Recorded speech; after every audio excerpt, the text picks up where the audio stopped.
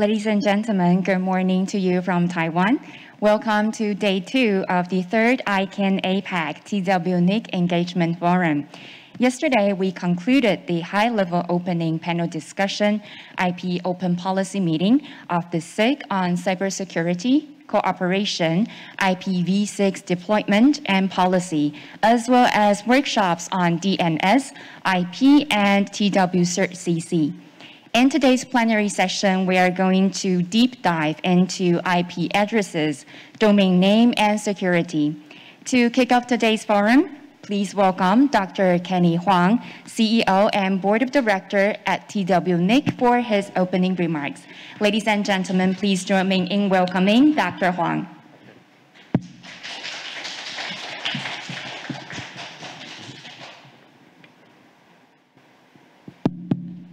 Okay, good morning, everyone here. Good morning. And also good afternoon and good evening to participants from other regions as well. It's my great pleasure to be here and to welcome you to join the 3rd ICANN APAC-TWNIC Engagement Forum. And I believe it has been a very successful forum. According to the data I have, we have about 80 participants on site and more than 1,300 participants online.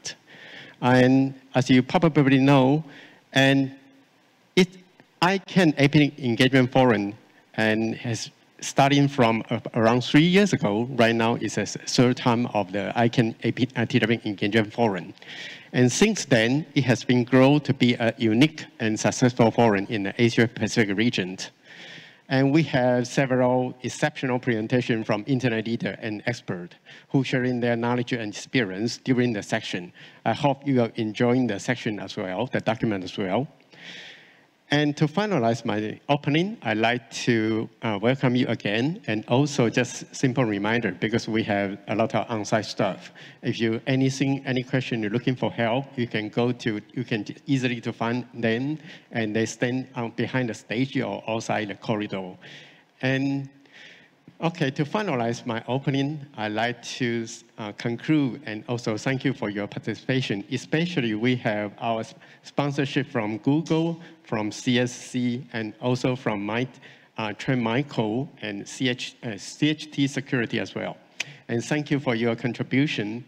I believe it's this kind of engagement and discussion that really help the internet to grow and the internet community to thrive. Thank you very much. Thank you. Thank you very much, Dr. Huang. Dr. Huang, please take your seat. Thank you. We are very honored to be joined by so many distinguished speakers and panelists in this 2-day session. And we would also like to thank all our partners who have helped us to make this event possible. Once again, thank you very much for all your contribution and for all your support. Ladies and gentlemen, we will now proceed to the plenary on IP addresses. In this session, we're going to focus on Web3 over TCP/IP, emerging trends in blockchain domain, DeFi, and NFT. The moderator for the session is Ms. Nicole Zhang, former chairperson of National Communications Commission of Taiwan, a member of ICANN ASO/AC, and honorary chairwoman of Taiwan Association for Blockchain Ecosystem Innovation. I will now hand the floor to the moderator, Ms. Nicole Chan. Ms. Chan, the floor is yours. Hello, everyone. Have a good day. Welcome to this section within the ICANN APAC-TWNIC Engagement Forum. Today's topic, the first section of today's topic is talking about the next generation internet, Web3, and domain name, DeFi, NFT, and metaverse, etc. I think today's section should be very excited and very interesting. Yeah. As we know, some emerging technologies of our time are becoming the core components of Web3 for the decentralized and the semantic web. The semantic web is the next step in the evolution of the internet, and it will ensure that we are always able to take advantages of its benefits and avoid its frustrations. Today's web technology offers rich possibilities for researchers and the business. The technology can facilitate a new era of research on a scale we haven't had known before. That's because Web3 is much more interactive than its predecessors. Web 1 was primarily driven by content that came from the top down. Business and other institutions would put information online, and the search engines allowed people to find it.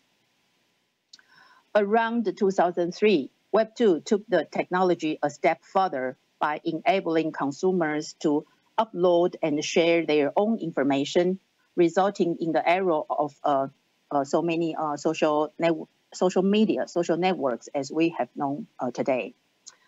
And today, the applications available through Web3 are able to take information that's on the web and churn out new finding for users. The web can give something back that was not previously known.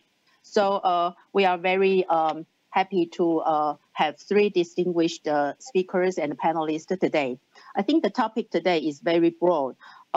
We have invited three speakers, and let me introduce them one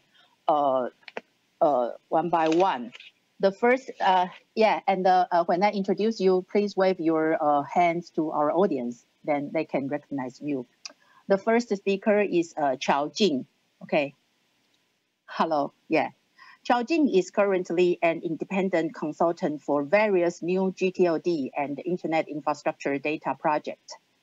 Chao Jing served in the ICANN, CCNSO, and the GNSO councils from 2010 to 2017. He was the co-chair of ICANN's new GTLD auction proceed working group since 2017. He has been appointed as team principal investigator for TWNIC's digital brand and the new GTLD research project since 2020.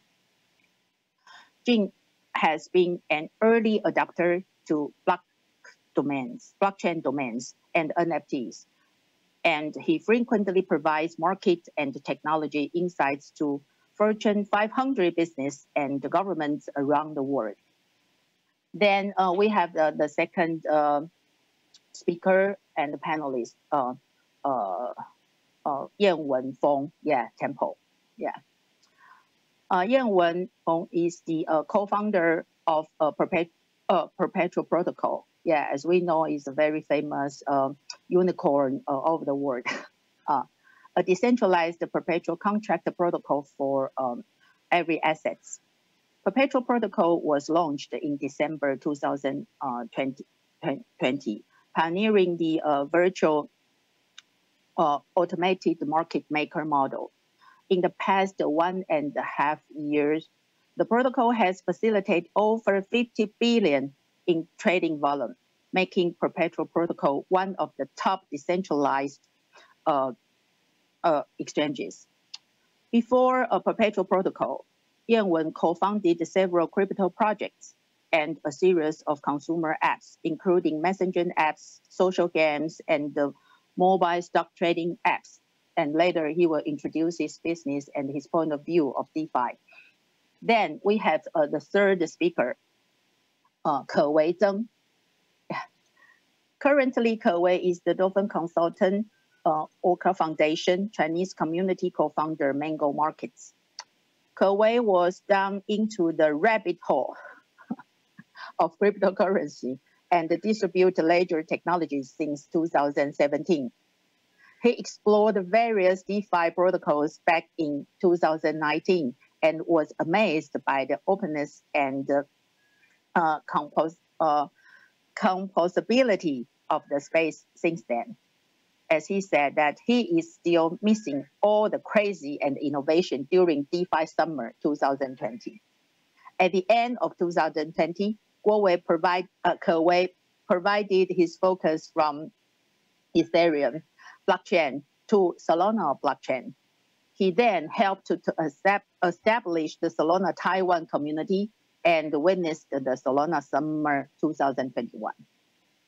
Yeah, he has many experience in the cryptocurrency and the community. Yeah, and he will introduce later. The last thing is that the least but the not least, Kuwei builds up a trapped iron quantum computer as PhD student at CQT, National University of Singapore, in the physical world for the past 5 years. Yeah, it's our pleasure to have 3 speakers here. So now I will pass the time to Chao Jing, our first speaker. Time is yours. Thank you very much. Thank you very much, Madam Chair, for your kind introduction and giving me the opportunity to speak. Good morning, ladies and gentlemen, my distinguished fellow panelists, friends here or far. It feels great to be back to the ICANN APAC community, and it's wonderful that the partnership between TWNIC and ICANN continues to grow. This time, I'm assigned to speak about blockchain domains in my own experiences and viewpoints. Just for better clarity, I'm currently involved in several blockchain, domain-related projects. On the other hand, I'm still buying more regular domains than blockchain domains. So, but I'm also moderating a session on the new GTOD coming right after this. So, where I believe that there will be applicants from the blockchain domain space in the next round. So please do join me after this. The blockchain domain has grown its market size and community user base, which ICANN.org and ICANN community can no longer ignore. So if you would like to get into the blockchain domain space, as Madam Chair just pointed out, the recent ICANN white paper addressing blockchain domain is a useful and timely reference. So I strongly recommend you all to read it. There are also plenty of materials and webinars on the blockchain domain, which are immediately available online. So I won't go there today in detail about what blockchain domain is. But that said, a couple things I'd like to share today regarding ICANN versus blockchain domain. And instead of being affirmative, which I wish I could, I'm going to leave you with 2 questions at the end.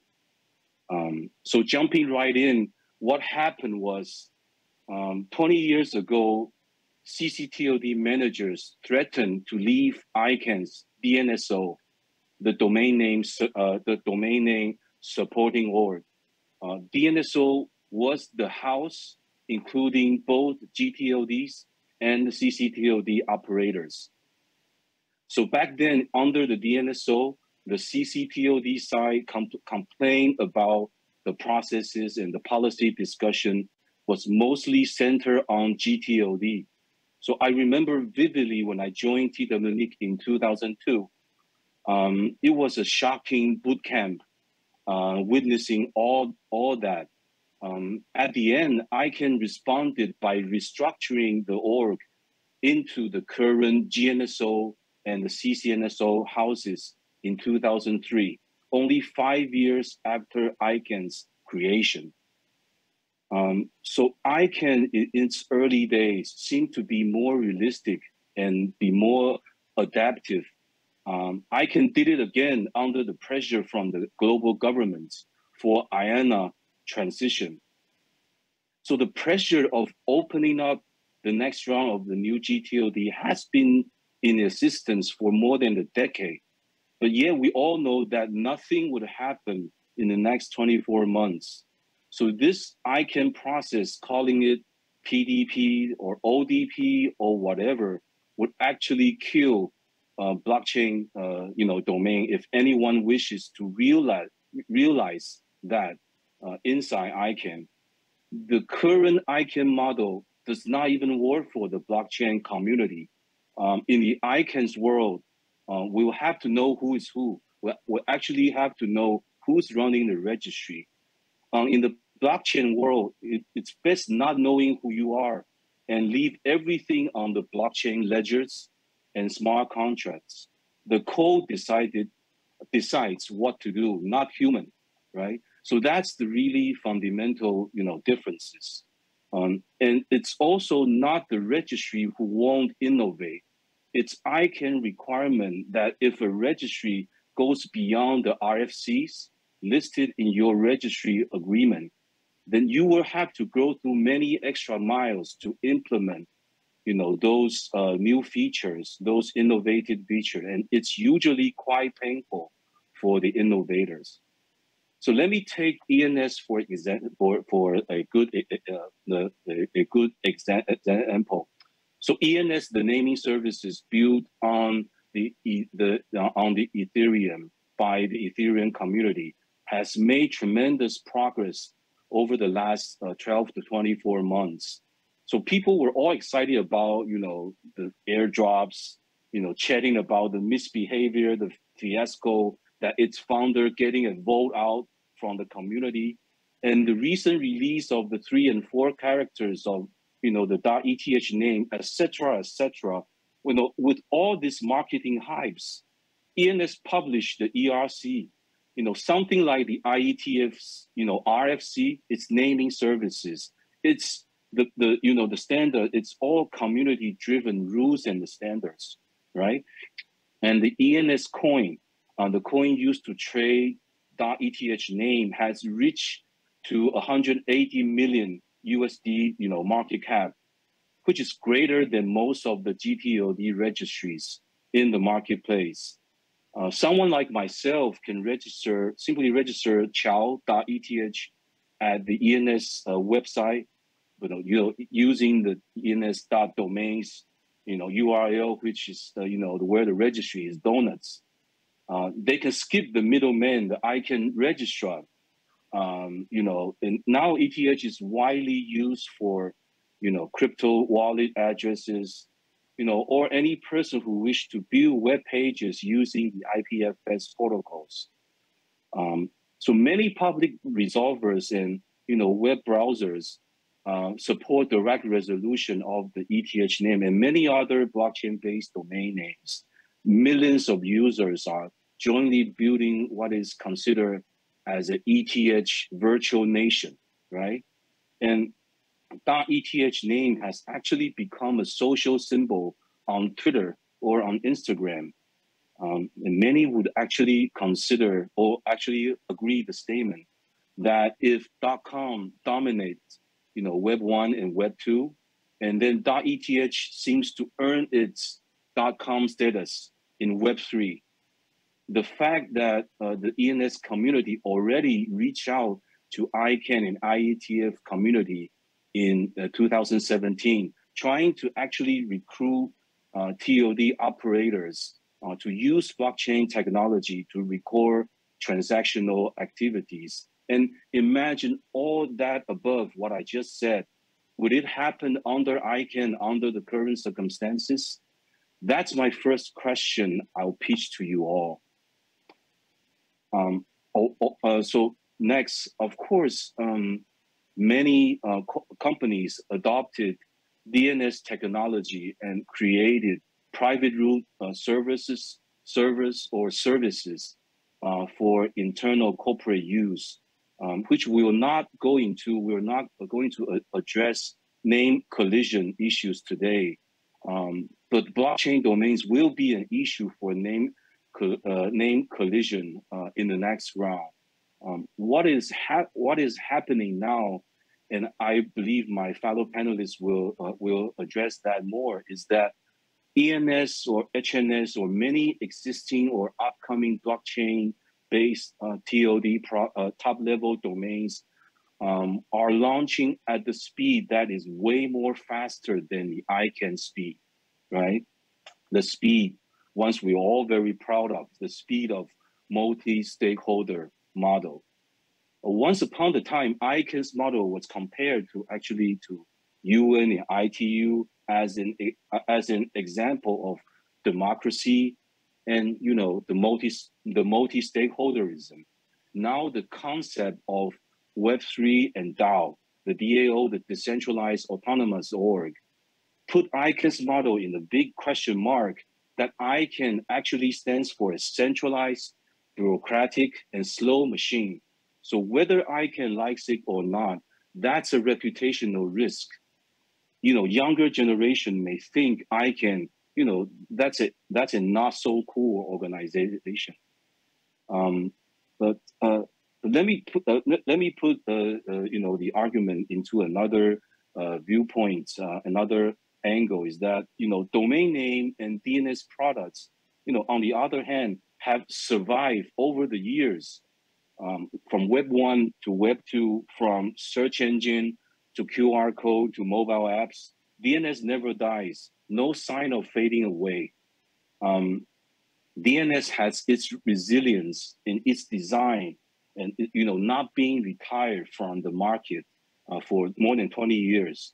It works, and it is a cash cow if you manage it right, like donuts, or like GoDaddy.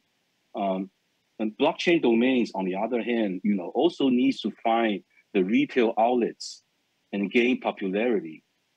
Many ICANN accredited registrars, large or small, have already offer HNS or unstoppable domains on their retail fronts. The retail shelf space of a registrar, which is already very crowded since 2012, could be dazzled and confused for consumers these days, because there's just too many ICANN plus the blockchain TODs listed there.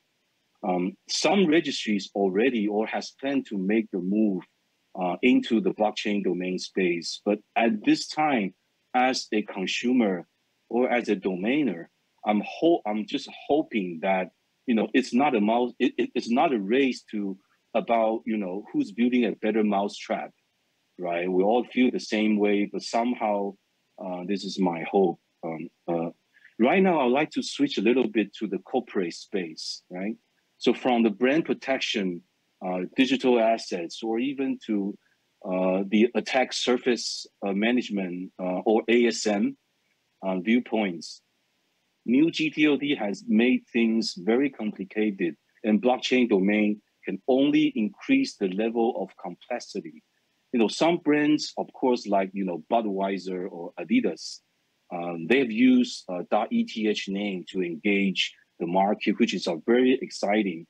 But as a specialist serving large corporations in the last 10 years, I've shared and raised my concern in various occasions that the ENS and HNS, brands are being squatted and used for wallet addresses. Simply, those TODs are listed for resale.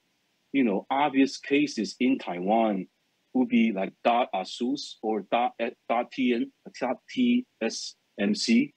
TODs are, being acquired by HNS TOD owners and now listed for sale, right, for hundreds of thousands of dollars.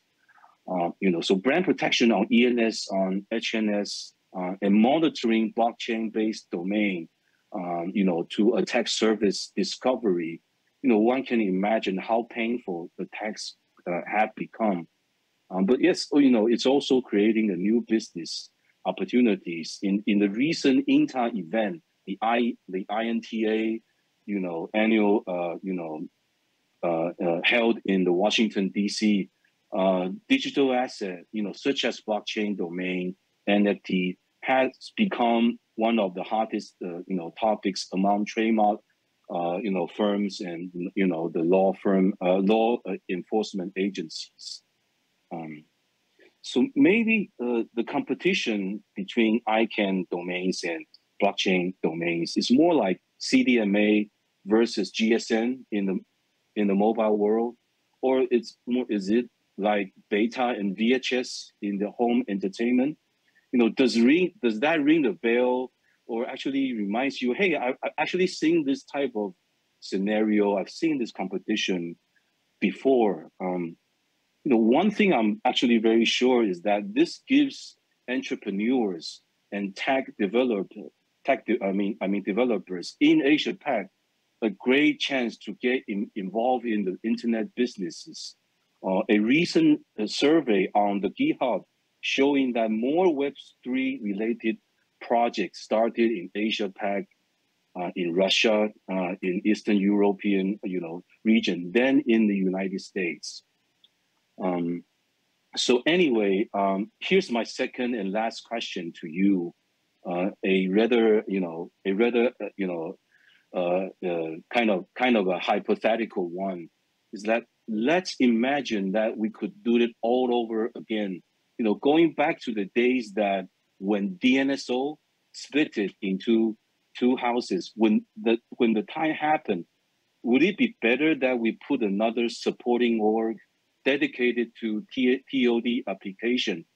Maybe calling it, TOD applicant SO, supporting org that serves the interests of registry newcomers. I know that there had been some subcommittee under the registry stakeholder groups, dealing with applicant, issues, but we all know that many have been through this, time-consuming and horrendous process somehow to launch the next round. Is it not too late to make such change within ICANN? Would you consider maybe it is a rather noble act that would eventually help solidify ICANN's One Internet mission?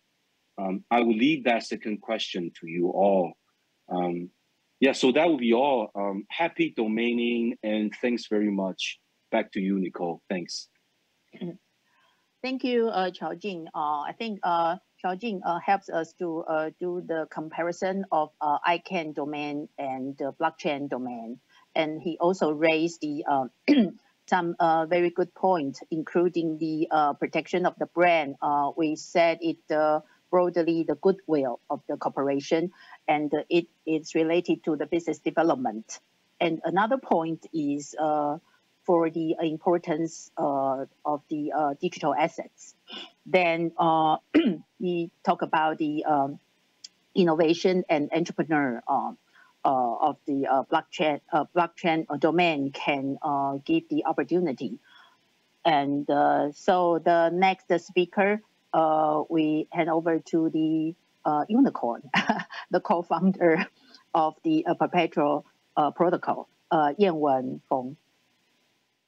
Time is yours. Thank you. Yep. Thanks, Nico. Yep. Thanks for having me here. Yep. Hi, everyone. I'm Yanwen. I'm the co-founder of Perpetual Protocol. I have a short slide, so let me share my slides, and then I can walk you through all this.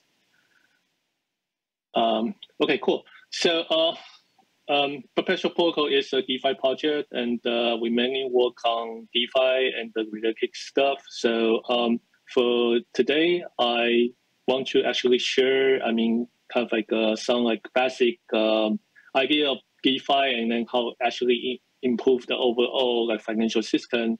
It's not related to the domain names, but maybe there is something that we can all learn from here. So quick intro, I'm Yanwen. So I run the product and strategy of Perpetual Protocol. If you want to reach out to me, here is my website, yanwen.com. So you can reach out to me and send me a message or anything. So a quick introduction of Perpetual Protocol. So we start in 2020. It's only like 2 years ago, but we are actually one of the early like DeFi projects before DeFi summer. What the Perpetual, what are we working on is actually a decentralized perpetual contract exchange. A perpetual contract is a very special financial instrument that trades on crypto worlds a lot. It's a little bit like futures, but without the expiration. But it's very popular. So, our goal is actually bring this financial instrument, make it decentralized, make it trustless, and then run it on blockchain. So, we don't need to have a third party and maintain that exchange. So we are actually one of the few projects pioneer with this virtual automatic market maker idea. I would say this is actually a big change in the DeFi world. I mean, Uniswap kind of brought this idea into practice, and if we can have, because the blockchain system is kind of you can think this is kind of a machine runs by a lot of nodes. So if we can have build an algorithm that provide liquidity using this, that actually become very interesting. And so we are one of the team that pioneered this, and that we do have some success. Like we have, like Nico said, we have over 50 billion trading volume until now. So with this automatic market maker, so we are not trading against, or exchange is not. I mean, there is no third party trading against the trader. It kind of there is an algorithm that provide liquidity and then try to bigger middleman, and then make the rule more fair than kind of traditional centralized exchange. Okay, so I do want to talk about decentralized finance or DeFi. Some of you might don't really participate in the whole crypto movement over the past few years. So just a quick introduction here. I would say that these are the four characteristics that's really important to DeFi, and also why DeFi becomes so popular compared to traditional finance. The first thing is that permissionless. So it's very open. It's just like blockchain. You can run a node. If you can run a node, you can actually participate. If you cannot run a node, you can connect to others' node and then participate and then trade this financial instrument. Either this is a spot market or perpetual market that we run. So it's just we have a lot of traders. Traditionally, most of the financial institute is in New York. It's in New York or in United States. Some in maybe Asia, some in Europe. But for decentralized finance, we actually see a lot of activity in Asia or Europe. We have a lot of trading firms that just come off of nowhere. They probably from Indonesia, they from South Africa, and the only requirement is that you have knowledge, you understand how this financial instrument work. I think that's actually the thing you need. You don't need a license, you don't need a relationship. So I think that's really powerful. To everyone. Just like internet, it brings the freedom to everyone. The second thing is also really important is that the whole blockchain system, you can actually think it's an open source software. Most of the smart contract we build are open sourced. Because it's open source, so you can verify it's actually correctly, runs by the blockchain or by all the nodes in that blockchain. So you can actually trust by everyone. This is also a really important kind of concept because before blockchain, we built I have been through lots of different startups. We build softwares, we provide service, but it actually took a lot of time to build that kind of brand name of trust from your user, because for example, if you want to build a financial service or build a fintech company, you need maybe a license, or you need to work with big banks. There are of course different ways to break into that market, but it definitely require a lot of authority or other build a brand or it's just really hard. But for blockchain, even anonymous people, if they can open source their software, people can verify the software. It actually can be trusted by everyone. So I think that's also a really powerful concept. The third thing is non-custodial. The blockchain works that everyone holds their own wallet. So the wallet is actually an encryption key. Everyone, you can you can write it down. I mean, like in a paper, you can buy a hardware wallet, you can use software wallet, but it's just like this key is the key to your wallet, and no one holds that key for you. It's not like traditional finance. If I want to actually, I want to participate in any financial activity, I have to deposit my money into some, into the bank, into like financial, like brokerage house or other place. Of course, these places kind of like governed by, by governance, by regulation. So, it's unlikely they will do something bad, but actually it happens a lot. I mean, like people, they use your money to other things. They buy the things they shouldn't buy or something like that.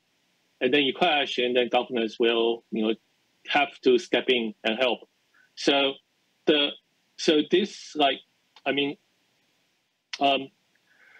this property actually help. I mean, like, people can actually own their own money only if they want to trade, they want to swap, they use their wallet.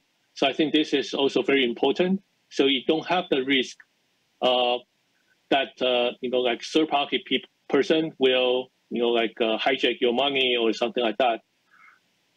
Of course, that it's not really that perfect word. I mean, like manage your own wallet is really hard, but I think that's the concept. Is, and then I do feel that as the technology progress, we will have more and more, or like better solution to like manage your own keys. Yeah, that's the third property, and the last one is composability. We, as a perpetual protocol, we actually use a lot of other projects because all the projects on blockchain are mostly open source.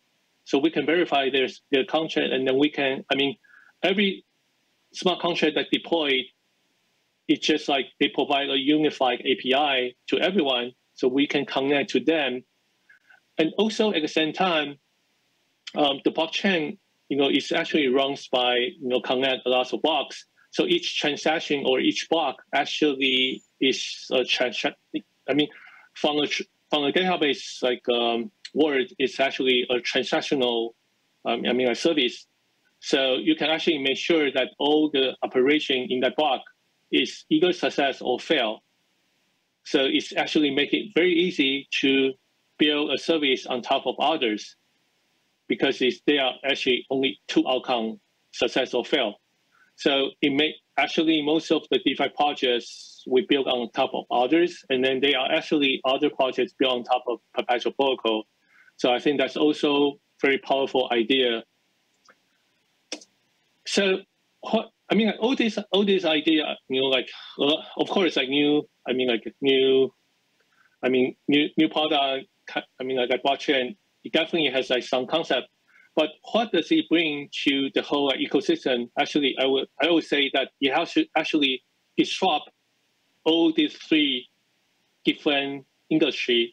So the first thing is startups. So I mentioned that I can build something trustless. So I can write a smart contract run on blockchain is trustless. But at the same time, if you think about it in different angle, for a team, I myself, I'm from Taiwan. I'm building a fintech app, and actually no one knows me, but we can still operate because people trust the code on blockchain. I think that's really powerful. Before blockchain, I cannot I run a fintech startup because I have to work with regulators, banks, or other people. But right now I can. So it definitely disrupts how startup works before, especially fintech. The second thing is private banks. There are a lot of financial products that you cannot access as just like a retail. You have to have a relationship. They are definitely you definitely know that other people are getting back, like better interest than you. But you don't know whom because it's not transparent. You don't know how they get it. But you definitely know that the people, people who has more money probably will have less interest. It might be the same in blockchain world, but at least everything is open, everything is transparent, so you can see how what others' interest is. If they have lower interest, there must be some rules written in a smart contract you can verify. So I think that's really power as well. And then you would disrupt the private bank because everything, I mean, private bank is really hard to compete with this open world. The last thing is private investment. We have seen a lot of projects, they do, however they call this ICO or other things. But I mean, because it's so easy to create your own token on blockchain, because everything is open, they actually create a new mechanism to fundraising. I actually don't know if it's a good thing or bad thing, because of course there are a lot of scams, and at the same time there are a lot of innovation. At the very early beginning, actually most of the innovations looks like a scam, so it's really hard to tell. And then retailers might rush in and then get the token and then got wrecked. Of course that happened. I think that's bad. But to be honest, VC industry, I mean, it used to be regulated. So VC actually invests in a lot of private startups, and then they actually has a really good margin on this. I mean, if you look at more like long-term, scenario. So I actually think that it actually brings that opportunity to the hand of retail. That, from this point of view, I would say this is actually a right thing.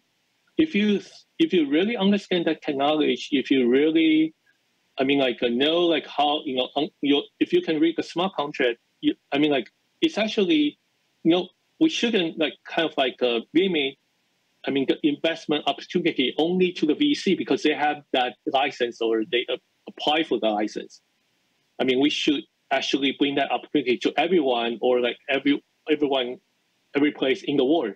So I would say this is good, but to be honest, it's really hard to tell the scam and innovation. So some people might get hurt, but should we protect them? Because I don't know. I just see it's an open question, but definitely openness, bring new opportunities to different people. Okay, the last thing I want to touch is composability. I mentioned this, before. So, in Web2 or in traditional startup world, not everything is composable. Only the big company, they release their API, but why they want to release the API? Because they want to lock you in. They want developers lock you in. Blockchain provides a total new paradigm for people to build on top on blockchain. So you can actually see others' source code, you can build on top of them, you can modify, you can fork it, you can create your own projects using others' code, and then putting your own tweaks on that or something like that. I think that's really also really powerful. That's also why the blockchain ecosystem can grow so fast, because it's really easy to work, build on top of others' success. So I would say this is actually really, it's really hard to achieve in Web2 or traditional startup or companies world, but it's definitely increased the growing rate of the whole blockchain ecosystem. The last thing, I think probably many of you might, wonder what's about regulations. Of course, the truth is that it's very different from country to countries, and then most of countries doesn't have regulations. Even United States, lots of things are not clear. So there is, if you want to work in blockchain, ecosystem, there is high regulation risk. But also at the same time, it's really hard to enforce anything, because like Charles said, that because we can have this smart contract open source. So there are actually some projects that runs by anonymous people, and then it actually runs pretty well, because you can trust that smart contract. If the smart contract is right, actually, you can actually trade with that smart contract. You can use that smart contract. So especially new projects, we are seeing more and more anonymous founders. Because of this, it's really hard to enforce the regulations on the project, because even if like like myself, I am I'm not anonymous. I run perpetual protocol for now. But if there is really a regulation want to apply to what we are building, I can actually just give out, and then maybe like some anonymous people can take like our source code and then fork it, and then become another perpetual protocol, and then it's actually really hard to regulate. So I think that's actually the hard part, that our technology is actually very advanced, that it's really hard to. It really easy to become anonymous in our current technology. So I think that's really a really hard challenge for the regulators. But to be honest, I actually personally, it's just personally thinking, but I would see there will be a KYC and a KYC DeFi in the future. Like I said, projects like us, we are not anonymous. If there is actually regulations, apply to what we are working on, I would say we will comply to that. So we will be KYC. I think because everything is transparent. So I don't think we have on the mechanism wise, I don't think we have any problem. But the KYC side, most of the wallet is not KYC, so we might need to KYC. But like I said, other anonymous people can actually fork our project and then create a non-KYC, perpetual protocol, and then it will run forever. So I would see the future DeFi separating these two worlds. It's just my opinion, but we can see some projects actually moving toward this kind of or prepare for this kind of KYC world. Okay, cool. So yeah, I think that if you want to learn DeFi, Arjun, they actually provide a good tutorial you can read. Also, perpetual. Ourselves, we provide a learn session. You can actually take a read as well. It actually explains how perpetual work, and also a little bit about how DeFi works. And the last side is we have this NFT. So I built this NFT last night. So if you want to you can use this QR code, and then you can download this NFT. So I think it's more. Today, before at 3 p.m. I think. So download this, and then you will have something. You will actually guide you through how to set up your wallet and all that. And after that, you can actually own an NFT.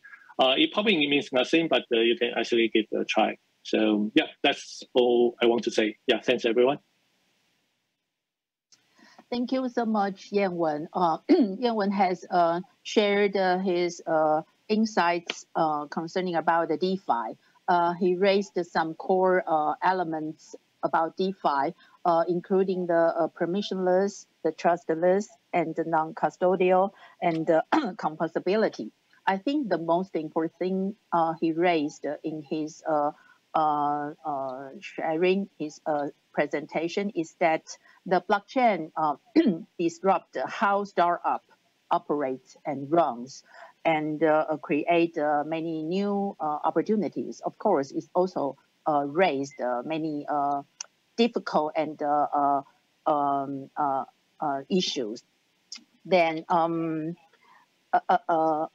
especially for the regulation. So then next, we are going to have Kawei to share his presentation to us. Kawei. Sure.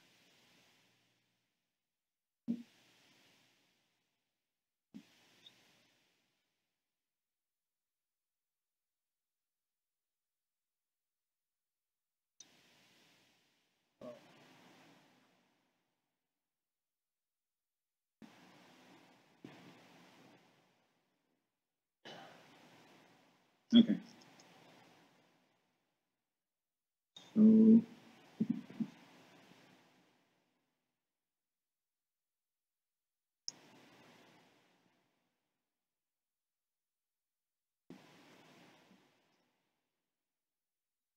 okay. So thanks, Chair, for inviting me to be here. It's my honor to be in the ICANN Alignment Forum. So my name is Koei. I'm now the Dolphin Consortium of ORCA Foundation. ORCA is the largest DEX on Solana blockchain. And now we do have like exponential growth of user, I'll mention later. And I'm also the Chinese community co-founder of Mango Markets. Mango Market, just like Yingwen's perpetual protocol doing the perpetual trading, but it's on Solana, and it's not based on a virtual machine. Sorry, it's not based on VM. It's based on order books. So Orca is now Solana's leading human-centric DEX. Sorry. Okay. We now have exponential growth, exponential growth in the past few weeks because now there's a move to our app called Stappen. So based on the statistics, you can show that the daily active user is now exponential. And if we see how many retail users interact with the Orca, it's like for 7 days, like 2 million people. So that's quite crazy. But if you want to say how many like expert traders trading, then you can see like Mango get the top one for the known markets. So you can say Orca is the leading DEX for in the spot market on Solana for the retail user, and Mango Market is the leading perpetual DEX on Solana for professional trader. Okay, but since today is now the talk for ICANN, I prepared the talk. Sorry, I prepared a talk for the decentralized dominant service. Just like the first question is like why we need a decentralized dominant service. The first is about like we want to in the Web2 world we have a secure and human readable domain name. But in the Web3 world, we have the secure and decentralized address, like your Ethereum, Bitcoin, or Solana address. And then why we cannot just set up one architecture to get all the nice property? The problem is that there's a called Zuku's triangle, or we can call it a trilemma, but there's no proof say it's not doable, but it's very hard. Just like for one system, it's very hard for you to get human meaningful address, and it's governed by decentralized way and it's secure. So for Web2, get the secure and memorable first, but it's not decentralized. It goes through a centralized way. And in Web3 world, then we need to get another layer of the human readable address because no one can remember your blockchain address, but we may able to remember like the ETH or the SOL address. So for this talk, I will mainly go through all the ENS first, and then I will pivot to the Solana naming system. So for Ethereum naming service, it's like you will get something like, for me, I have a call with the ETH. It used to be my Twitter handle, and definitely now I use other things as my Twitter handle. And this is my Ethereum address. So anyone who knows like my ENS can just check my address. Ethereum naming service, just like by its name, is built on Ethereum, but it's not just on Ethereum, it's go on beyond Ethereum. What you can do is you can set your blockchain address, like your ETH or your BTC address or Doge or your Fintech address, point to ENS. You don't need just to point your ENS to the Ethereum address. And besides the blockchain address for this ENS, you can point to like some content. You can point to DNS, you can point to Google Clouds, RWF is very specialized, like permanent storage of blockchain. So this naming system built on Ethereum has already gone beyond Ethereum. Even more, you can build, you can send your text record, like you can put the email, you can put Twitter, you can put the GitHub. So if I send a text record for my email, you can just say, okay, I know your DNS, and just send a mail to this DNS, and somehow you can go through. So this kind of like dominant service has gone beyond just an address, even though it's come from the as a human readable blockchain address. Okay.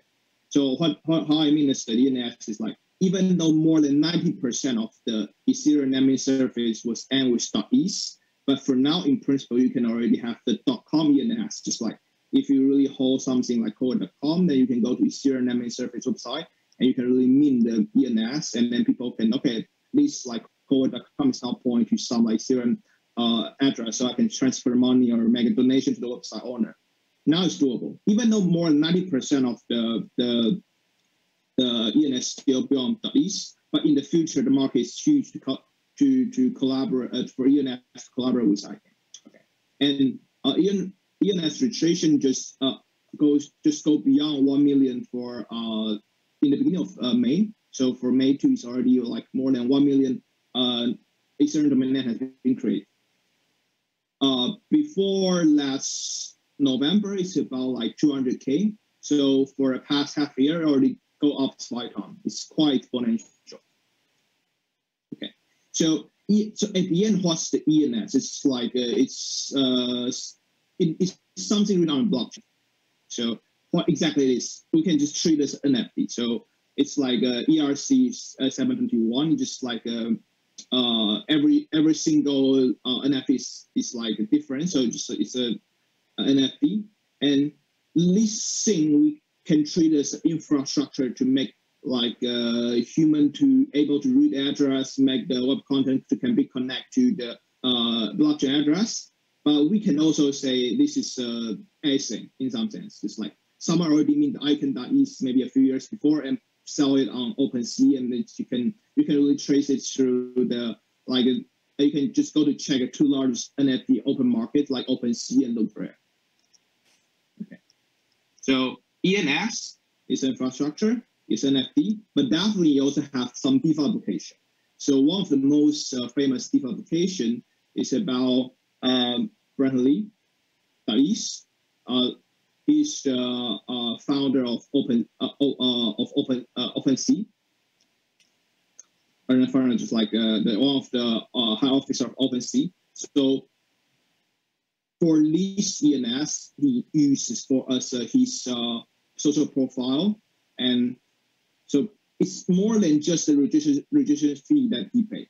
So he said, okay, I want to I set the owner of this ENS to some to a loan issuer, and this issuer can just like lend me money, and I can still use the ENS, but I don't own it at the moment. This already unlock a lot of like financial application and like a financial possibility. So back in 2020, you just borrowed 1,000 USD, and for 3 months you'll pay back 1,150 for the interest rate for 3 months, and it does work. It's working quite well. So ENS is just like infrastructure, can be also for NFT and also can be for DeFi. ENS is like it's phrased by the founder of Ethereum, Vitalik, says like ENS is the most successful non-financial application, but it do have the financial aspect of the application. Okay.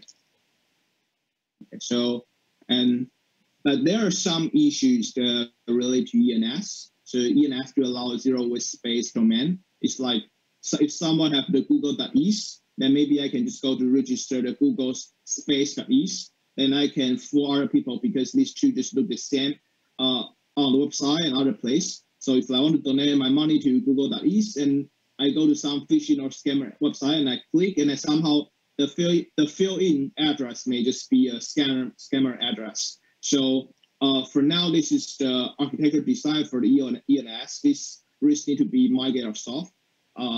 Just like how ICANN have to have a better way to deal with this zero with space.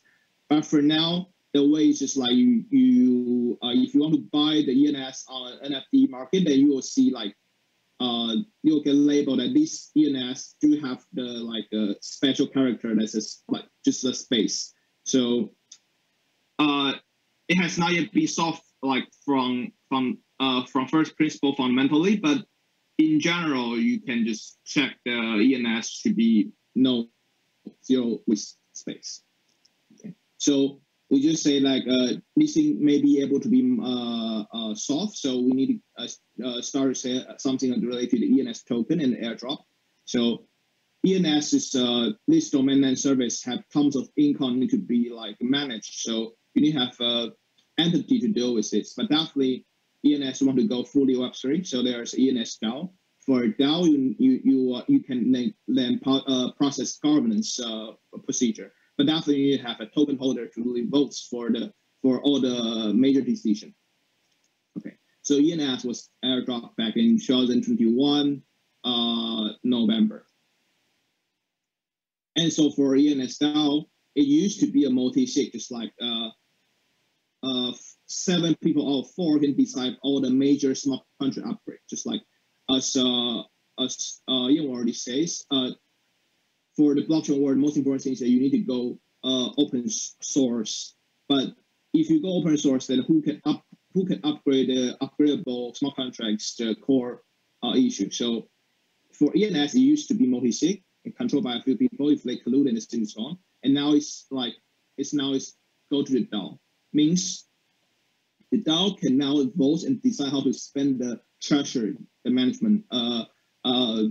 As the screenshot was made in beginning of May, so maybe now the price of the treasury just get half. But even though the treasury may get half, we still have like maybe dozens of millions to spend. You'll fund all different public goods or fund some like new stuff related to the ENS, or just fund something like for educational content. That's definitely possible. And we need to know most of the ENS income was just from the first registration fee. It's not yet related to the renewal fee anyway. Just like even just for registration fee, it's already quite crazy amount of money. Okay. So another thing for the ENS DAO is to decide what's the price tag for the renewal fee. Like for now, for the you need like $5 for 5-letter ENS per year, and $16 for 4 letters, and $640 for 3-letter ENS. Like if for my name, it's like Kowa.east, KOWI is 5 words, so that's just like $5 per day. But if you want to have something like 111.east, then you need to have $460 per year. So this thing was set by the multi-sig, but now it's just hand to the people, hand to the DAO. DAO can propose like, now we want to have mass adoption. Maybe we can reduce the fee. So for the spam protection, we don't need to have such high bar. That's possible because people can make a forum pause and then make a decision. And there are some like root control of the .east that's already also be handed over to the ENS DAO. For now, the final thing have not yet be given to the ENS DAO, still controlled by the ENS Foundation, and the multi-sig is just the whole ENS root. Just because ENS also need to like discuss with the .com part of the ENS. It's not just a pure Web3. It also need to like collaborate with like ICANN to deal with like a .com part. So for this part, ENS still say, okay, we still manage to use a multi-sig to go through. So ENS just it has evolved to it's an infrastructure. It's an NFT. It do have DeFi application, and also for its governance, it's go from a few people multi-sig now really go to the true DAO governance. And even there was a proposal even try to kick off the ENS founder because some like controversial like speech, but at the end the DAO votes didn't pass through. But it's really democratic and really empower people to really involve in the government. Okay, so this is more this is the brief part of a brief instruction for ENS. If you have any questions you want to ask, you can ask me later in the panel discussion. And then I want to say, okay, there are more than just ENS. Just like there are so many blockchains, maybe like hundreds or even thousands of blockchains. So we have like Ethereum naming service, we have Terra naming service. It's pretty sad that the Luna or UST Ponzi scam just explode. So we just skip the Terra naming service. And then we also have something like Flow naming service. If you love to buy NBA Top Shop, you can go to Flow, and you can also buy flow naming surface over there. For near protocol, this blockchain, you can have they don't have a separate application for naming surface. It's embedded in the core protocol. So now now in the final few minutes, I will discuss a bit about the Solana naming system. It's built on a separate team, not the Solana lab, but by Bonfida. So Bonfida built up the Solana naming system. There are a few different key difference between the Solana naming system and the Ethereum naming surface system. The first thing is like Solana naming system is a one-off sell. So if I buy something like a coinbase.so, I own it forever. So if I don't need to pay any renewal fees, so one-time thing. It's like for mass adoption and to be like for anti-scammer, maybe it's better to have the one-time sell. Because it's like if I own something like Taiwan.ETH and it can get renewed like every year, other people may want to pay very high fee to get this naming surface or to trade on second markets. And if I get this very like a famous name, then maybe I can do some scam because I just say, okay, I have this name and this name was owned by like some famous people, and other people may not know I already buy the name from that people. So or they forget to renew, so I renew for them. I renew and get a name. So Solana naming system, the design is like, okay, we make the end user just to buy once and you can hold it forever. That's the first design difference. So the second difference is like you can have the emoji. So Solana naming system also suffer from the zero waste issue. That's the same design as ENS. But Solana naming system do have a more degree of freedom. So it's like you can put a diamond, you can put like a smile emoji as your naming system surface. So we can see like on the leaderboard, in the beginning of May, Solana naming system already get about 200K. So it's about half year lag compared to ENS. ENS has been here for like 4 or 5 years, and Solana naming system is just like 1 year. So they use 1 year to go through the obstacle or the challenge like ENS get for 4 years. It's already quite like it's a great accomplishment. And for this 200K domain create, we can see like the most expensive one is a diamond one because people love diamond, I guess. So it's like 60K sell. Definitely, you can just sell it on some third-party NFT space. You can also sell it just on the Bonfida official website. So here is I just outlined two main difference between the Bonfida naming surface and Solana naming surface and Ethereum naming surface. So that's the end of my talk. I just mainly go through the ENS and then go to the SNS. Thank you.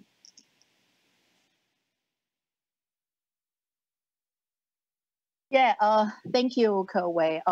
Ke-Wei share his studies and his working experience about the decentralized naming system, especially focused on the ENS and the Solana naming system.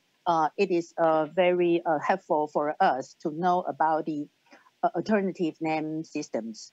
So I will encourage our panelists, each of you, to interact with others in the presentation and sharings. Before we open the floor to the audience, I would like to raise a few questions to you first. I think as we have seen the growing of internet in Web3, blockchain domain names are increasing as the key service. Yeah, as Chao and Ke-Wei mentioned. Actually, the blockchain domain have been around for several years within the ICANN community.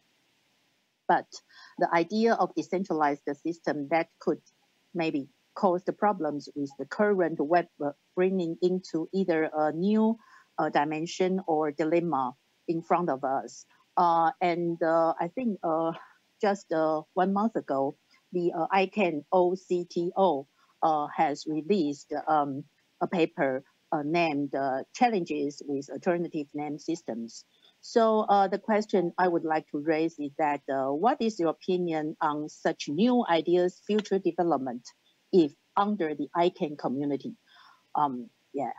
has mentioned and concerned on the issue of decentralization? Yeah, maybe Charles first. Yeah, I'll probably try to take the first stab of the question. I understand that many in the community who's been following the ICANN, their views on the alternative namespace or alternative root servers, which has been in the market, since early 2000. We've seen VC-backed, real names and other ventures who's trying to launch, names other than, the ICANN delegated names. Company like new.net, that was a good example.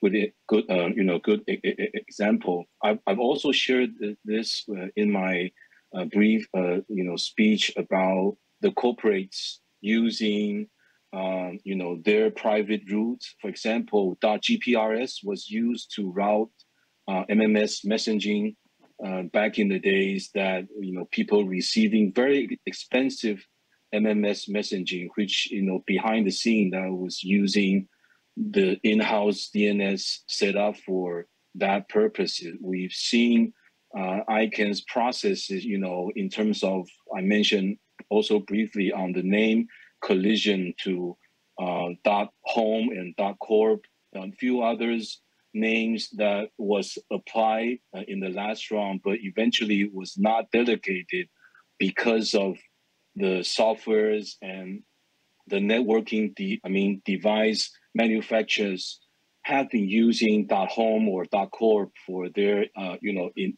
internal use. What I've seen here is, I think for this time on Web3 or the decentralized is a little bit, different than the previous use cases.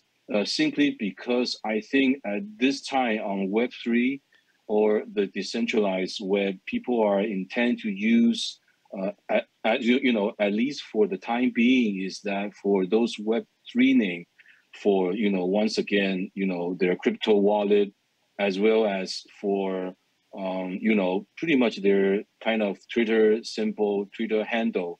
So it is not the in the way that's been used before. It has to set up an MS, resource records with A records with MX for mails. It's somehow it's a different area of usage, and people seems to like it. People seems to not sending their complaints to ICANN. Why can't you regulate? And it seems that ICANN at this moment, can do nothing about it. But I think the next step would be definitely, trying, quote unquote, the both camps should actively, reach across the aisle and see how, some constructive dialogues can be put in place. Eventually the next round will take place, hopefully in the 2 to 3 years of time. So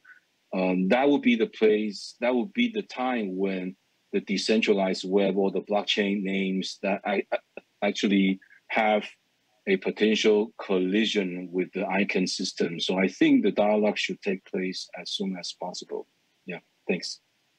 Yeah, indeed. I totally agree with the dialogue should begin, between the different systems.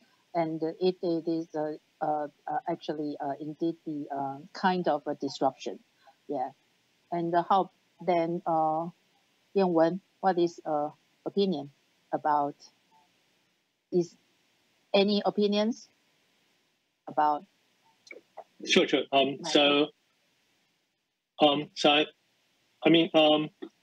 not from the domain world, but one thing I would say is that not everything, should be actually made on chain or should be built on top of blockchain. It really depends on the usage. Right now, it's actually really hard to make an off-chain, like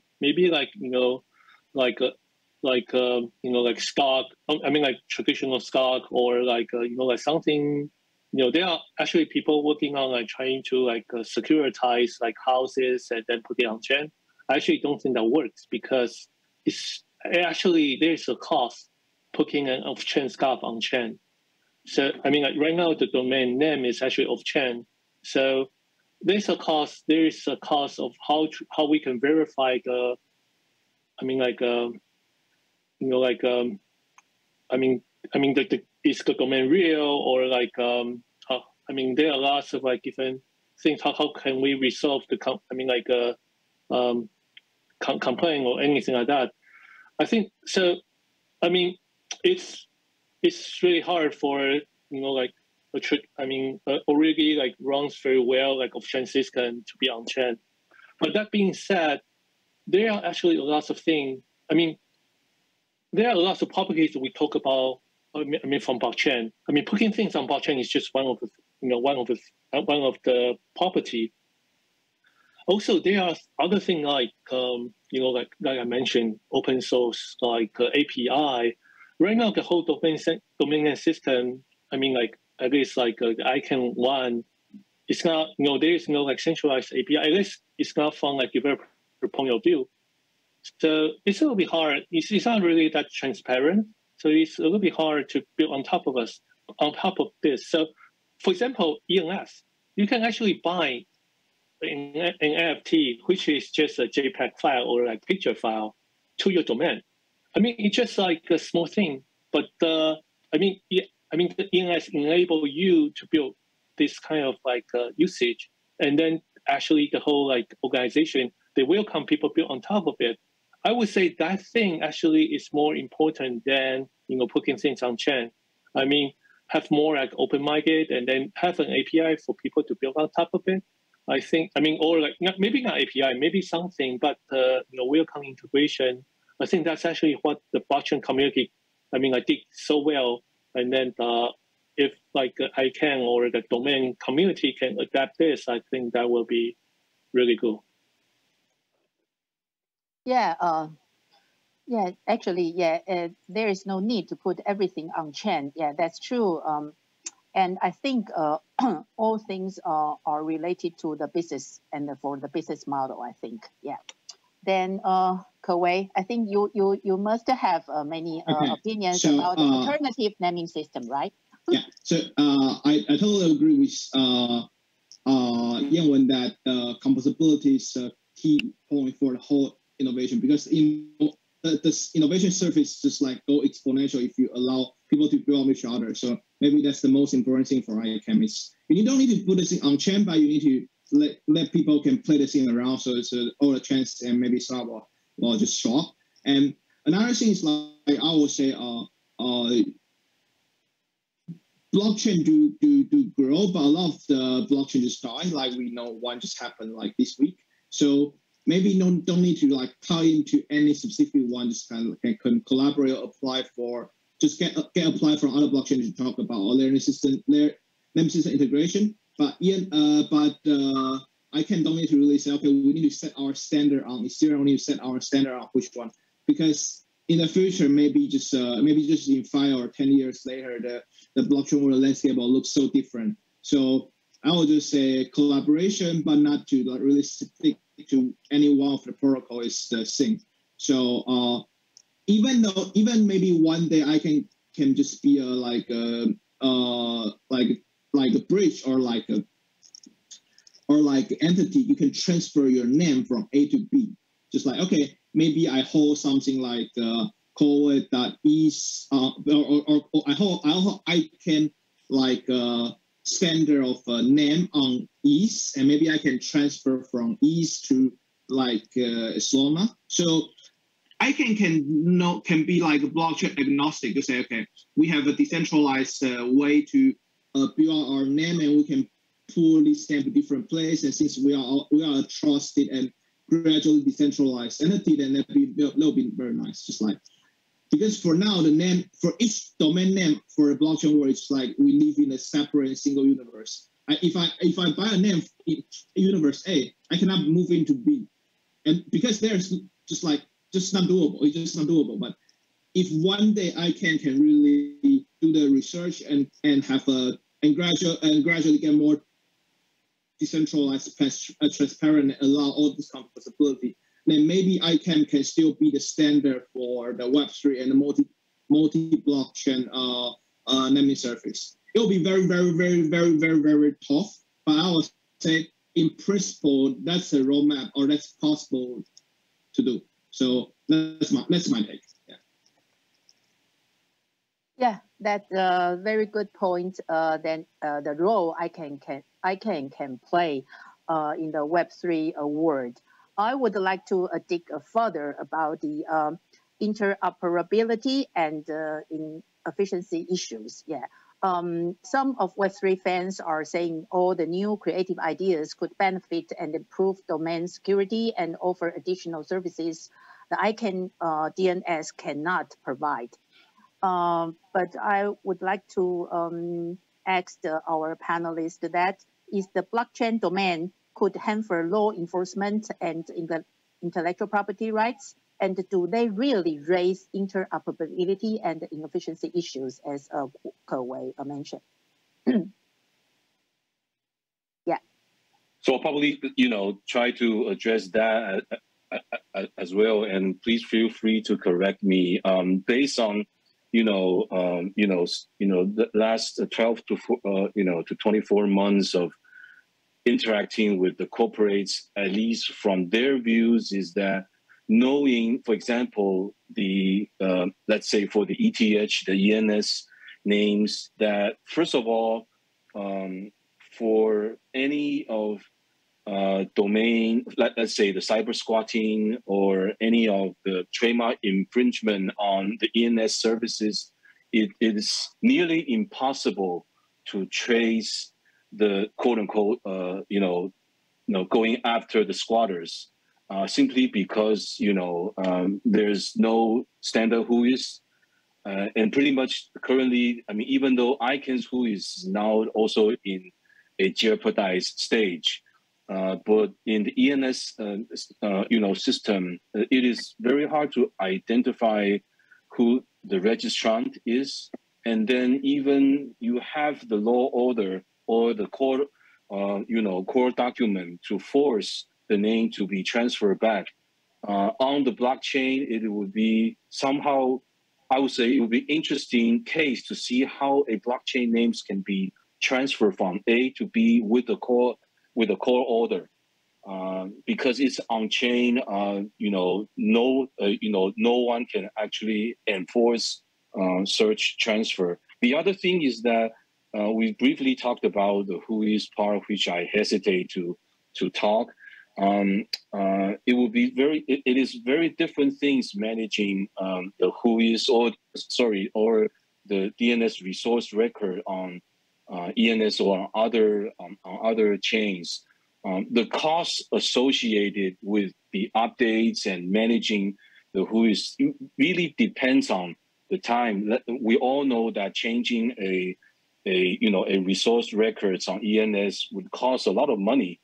But on the traditional, domain words, it's being said there, update your own NS registrant WHOIS record, NS record as many times as you want. It's no problem. But on the blockchain, because of its nature, it is very smart. So it will cost some, quote unquote gas fee to make that update. So it's actually a challenge for, at least from the corporate perspectives. Let me stop here. Thanks. Yeah, thank you. And the other two panelists would like to interact these questions, or Charles, yeah. Sure. Yang-Wen, okay, great. Okay, yeah, maybe I go first. I would say right now there is definitely, probably no way to, let me step back, and I actually don't think the blockchain will remain, in this state for a long time. It actually provide like Ethereum, it provide a base layer. So, everything put on that will be, persistent for a long time. But I do think that there will be more, people can form DAO, and then they can have a rule. I would say there will be, more. It's kind of like maybe a DAO or maybe other, organization that they probably, yes, probably have a rule to handle these like IP issues or other things. I personally don't think it will. It's impossible. Blockchain, it's very good that everything is automatic. It's all like smart contract world. I think that's pretty good. But to be honest, there are still lots of like human, intervention into the blockchain system, and then lots of things that the human still do best than the predefined rules. So I would say that just like maybe like in a year or two, there must be like something, like I said, might be like KYC word of DeFi, and then I also think that it will be some like DAO like handle this kind of like issues. Okay, thanks. Then, Kawei, okay. What is your opinion about it? Yeah. Yes. So for me, the whole point for blockchain is even not just about decentralized or composability. For me, the whole point is about censorship resistance. That's the spirit of another solution of model and also the cypherpunk community. So if somehow the law enforcement can just easily just like sneak in and enforce what's happened in the Web2, then there's like no point for Web3 and blockchain. So for me, what I say is like it will definitely have its own rules. Just like you can write a forum post and go to the DAO and say someone maybe do some phishing and steal my ENS, and you try to, if you can get enough awareness, maybe you can go through DAO votes, and the DAO can really use the root of the small contract to like really transfer maybe the scammers and control them to you.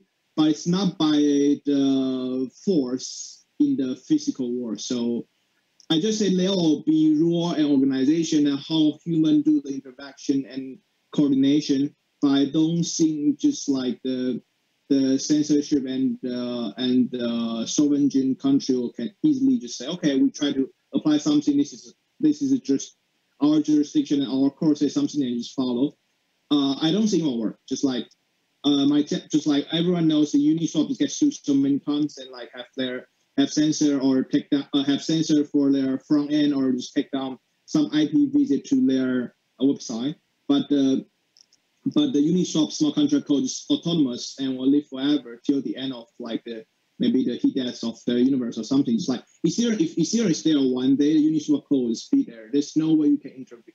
You can really do anything. Just like maybe there'll be different level of the censorship. Just like okay, maybe ENS will follow this rule and remove this kind of like scammer, get the ENS and remove from the selling or remove like some display. But the smart contract itself, I think it will be and it should be censorship resistance.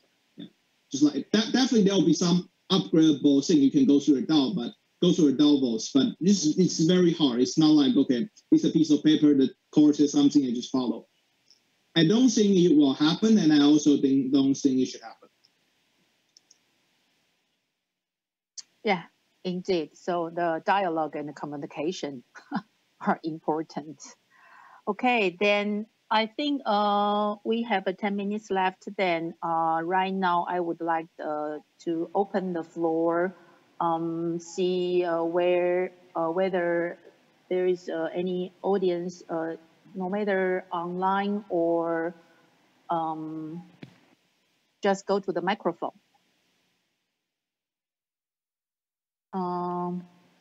Is there any audience would like to raise the questions to our panelists?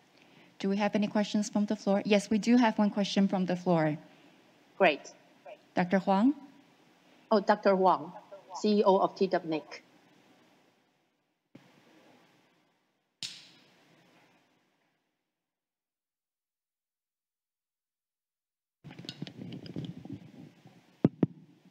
Okay, thank you, Kenny Huang. On behalf of my personal capacity, first of all, thank you for your very wonderful presentation and introduction to the new concept. Just my humble idea, because initially I saw that kind of concept, either Web3 or NFT should be very, what can I say? Should be, if you want to go to a mass market, the technology innovation should be a minimum. All the complication of the technology should be embedded inside without facing to the market. But from your presentation, I still feel it's quite complicated from technology point of view, still quite complicated. So that means a lot of technical entry barrier need to cover before we go to a mass market. That's my first observation. My second question is, as Charlie mentioned, either alternative route or alternative DNS root zone. And it's not really a new concept. It's been running for, I think, more than 20 years. And he mentioned a case is JPI is running something similar, alternative route. But actually, for example, like a CDNC, Chinese domain name community, also have been running a very similar exercise before ICANN really launched the IDN internationalized domain name, because the IDN was not really in place at that time, about 20 years ago, but we need a test bed to run in the internationalized domain name. So during that stage, in the early stage, we're running a private root server. So anything goes to IDN GTLD will go to the local root server first. And once they've matched the IDN string and response corresponding DNS, and eventually you get the DNS result from the virtual root server. So that will be very similar concept, and that really helped in a very early stage of the internet, especially for IDN. I think it's also very helpful if you want to try any early pilot project or early pilot experimental, and have a small local root to support local organization. That will be pretty much helpful. But one thing we're a little bit concerned, because, for example, like China, they also, even after the pilot, they still keep the root server and in some universities. So eventually, that kind of facility become the preference from national security point of view, because that kind of facility is very easy to become a national firewall. Once you deploy any prohibited domain name inside, they can easily to screen out and to block that domain name and to do whatever they want. That's my first observation.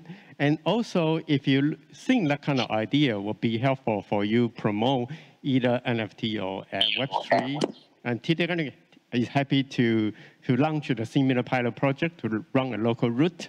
So if that can help for you to do the kind of pilot testing. That's it, thank you.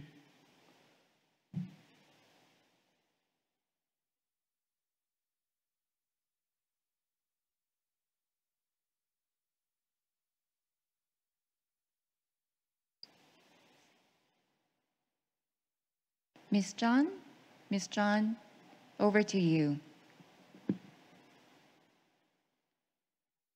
If I'm hearing Kenny right, I think TWNIC will start to offer kind of like a sandbox or a test bed for potentially, DAO-based or blockchain-based domain for testing. That's just something that I think is a wonderful takeaway from the event. That's based on the presumption, just to clarify, based on the presumption, if that kind of test bed really help for your experiment and really help to put up your innovative services, that was based on my assumption. Great to know. Thank you, Kenny.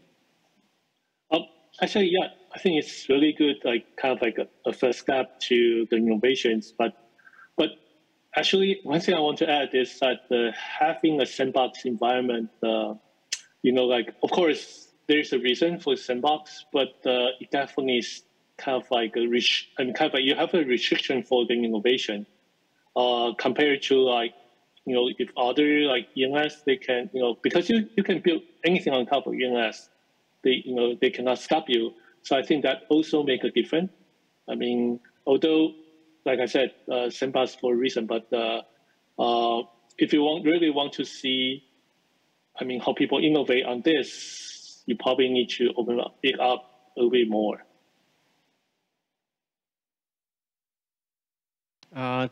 Also, just try to second clarify, if you want to go to a legal domain name and the legal domain name application still remain open, because ICANN have very open and straightforward policy development process. If you want to have any new top-level domain, you can follow the PDP policy development process and to ensure your application fulfill like eligibility and eventually get approval from ICANN. And that will be our second section. Thank you. Thanks, Kenny. And I think on the next session, I mean, although we won't touch that, but I think the immediate, impact to the .eth domain is the challenge from the Ethiopia, the country, which they actually legitimately owns the three-letter code. So that would be an interesting, observation from the sideline, at least for myself. Thanks. Thank you very much. Is there any other question from our floor? If not here, we do have collected one question from online. So please allow me to read this question out loud for our three panelists. So the question says, this session focuses on blockchain, DeFi, and NFT. Perhaps it's a bit challenging for us to quickly decide whether this could be too sketchy or speculative for us. So what vision do you have in mind about Web3? So this is a question from our online participants. I would like to invite our panelists to respond to the question. So maybe Koei, you can go first, and then Tempo. I guess Tempo go first. Okay, right. Yep. So I mean, like, I think for every new technology, I mean, if you remember, like, internet in 2000, when it's a long time ago. But at that time, I really think, what blockchain is right now is actually just like around like 1999. Lots of people have, like I said, it's really hard to tell the innovation fund scam. I mean, like in 1999, there are lots of people talking about their dreams. They are like well-fed. Actually that works now, but it doesn't work like 20 years ago. I think what I'm trying to say is that it's a little bit sketchy. It's there are lots of scam. I mean, but at the same time, there are also lots of innovation. I think an open system like internet or like blockchain is actually, because everyone can have the right to build on top of it. So it's just like what will happen, but it definitely will push the technology forward. And I believe that maybe like in 2 or 3 years after, I mean, it will be much easier for people to understand, to use it. Kind of like NFT, lots of like retailers, they get NFTs, like NFT I just shared.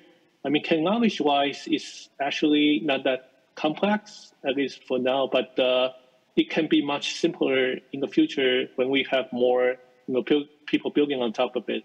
So I'm really optimistic about the future of like blockchain, even though it's a little bit hard to understand smart contract, like blockchain, or a consensus algorithm now, but it will be simplified. It will be, people will create like better app, better interface for this.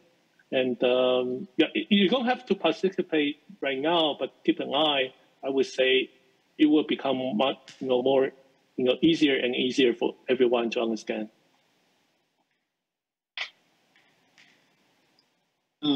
So for me, I would say the dream for the blockchain Web3 is like we try to have digital scarcity online. That's no matter that's just a token or that's NFT, and then at the end it will be digital identity, and then this identity token or app they have composability to go through all different applications, and definitely people can have the coordination that's much like that's unbelievable before. At least like for now, maybe like the largest level of coordination, maybe like that's the for a country or for a state. But if we say like one day, and for internet, it's not really like it's more like they do in the web tool, like its own settlement or its own essay or its own identity. Just like if we don't have the physical world, then it cannot self-sustain in some sense. But for Web3, it's in principle, you can the world can be self-sustained. So maybe one day Ethereum can be the 3 billion people like coordination who's like 20% of the GDP. That's definitely possible. So for me, Web3, because it's like decentralized, it can be resistance. It can sustain this the self-sustain the digital scarcity, and then it can go through the human coordination. So I always say the optimistic can be summarized into it unlock another level of human coordination and the technology automation. Definitely a lot of things to be simplified. Like nowadays, the crypto people love to say, now your key, now your money, but we cannot imagine a world like 7 billion or people all write down their keys and put it in a safe box. It's like, it's not foreseeable. It's just not, it will not work. So maybe there will be some way like smart contract wallet or like social recovery. Just like some of the technology barrier will be solved, but maybe it's something people just learn, and people do learn quite fast in the future, like 100 or 200 years. So I guess in the future, people will get used to something that we are not so used to nowadays, and definitely something just get simplified. That's also possible, but we don't know which part will be simplified. Just like, but that's just that's wild west. It's full of possibility. So that's my take. Yeah, sorry, I'm back. Sorry for the disconnection. Maybe due to the fixed network construction in my neighborhood. Anyway, I think our distinguished guests have already made some kind of conclusion remarks about the topic today, because this section involves the topic on blockchain, DeFi, and NFT, and other Web3 issues. And perhaps this is the very challenging in the near future. I think from now on, maybe in the past few years. So I think we need to open the dialogue and the communication between different naming system and different parties. So thanks again.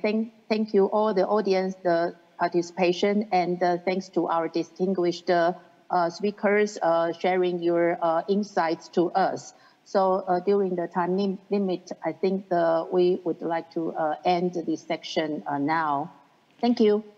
Thank you very much, Ms. Nicole Chang, for moderating the section for us.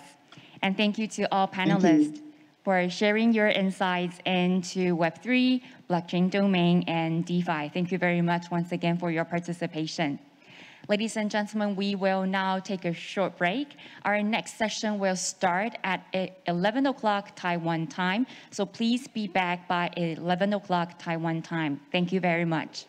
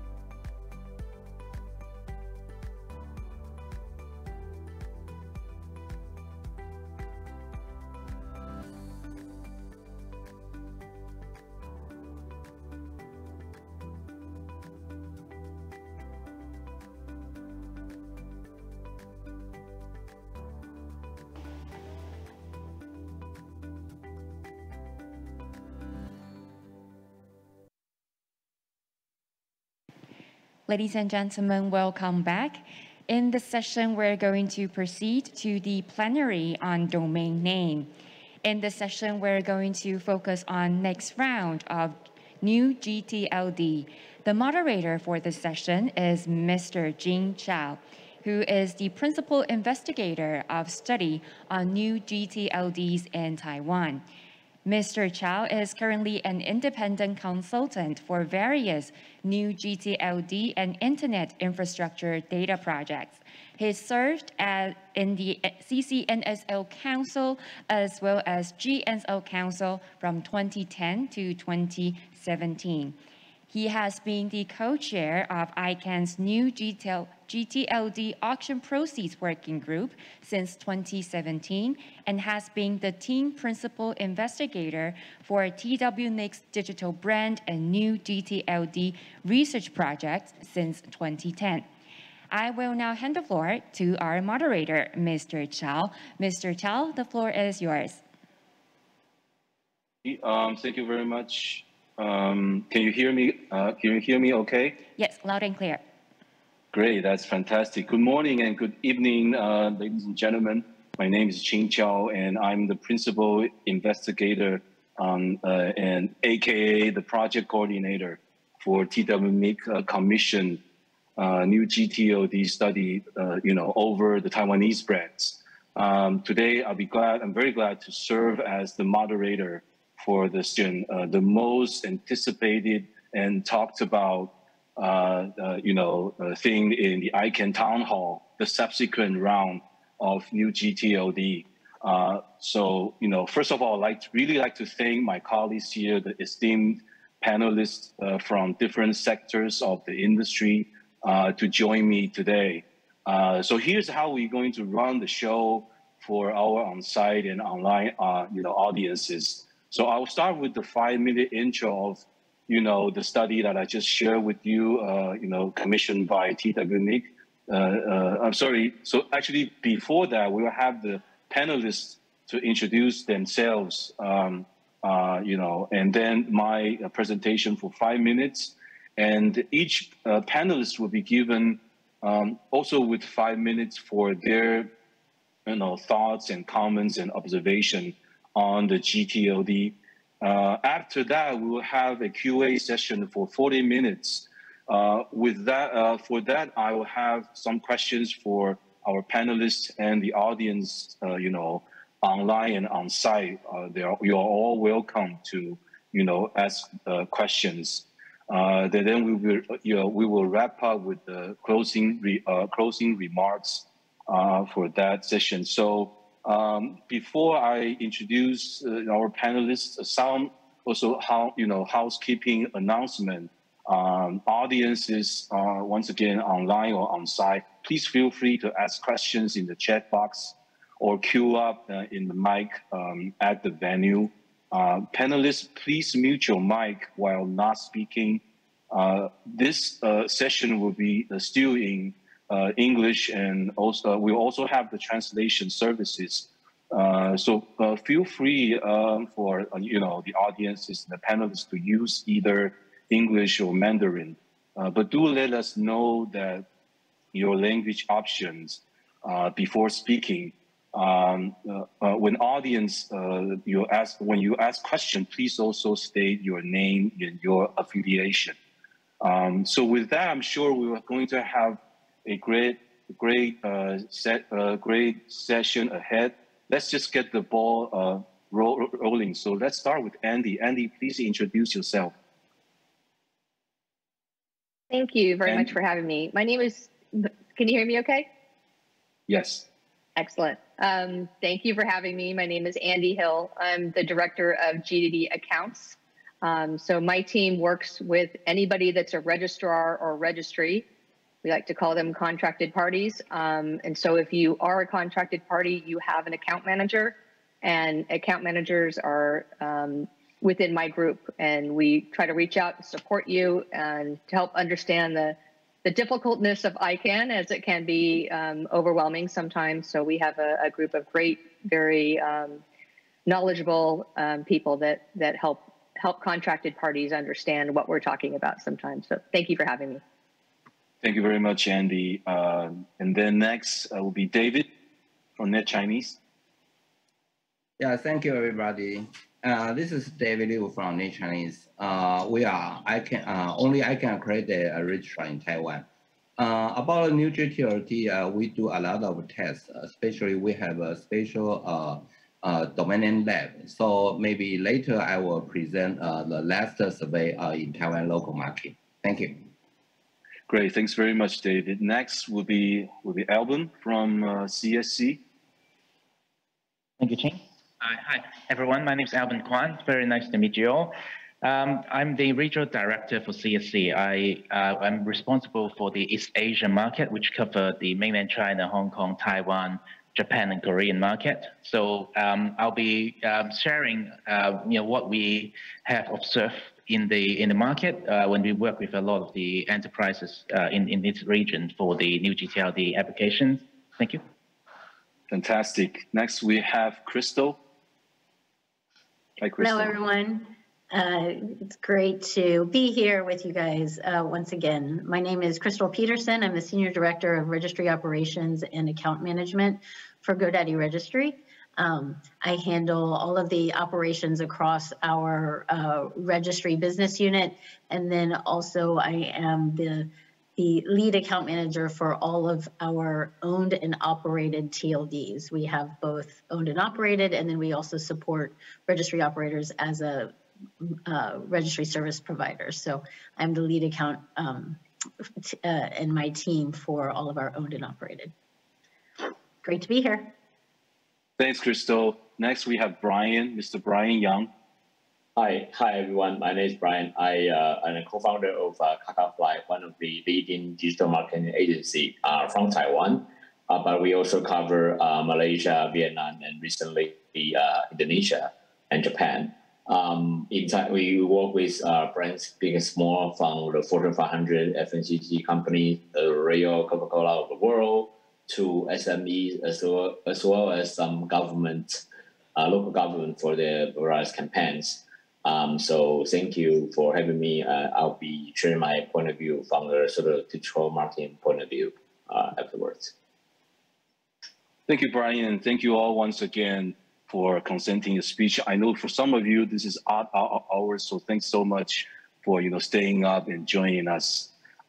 So this we put together this great set of panelists from the regulator, from the registries and the registrar, and from the local Taiwanese business covering Asia Pac region. So I'm very much look forward to our discussion, which coming up next. So let me start with proceed with the next session is about the study that has been commissioned by the TWNIC. So let me share my screen, and please let me know if you can see it clearly.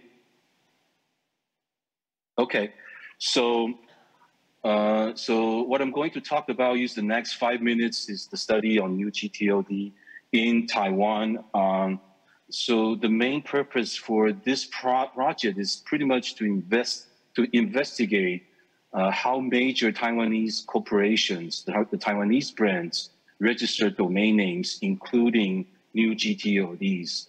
And obviously, through the process, we'd like to raise the awareness and promote the new GTLD trends to the local businesses, including potential applicants. So I think that's a kind of a goodwill and a real action taken by the TWNIC and in coordination with the ICANN's missions and trying to promote the competition and the consumer choice in the marketplace. So for, this project has actually started in 2020. We worked with so far about 137 Taiwanese brands, mostly are listed companies here, and also some companies are under the quote-unquote branding Taiwan project, which commissioned by the Ministry of Economics. So all the major brands that we would like to to engage are likely under, actually is being covered. We've already investigated, the brand protection status across 969 GTODs and the CCTODs.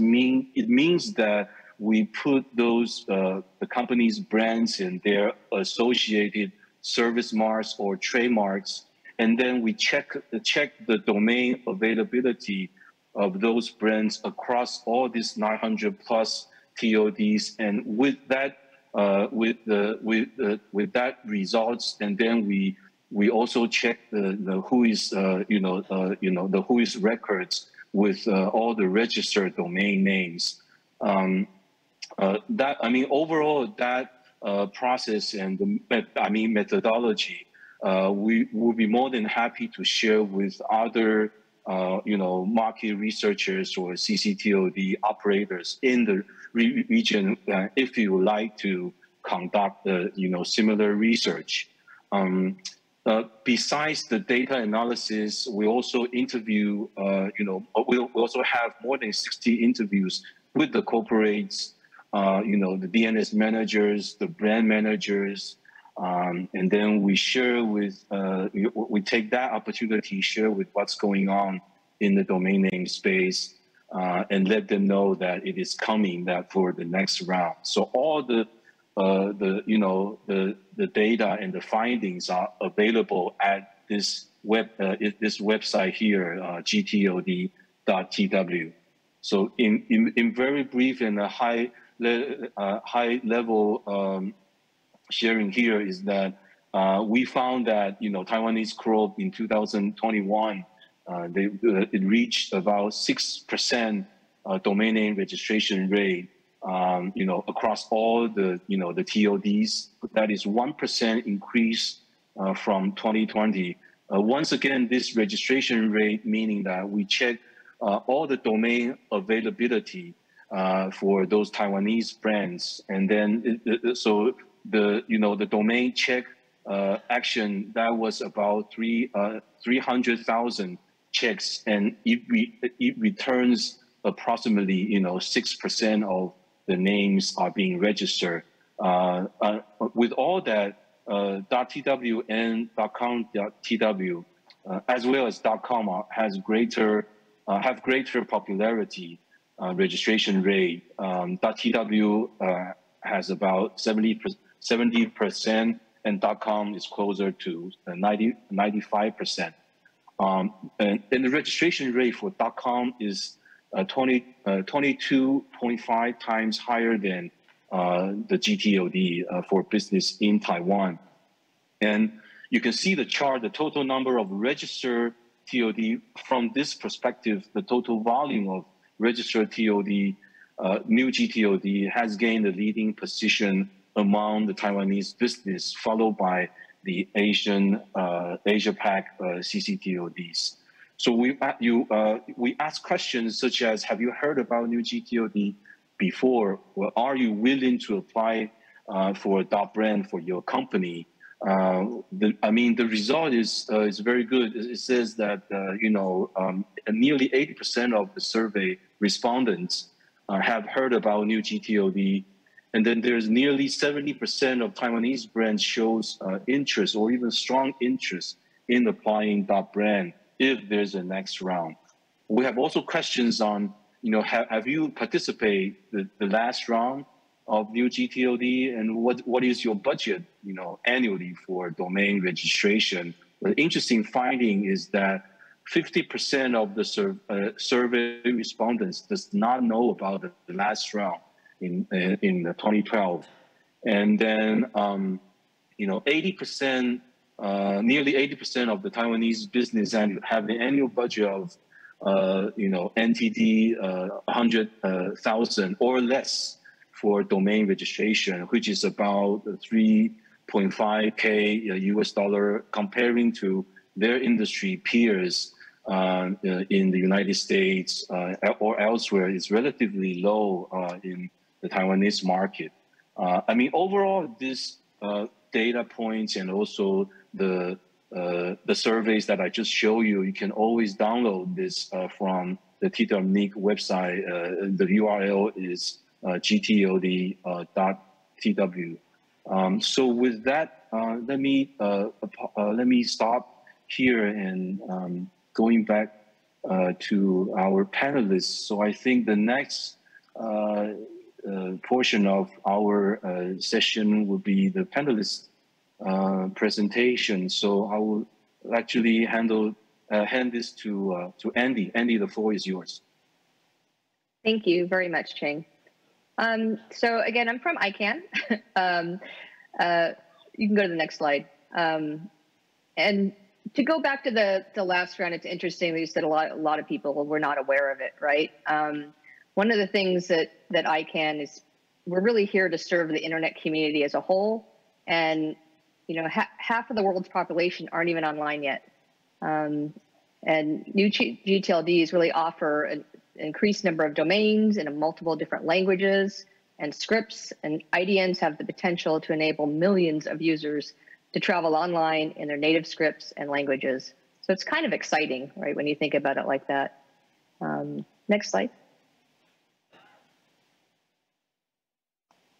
This is a simplified graphic because those of you that have been involved in sub-pro ODP, it's a pretty involved, lots of moving parts, and a lot of things have happened in the last many years, as we're getting some smiles on the panelists.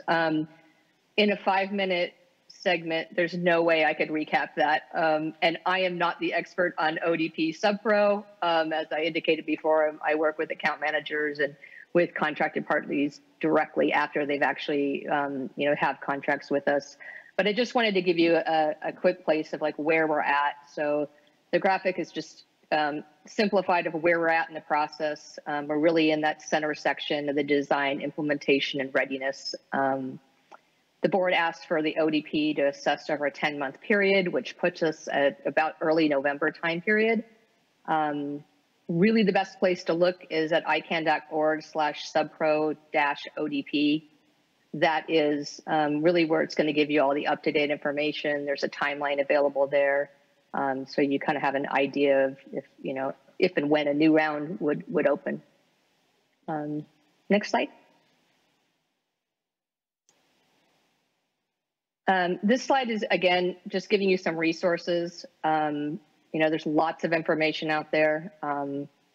So I think, just kind of giving you pinpoints of where to look for that is potentially helpful.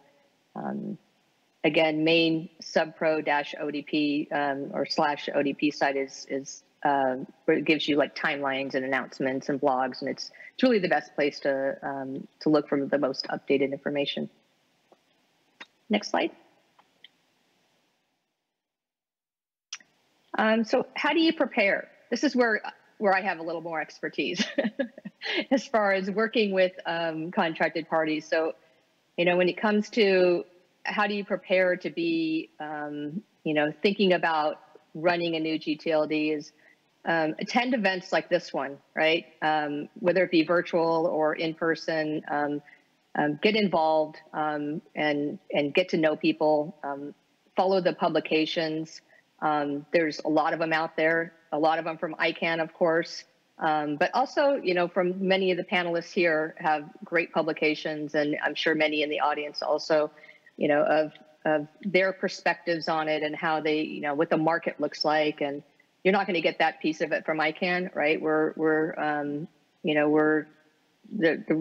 for lack of a better term, the regulator, but there's a lot of, great businesses that are doing great things with new GTLDs. So look at their publications. And then the other thing, as someone that's been in this industry for quite a few years now, develop relationships with people. I think that's really valuable. That's when you have conversations and you can talk to people about different things that they've done with them and how they work or what didn't work, things of that nature.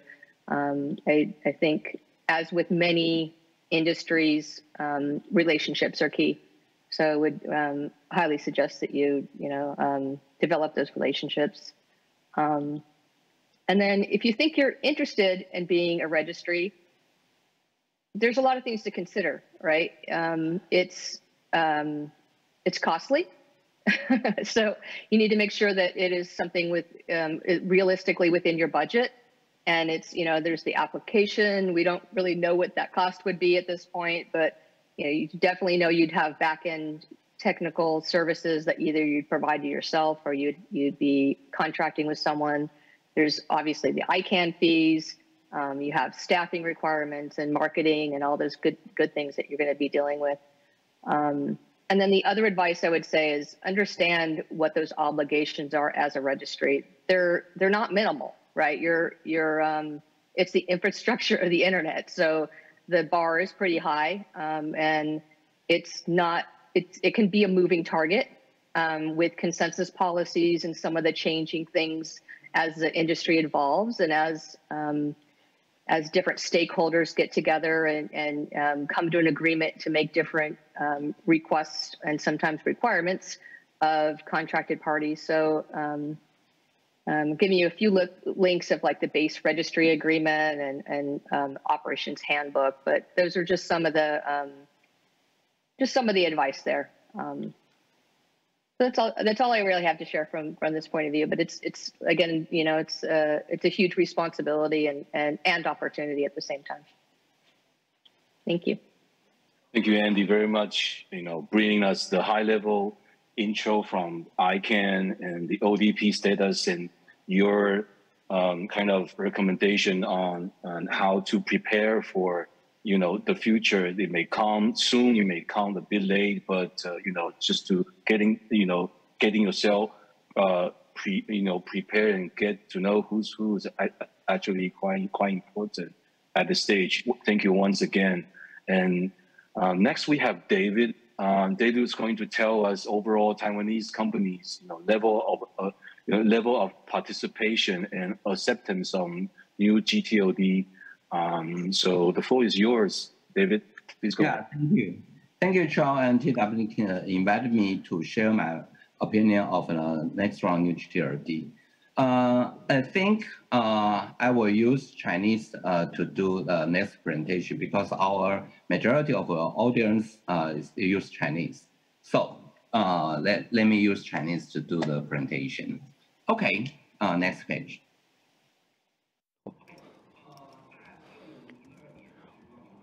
Well, the first round of a new GTOD was launched in 2012. There were 4 applications from Taiwan, covered 4 major areas. As we can see on this chart, there are 4 major application types. So for our company, in terms of .Taipei, .DHC, we serve as a consultant, and we are currently operating .Taipei. So during the first round, well, as you can see, as a share of the global user community, during the first round, a total of 936 applications were raised before we signed RA with ICANN. Acer was a very good example, and the gray area covered more than 12,000 applications. Actually, this belongs to the category where you can already see on the market, you can already purchase on the market, and 405 of them are actually brands. What's interesting about this chart? Well, during the first round, the blue block is an area only 56 applications was withdrawn. So only 1/10 of them were eventually withdrawn. Therefore, we can see that most applicants were quite prepared. They were prepared quite well. In Taiwan, we have had a lot of experience. So now I would like to share with you, as mentioned by our moderator in his introduction, he mentioned that we need to have a clear idea of how big a budget we need to put in place. So as you can see, top left-hand corner, during the first round, $189,000 were the fee that you need to pay. So if we add other cost, so the total would come to about 230,000 US dollars. So we believe that in the second round, even during the initial phase, which is the application, it will take you about 200,000 US dollars already. However, that's not the end, because you also need to maintain your registration. And every year, you need to pay certain fees. For example, you need to pay for DRSGO and so on and so forth, without counting your staff requirement. You need to pay quite a huge fee. So we actually read the guidebook from cover to cover. So there were a number of checkpoints. So what's shown on the right-hand side, during the first new round, all applicants, they need to present a lot of reports, and you need to put in place a number of mechanisms in order to enable dispute resolution, in order to handle complaints, and so on and so forth. Obviously, there are more and more strict requirements, and asset would be a good example. In the second round, asset would be launched. So again, that would be incorporated as a new requirement. Next slide. That's why, as mentioned by my fellow panelists, this is not a one-off event. You need to understand there will be a cost for you to maintain your registration for a long time. From 2012 to 2022, it's been 10 years. So whether the Taiwan market is ready for the new round of GTOD, we actually conducted an experiment. In December 2012, we worked with a search engine. So we search for active organizations, business organizations, and what type of GTOD were used by active business in Taiwan. It could be a multinational company operating in Taiwan. So they set up their website, they conduct trading activities on their website, or they recruit staff through their website. So we analyzed a total of 45,000 GTOD used by this Taiwanese business. So the blue part, in terms of active Taiwanese businesses, 50.3% are still using .com.tw, and 8.09% used other TW-related GTOD. So all told, their share is about 60%. .com accounts for 35.7%. New GTLP, according to our survey, accounts for 0.9%. The remaining 2.6% are other CCTODs. So CCTOD, which is 2.6%, and we realized that in December 2012, if you do a search, there are already 107 GTOD, 98 are what we call generic TOD. 5 is brand TOD, and there are also 4 geographical TODs. So the new GTOD, if we rank them, top 5 are Site Tech, Life Design, and Shop. And .Taipei is the main geographical new GTOD. And also some brand new GTOD appeared for the first time. And the lower right, as you can see, .Taiwan is not, strictly speaking, a new GTOD. But as far as we are concerned, we believe this should be considered as new GTLD. And for 2022 survey result, we will make announcement in our next meeting. So a brief summary here of my presentation. What is the current status? We think that new GTLD is definitely one of the most powerful tools for market branding, brand marketing over the world. For example, the Abbott's or BNP Paribas, they are indeed a global brand. If their business volume reaches a certain level, then they can use the brand to apply for the new domain names for better marketing purposes. But to apply for a new GTLD is actually a long-term endeavor. It's not just a one-off event. And also in markets in Taiwan, the .tw brands still take up more than 60%. It's still the most dominant or favored domain name by most Taiwanese enterprises. But we still need to pursue a moderate growth for new GTLD rather than overnight sensation, because we actually conducted a quarterly inspections in the past few years. Usually the GTLD took up less than 0.5%, but now it's it's expected to break the 1% mark. Now, looking into the second round, we actually proposed several recommendations. For example, we think that for potential applicants in Taiwan, they can aim for geographical TLDs. You can think about the three conditions. First, your brand needs to be global and well-known, because you can actually benefit from the .brand domain name. You need to be a famous brand. You are very welcome to apply for new GTLD. And second, does your product services are your product services sold to end users?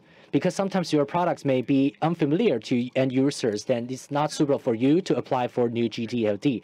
And thirdly, we have a theory of charity. That is, if the company owns a charitable foundation who is willing to spend millions of NT dollars for charitable purposes while marketing your brand, then you are also advised to file for GTLD application without feeling too much burden. So that's basically our three recommendations. At the same time, we also see a lot of geographic indications or names that can be potentially applied. So maybe Taiwanese governments or some of the Taiwanese organizations related to Taiwanese geography can consider applying for geographical GLD, because Taiwan needs to raise its visibilities on the world map. So maybe Sun Moon Lake or Jade Mountain can be used to file applications for geographical TLD. With that, I conclude my presentation. Thank you. Thank you very much, David, for this. This is wonderful. I think the overview of the Taiwanese brands, their level of acceptance on new GTLDs and .brand for the past 10 years, those insights are very valuable. Your useful findings on new GTLD for Taiwanese, and also at your last page, you talked about the recommendation that the business should take. That all should be noted by the audience. So thanks very much, David. Next, we have Alvin from CSC. He's going to share more from the overall Asia-Pac, the regional, perspective, the level of acceptance on the new GTLD and .brand. And what to expect in the next round. So the floor is yours, Alvin. Thank you. Let me share my screen. So let me just start with why am I speaking here and what do we do and what's our experience on the topic. Actually, I think I'll be speaking Chinese. I thought. So allow me to switch to the Mandarin channel. Of course, I prepared an English slides, but I think still it's better for me to present in Mandarin.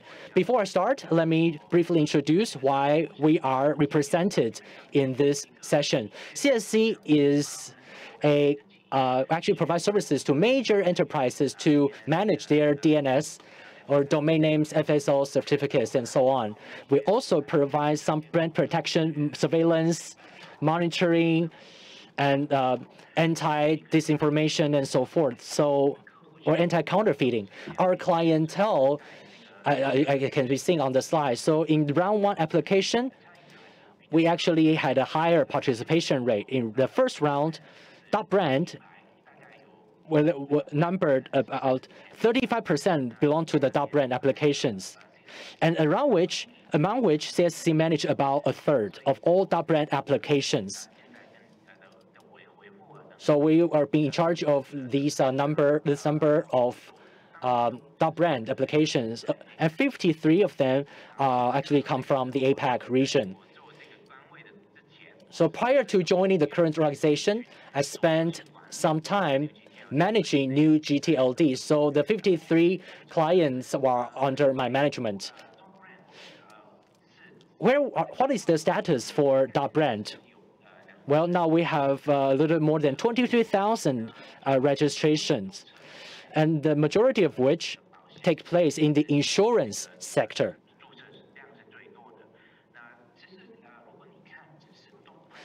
If you only take a look at top brand applications, many of them are active.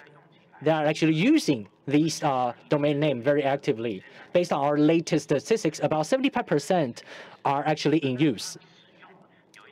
Of course, sometimes they use the dot brand in a very straightforward manner, but actually, in definition, 75% of these dot brand users are using them actively.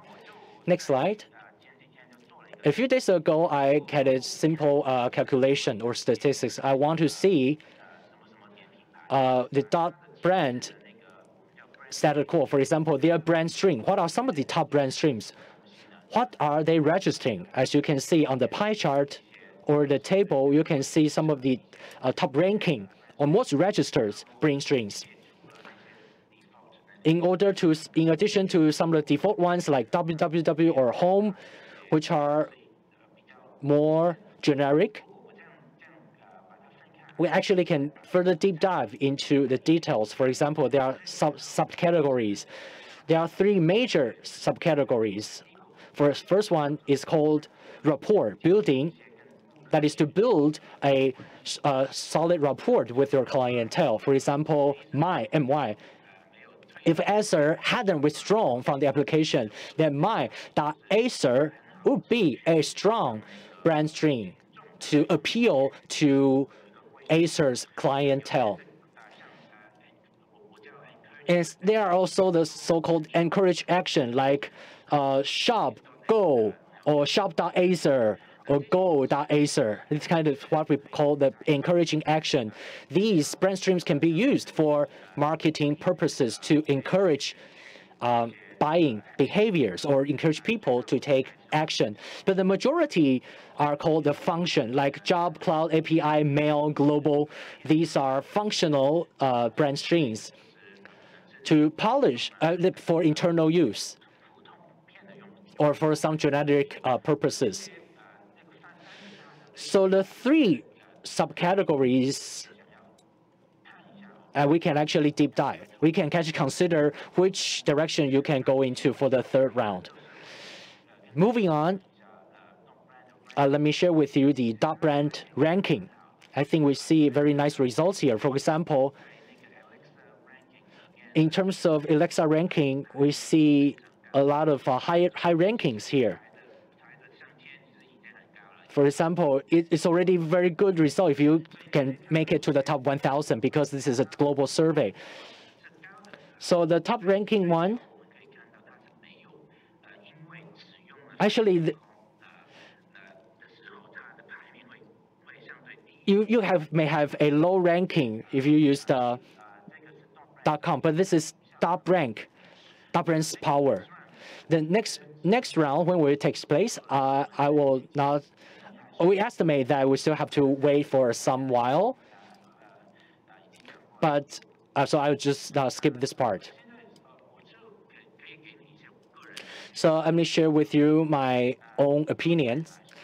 Well, dot brands are now being adopted by major enterprises. The adaptation is relatively slow. So Not many people already filed application, but they don't know how to use it. But you can see the growth of application is still going on, and we see more and more people are now realizing about different ways to leverage their brands. In terms of different geographies, Europe or the EU is one of the leading areas. A lot of enterprises there are very forward-looking in their use of their brands registration. In comparison, APAC is falling behind. There's not many active users in this area. But in APAC in particular, I find that Japanese brands seem to make better use of their registrations. A lot of websites have been using that brand. And these websites are native websites. They are not redirected websites. But if you actually talk to Japanese brands, they are still inclined to think that they have built this website, but they haven't come up with a proper strategy or comprehensive strategy to leverage this asset. So this probably has a lot to do with the corporate culture in Japan, because Japan relatively has a more flexible corporate culture. But when it comes to the States, for example, I think that US firms are very good in strategizing the use of brands, especially large internet companies. We know what they have in mind is very comprehensive, but relatively they fall behind in terms of actual usage. I think it has something to do with the .com's presence, a strength in the US market. So they don't have much demand to actually use brands. So, but actually they have a higher flexibility in using brands. So I think brand enjoys several advantages. So I'll probably skip the details here. But now we actually see many challenges surface. What are some of the problems that needs to be solved? Well, one of them is that a lot of brands are driven by legal team for brand protection. So many of them use brands to do brand protection, brand marketing. They take notice of the brand trends. So they are not really concerned about how to use the brand. There are also changes in IT infrastructure. Of course, you can be very creative in this. After many years of our operation and engagements with companies, they can actually work around to navigate the changes in infrastructure, which I can share with you later. There are also political or policy concerns because, for example, there are some legal hurdles in mainland China. There are some brand companies that would like to use this kind of asset, but they are limited by legal roadblocks. These are some of the things to pay attention to in the next round of new GTLD. With that, I conclude my presentation. Back to you, Mr. Moderator. This is also very comprehensive. I think within this very much limited time that you help cover the overall kind of usage of brands, you've shared the stats analysis and some of the strategy. I've heard some brands are kind of rushing into the space. They just can't wait for the next round to get open. I've witnessed, you've also shared some kind of advanced usage from the Japanese business. Presently, for example, the Facebook ads that I'm seeing from, for example, from Canon and from Sharp. Those are two, popular brands, both in Japan, as well as globally. They have been using, for example, tw.canon or tw.shop for their Facebook ads. So that's somehow is very exciting, and that proves actually what you've just shared. So that's wonderful. Thanks very much for that. And then next we have Crystal from GoDaddy, and she will be sharing about a lot of from the back end registry provider perspective. She's also been involved in the .brands for many years.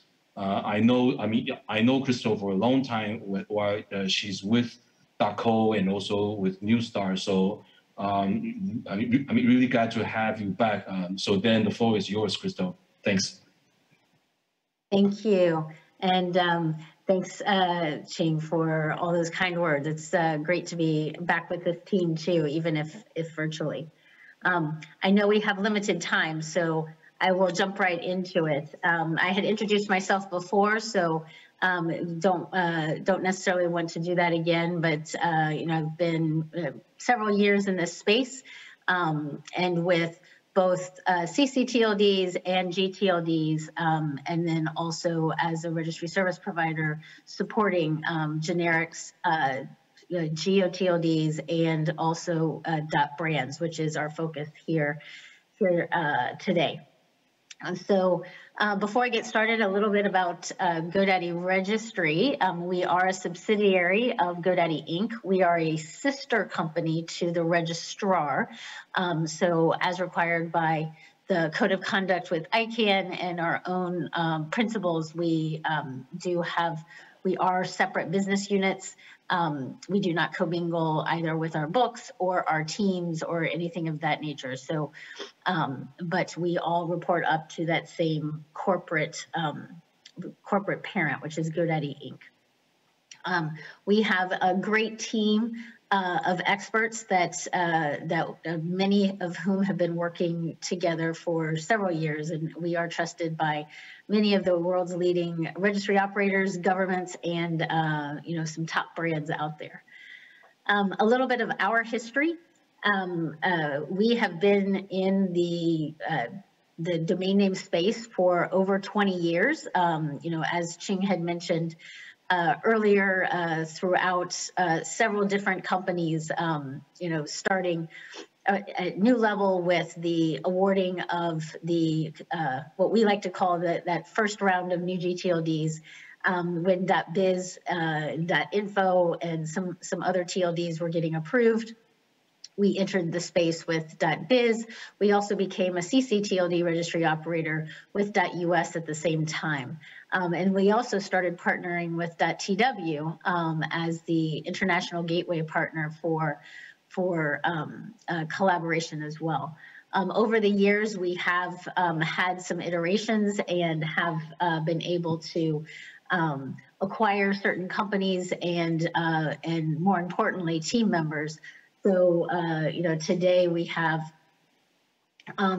the pleasure of managing as a registry operator over 40 TLDs, both GTLDs and CCTLDs within that.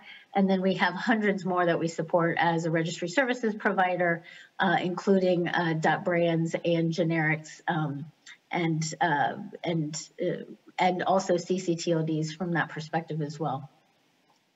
But kind of getting into .brand and kind of the space here, I really enjoyed, I've enjoyed all the presentations today, but Alvin, I love going after you. You kind of set the stage for some of what I'm talking about as well. So it's nice to see that even if our numbers are slightly different, just depending on the timing that we pulled them, we are very, very closely aligned, which is great to see. We had learned before that there was over 600 applications due to some applications terminating or falling out. We have about 550, a little bit over, of the world's largest brands that are still online today. And you can see some of them here. Some of these are our clients and registry operators. Some of these are supported by other registry services providers in the industry, but .brands really are able to create that unique digital space, as we've been learning from Ching's presentation and some of the research that we have had here, that .brands really want to be able to carve out their own niche, so to speak, and really be able to own their brand all the way through online. And there are many reasons. Albin went into a few himself, but anywhere from the fact that you can get online faster with the domain creation, you can end up having reduced costs. I caveat that because from a registry operator perspective, we do know that there are significant costs, but for some of the world's largest brands, that peace of mind for being able to register their brand is worth the application fees and things of that nature. You have availability across the board because they own their namespace. And so when you think of products going and things of that nature, security is also a very high point that brands are looking at. And the fact that these domain names can be used in marketing, it may still redirect. We saw from Albin, I'll be sharing here later too, the fact that we do have a lot of redirects, but to be able to have that succinct, nice domain name for digital marketing, for print marketing, all of that is really helpful and memorable.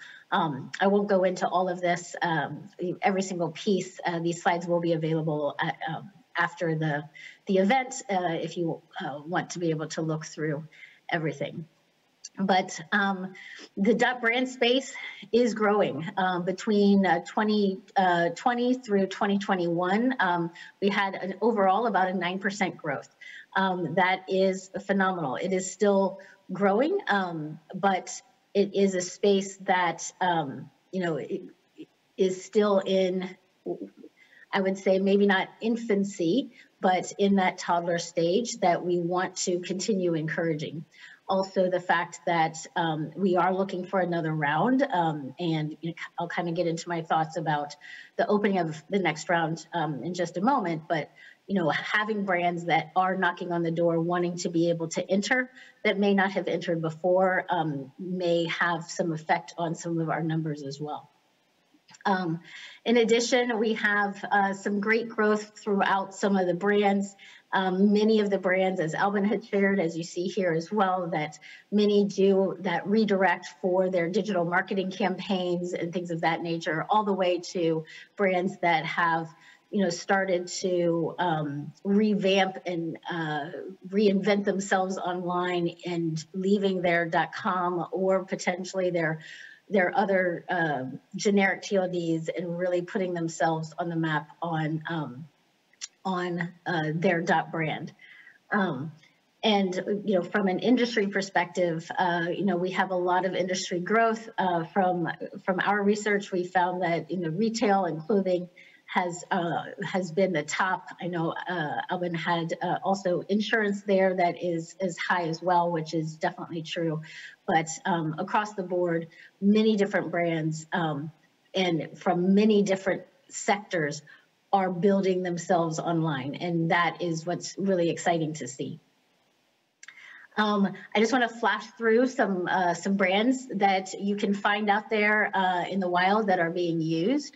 Open.GoDaddy is a new initiative that launched last year, and in our brands industry report, which I will showcase at the very end as a resource, we have a case study there about Open.GoDaddy. We also have ShopSmall.Google, which is online and growing to help small businesses online.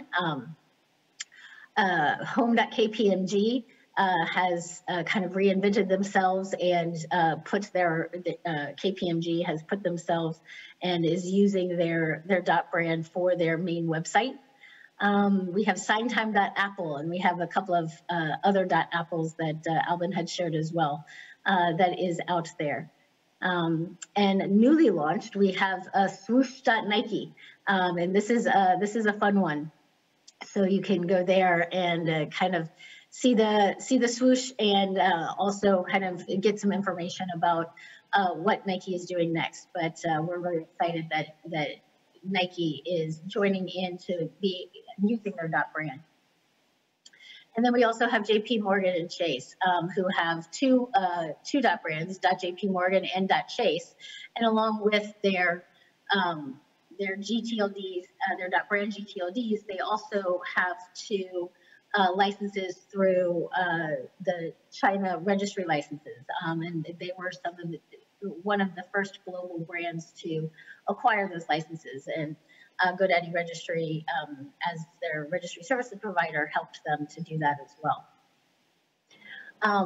But kind of looking at opinions on the next round and where we're going, we are, as GoDaddy Registry, very pro for a next round. We believe it will help to create a level playing field for new brands that are out there from the past 10 years that are maybe itching to be able to get their own brand.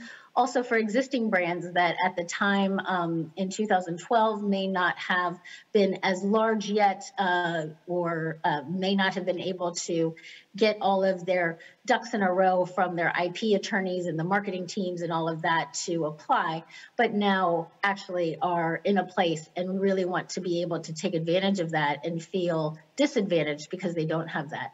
Two examples are Uber and eBay, who in some of our public forums through ICANN and some other forums have mentioned exactly that.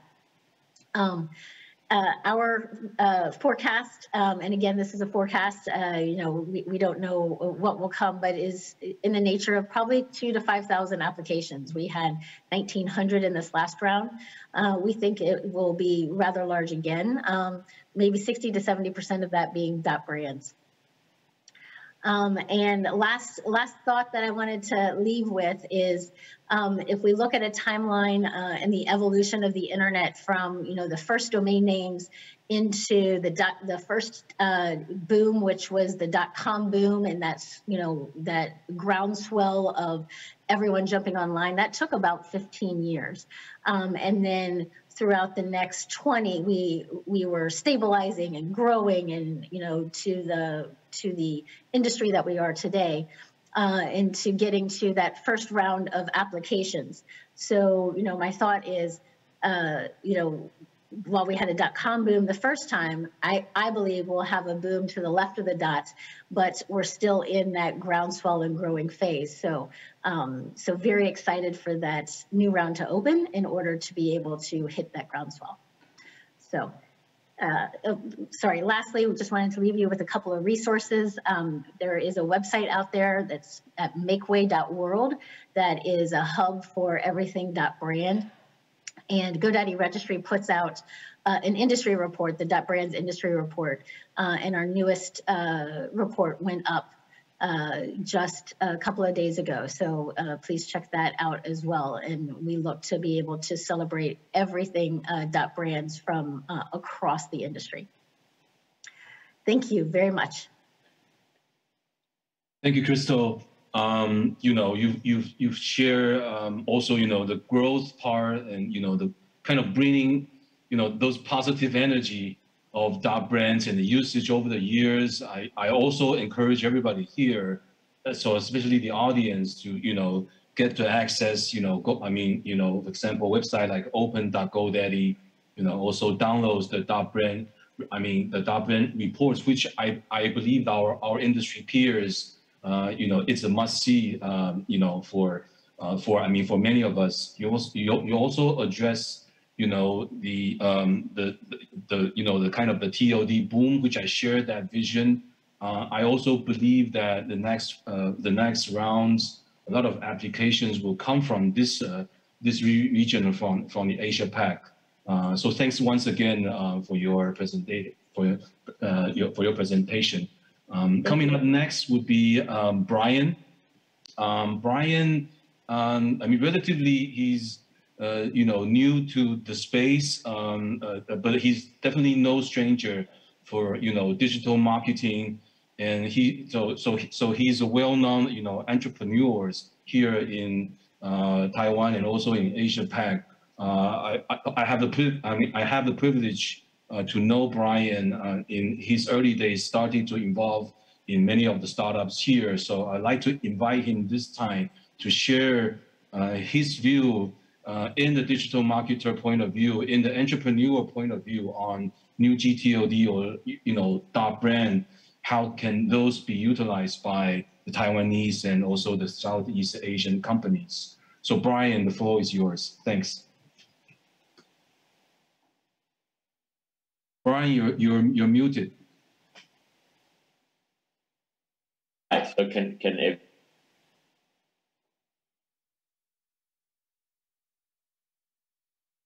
Chin for introduction, and I got actually very excited about what Crystal and Alban and David were sharing, and resonate a lot really. I want to share, given the short amount of time we have, I just want to talk from a marketer point of view for brands, FMCG brands, global brands, for government, and interestingly for the Web3 community.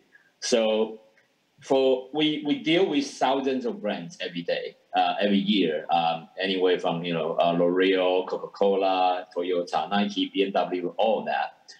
And I think they can benefit hugely from that brand sort of movement, because every time we run a new campaign, they always the typical process is creating some kind of creative brief, either finding professional creators or KOLs to come up with the videos, and then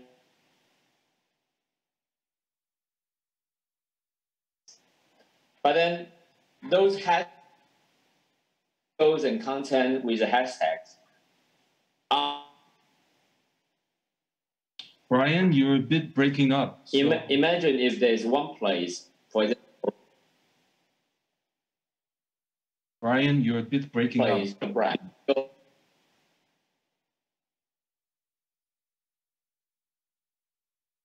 What about now?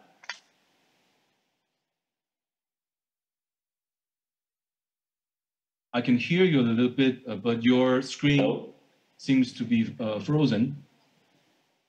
What about now? Right now is better, yeah. Okay, yeah, I was just saying, every time, every single campaign, we need to come up with a creative, the keywords, the hashtags, and then we need to find, we either do SEO marketing, or we do social media marketing, we do key influencer marketing using the same hashtag. But that sort of fade away in 2 months' time after the campaign is over. But imagine a place where we can pull all those sort of crowdsourced, user-generated or KOL-generated content in one place and keep it forever for every single brand there. So, for example, Olympic 2022 or Olympic 2021, and Tokyo or the Adidas, and because every time there's an event, there's a campaign, it's a huge opportunity for a brand to communicate with their users, their audiences, and like Alban was saying, building the rapport, like community management. But that thing will fade away because every day we're overwhelmed with the information that just goes through our social media. Imagine I want to, 5 years from now, go to a website created by, for example, Nike, up to 2000.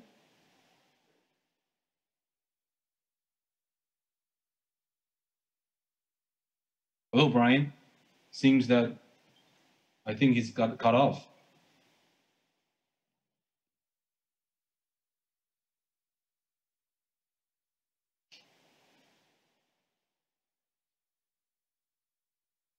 I think we have some technical glitches here. Yes, we are losing his connection on site as well. Right. So while we're having, him back to the panel. Sorry. Brian. Sorry, I'm back. Sorry, someone called me and interrupt the whole conversation. Right. Yeah. Okay. Yeah, I was just saying, imagine there's a place where for all the campaign,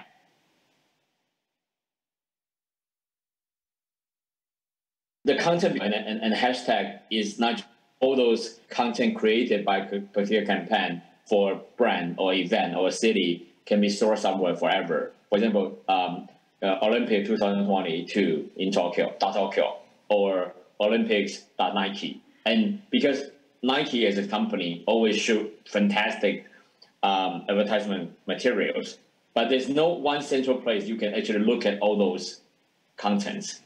And people, or Apple, they always shoot kick-ass videos, but there's just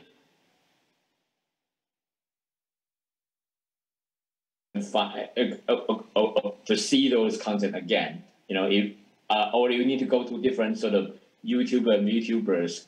And what happens in our case is every single campaign we probably invite 10 influencers, use 3 different social media, and it's very spread out. So the brand who actually pay for the whole campaign doesn't really own the content or have a way to re-monetize that or reuse it after the very creative content.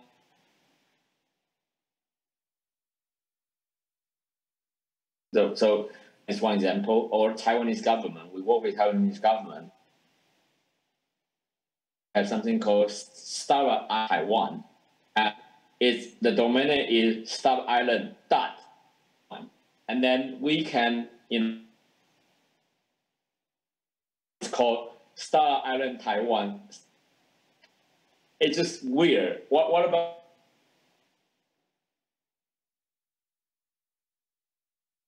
the Taipei? And then government always every year has a significant amount, international communication or domestic communication. When a campaign is over, the project sort of fades away. Imagine we always have back to and just use whatever that Nike or that any. They will make Crystal was saying, give a longer, way more those companies because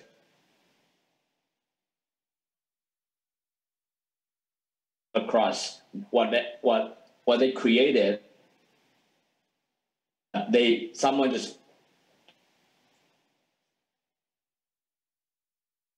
on their website because they search it over, because we all know every campaign we just spend a bunch of money on social media and Facebook and whatnot. But when it's campaign is over, we move on to the next thing.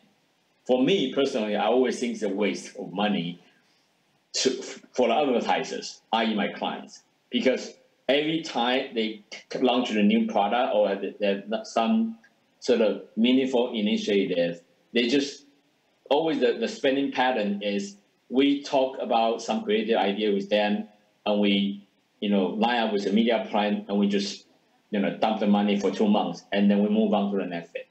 But some of those shouldn't just have a 2-month shelf life. Like Star Island Taiwan, it should be an ongoing thing.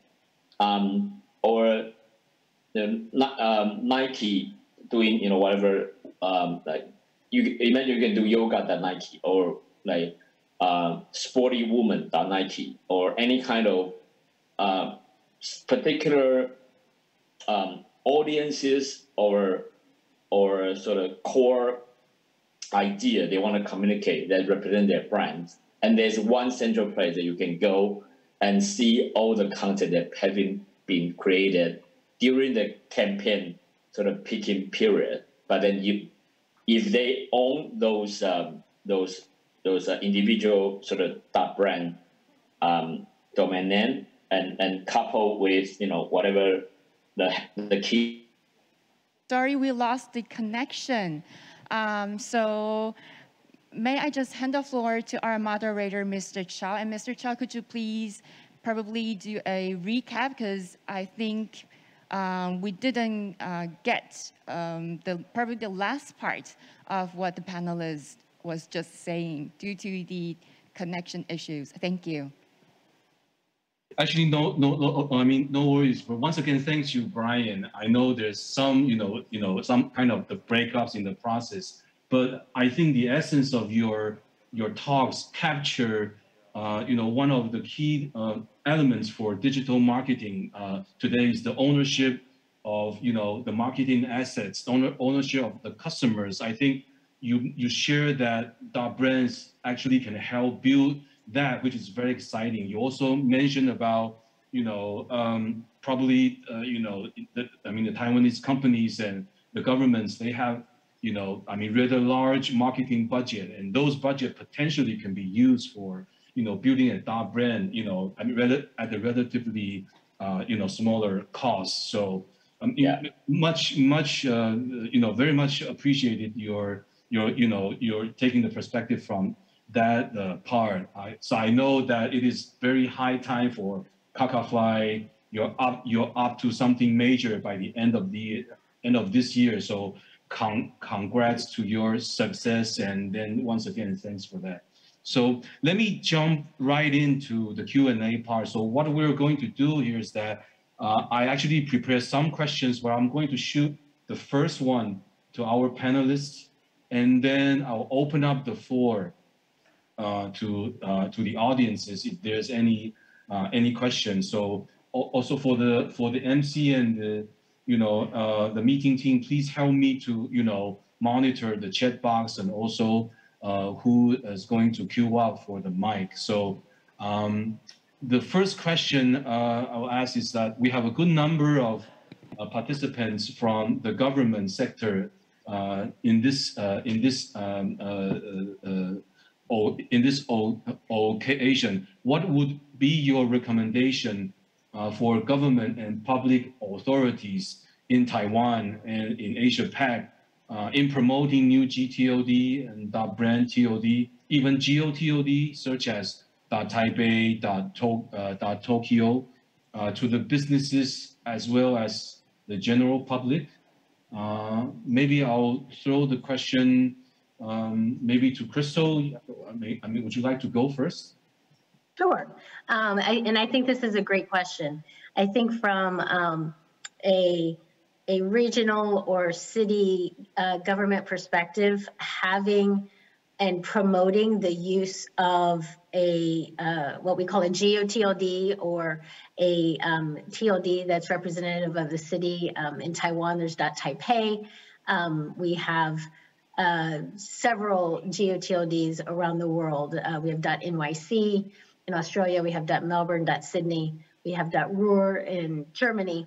But to be able to couple and promote what I call hyper-local to many of the small businesses that are within the city, and that can connect and live together with a CCTLD, so having your country code business domain name and for your business, and then also potentially having a global TLD, and then looking at, depending on the strength and or size of your brand, you may want to also have that .brand as well. I think domain names, it's not a one and that's it. You have a portfolio of domain names for different parts of your business. So I think cities being able to promote and have their own GeoTLD is very important. And within this next TLD round, I think that's something that will also be strong as well, as more cities will be jumping online. Great, thank you, Crystal. Anybody else, like Alvin, David, you'd like to have something to share on this question? I may share some of my opinion. I want to share my really honest opinion, because I really want the CCTLD and the GeoTLD to success. The thing is that we have to really think practically about who are the users, and we have to first remember what are domain names. Domain names are identifier. If I am a business and identify myself as a global business, I tend to use a GTLD .com, because that's define who I am. If I'm a Taiwan local business, I tend to use a .tw, because it helps define who I am. And when it comes to .tw as a country level domain name, there are always this conflict. Even if you ask other CCTLDs, they'll probably give you the same thing. They don't understand why their local biggest business don't use the TLD, they register it, but they may not actually use it. That's because of how they identify themselves. One of the critical points to remember is that there's what I think is a misconception from the business side that they have to use a single domain name globally. They have to use .com, everywhere it's just .com, and then /TW/CN or /AU. That may or may not be the best thing. You have to think about the geolocation ranking on Google and stuff like that. What's the value of actually having a .com and then branching out in the different countries? There are a lot of benefits, especially in the world of internet policy where it's become even more complicated. There's a lot of benefits of actually building your site locally and then advertise the .com for all you want, but because everyone can redirect back to .com as well, the other way around. But in terms of the geo-TLD, like the city level TLD, I think we have to also think about what's the right target audience is. As Crystal mentioned, it's really super localized in a particular location. If I am like an Asia or something like that, I operate around the Taiwan area already. Why would I want to be identified as only belongs to that particular city? I would not want that unless it is some kind of targeted marketing campaign for that particular city. So really the active users for a geo-TLD would be the really local businesses. And the problem for them is that they're not technical. If you want them to build a website of local restaurants or local shop, why are they doing this? They don't have the technical expertise. They would rather create a Facebook page or something like that for the online presence. So we're competing against this kind of adaptation. But there are a lot that the government can do. For example, if I'm a tourist to Taipei City, I want to find some restaurant. If there's a IoT device on the street that allow me to actually see in this particular area what are the restaurants available, something like that, and that's all linked back into the geo-TLD. This could be powerful, but it's really about the application. How do we actually create the application suitable for the businesses that identify themselves for that particular city? So sorry, it's a bit long, answer, but I hope that gives is an honest opinion on that. Great. Thank you very much, Alvin.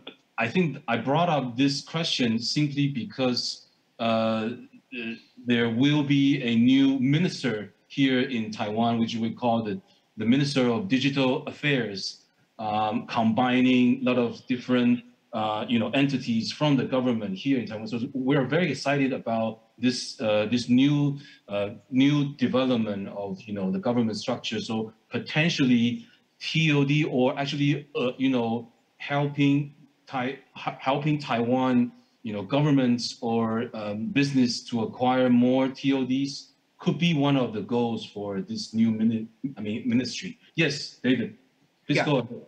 Yeah. 对不起，我继续用中文。Again, I would like to speak in Chinese. So I'm in full agreement with the other two speakers. For our company, we are responsible for maintaining .Taipei. So we analyze a lot of data on an annual basis. We realize that Google's SEO will address regional TDLD by weighting them differently. In other words, if you are a coffee shop in Taipei and you register a .Taipei domain, then this will not work favorable for you in terms of Google ranking. So I think government needs to do more. Government can help promote .Taipei, .Tainan, .Kaohsiung, .Taichung domain names. So, for example, we believe that local city government can apply for domain names using their city names. Thank you. Taipei is widely seen, at least from the local market. You see, in the subway, you see. I mean, every day we see, gov.taipei, metro.taipei being used. So that's a great, recommendation. I would like to pause here, and the management team, do you see any question from the chat box or from the queue at the venue? Please let me know. No, so far there's no question from the floor or from online. Great. Okay, so maybe because we're going to end the session pretty soon, maybe just everybody give me maybe 30 seconds to 1 minute about your thoughts on, the last round. What's the happy memory or the sorrows or kind of a hatred that you've been witnessing? I mean, if you have been a participant of the last round, what would be your 30 seconds talks about the last round? Maybe we start with Andy. I mean, if you can, from your personal. I won't take people's time because I was in the other end of it at the time of this round. I was not with ICANN at the time, and I was in the aftermarket. So I'll let someone else speak. Okay. Maybe Crystal? What's your 30 seconds take?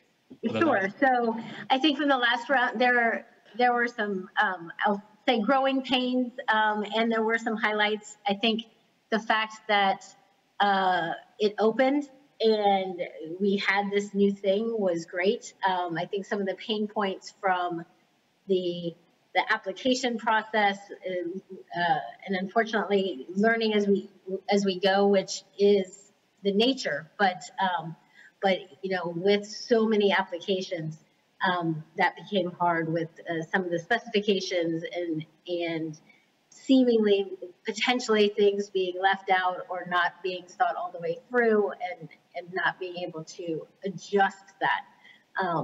And I know that's why we're putting a lot of thought into this next round, but wanting to make sure that we do get to that next round and we don't have analysis paralysis either. Great. So what about you, for Alvin or for Brian? Just maybe you go first, Brian. Yeah, I can go first. So I'm actually, painful memories. There's a lot that to share. Joyful one, not so much.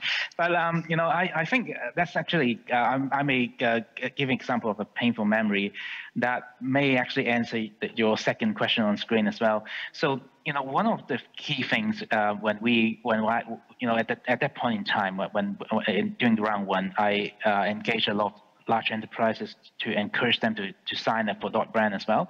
So one of the things that I remember is that a lot of the application are done by the legal team. So for brand protection, and this is a root problem of why we don't see a lot of good adaptation for the .brand at the moment. And I actually realized this really early on, and I go to talk to some of the marketing agency about, hey, why don't you talk to your customer about .brand because it's innovative and it's good for the internet world and stuff like that. But just think about this: it's a decade ago. At that point in time, digital marketing is about banner ads, QR codes, things like that. So they don't really understand the internet world and the central position of domain names in the whole internet infrastructure. And I don't know whether they realize. I hope after a decade they would know now. But basically the painful memory is that we don't have enough Brian at that point in time. We need more Brians. Right. Yes, that's the painful memory. That's great. That's great. For the sake of time, I know that you all want to share more. We're on top of the hour 12:30. Quickly, I can sum up my participation is that sending my kids to the college, that's best, but almost losing my marriage, that's sad. But things worked out, but 5,000 application upcoming, a lot of usage, a lot of hopes, and fears, but please stay tuned. following whatever is shared here, ICANN has its web page. We have GoDaddy's, resources, CSC, Net Chinese. They have labs and also great services. Brian brings a lot of hopes to what's needs to be done. So once again, thank you so much for joining the session. I hope that you have a great day. Thanks a lot. Good evening, and have a good day. Thanks very much. Thank you. Thank you very much. Thank you very much, Mr. Chow, for moderating the session for us. And thank you to all panelists for this very lively discussion. And thank you for bearing with us with the technical issues earlier. Thank you very much. Ladies and gentlemen, we will now take a break. The afternoon session will start at 2 p.m. Taiwan time. So please be back by 2 p.m. Taiwan time.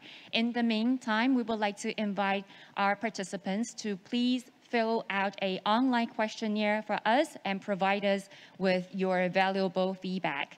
For our on-site participants, the QR code is at the back of your badge. For our on-site participants, you can simply scan the QR code that we are going to show on the screen and fill out the online questionnaire.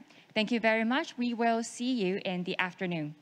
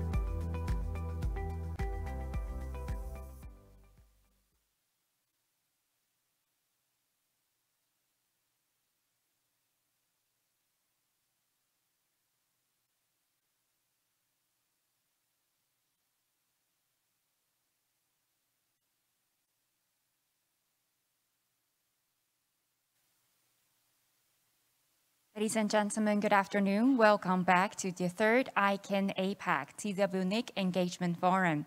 We will now proceed to the plenary on cybersecurity. In this session, we're going to focus on jurisdiction on domain name abuse. The moderator for the session is Mr. Edmund Chan, the CEO of .Asia and ICANN board member. So without further ado, I will now hand the floor to the moderator of the session, Mr. Chan. Mr. Chan, the floor is yours. Okay. So, hello everyone.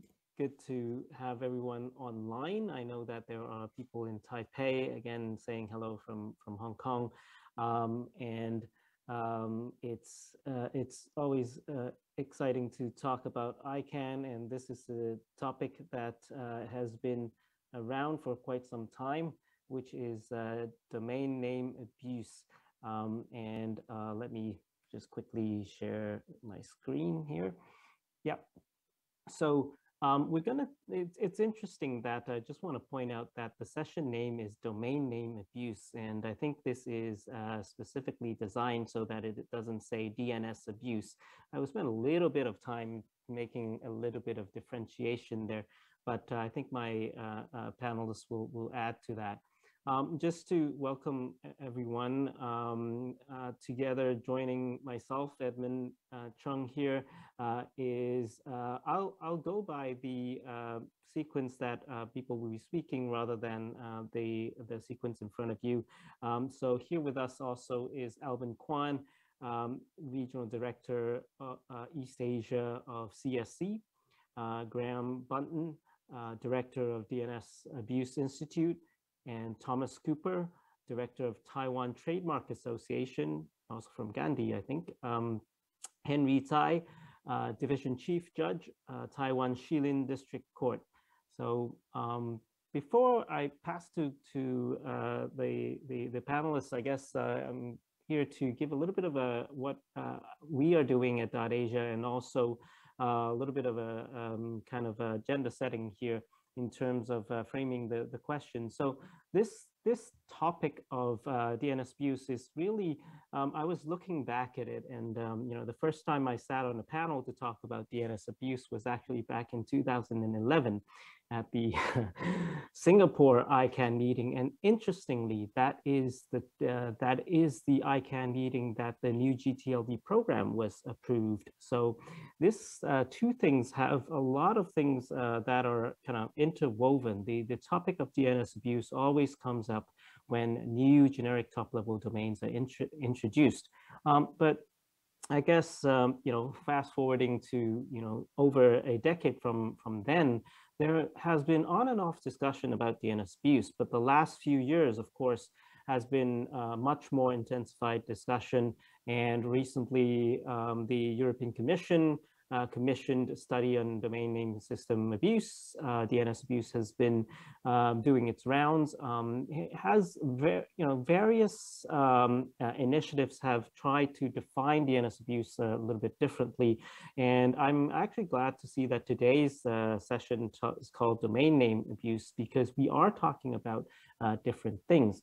The way that I'd like to think about it is, yeah, I'll talk about that. But what I did want to also say is that over the last 10 years, interestingly, new GTLDs is a big part of the discussion, but what we are seeing, if we look at the data, we're seeing the DNS abuse actually decreasing over time. Of course, there's up and down, and probably it could come back up as well. But over the last 4 or 5 years, we are seeing a downward trend, and this is one of the interesting things. And it's also one thing that I believe in the sense that the discussion and the awareness of DNS abuse and what registries and registrars and the industry is actually doing to mitigate it itself, the discussion itself and the mitigations that registries and registrars therefore put in, is making an impact.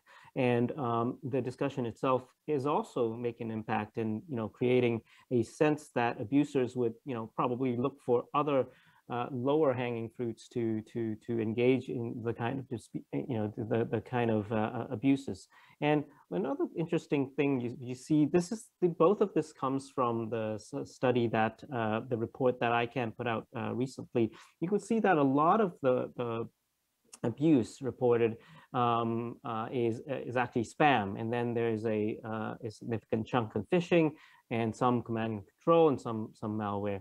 And this is kind of the distribution that we're seeing today.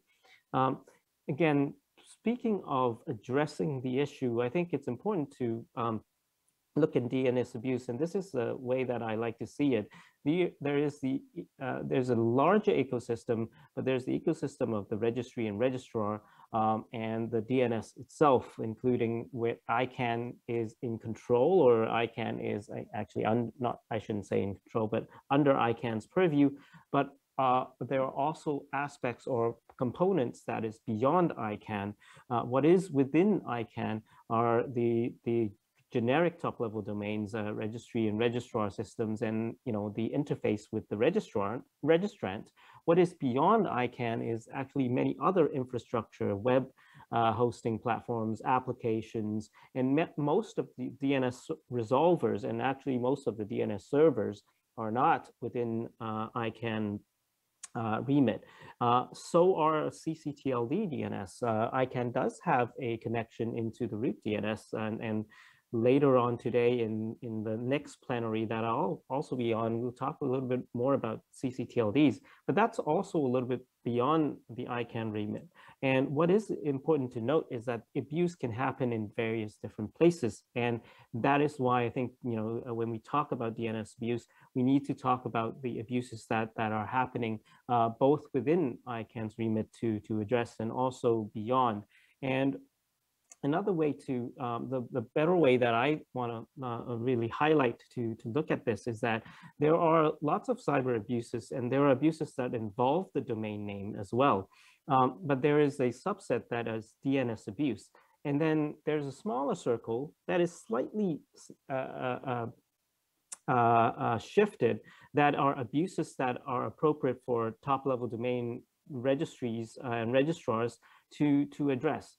And the reason why it's slightly shifted is that there are abuses that are not DNS abuse, and maybe today we can talk about it. It's related to the domain names, but there are abuses of domain names like trademark issues, like rights protection issues, like CSAM, which is child sexual abuse material, and those that are not necessarily DNS abuse, but they are abuses that registries related to domain names and registries are dealing with. And of course, there are DNS abuses that registries deal with. And I think one of the more established description these days is that really DNS abuse is about these 5 areas: phishing, malware, botnets, farming, and also spam as a vector of delivering these type of abuses. And then another dimension that is often discussed these days is especially about whether the registration itself was malicious to begin with, or whether a domain registration, a domain was actually compromised, whether the registrar or at the DNS. So the registration itself is compromised. So this is sort of the lay of the land when we talk about DNS abuse, and also talk about domain name abuse. Recently, I want to note that there has been, as I mentioned, there are many aspects that ICANN is unable to, it's not appropriate for ICANN to directly kind of quote unquote regulate, but there are other things that registries and registrars can do. One of the recent examples is our work at .Asia with TWNIC, which is a mutual trusted notifier mechanism. In fact, we have put it in place, and it is operational at this point. There's a secure channel between the 2 organizations, so that if one organization observes domains in the other organization's zone, we would alert them to it through an expedited process and through takedown and suspension processes. So this is one of the things that we are trying to do. And this is, I think, for .Asia, we see it as a small step. But hopefully these type of initiatives can drive a movement that can continue to bring DNS abuse down. And I forgot to mention one very important aspect is that you see I highlighted that the trend seems to be going down. Another important aspect is that there are, it's only a very small percentage. We're talking about a 0 point something percentage of domains that are affected. Not to say that it's not an important problem. I think it is an important issue that needs to be addressed. But we need to put it into proportionality. And when a registry takes down a domain name, it takes down the entire domain. So subdomains and other websites that might be hosted on the same domain. The easy example is Facebook. If there's a Facebook page that is having a problem, you won't shut down the whole facebook.com, right? I mean, that's a very easy way to understand it. But for registries, there are actually different types of registries as well. And I close by saying that we are launching .kids this year, and we're working, .Asia is working to help .kids get launched this year.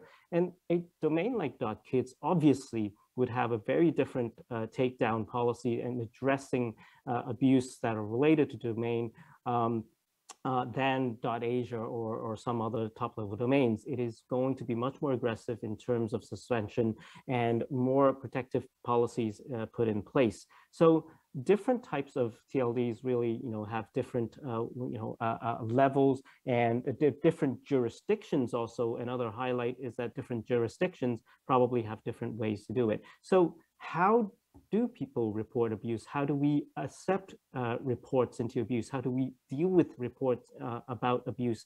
I think these are probably some of the things that is good, and we'll listen to Alban, Thomas, Graham, and Henry about further how these abuses are reported and addressed.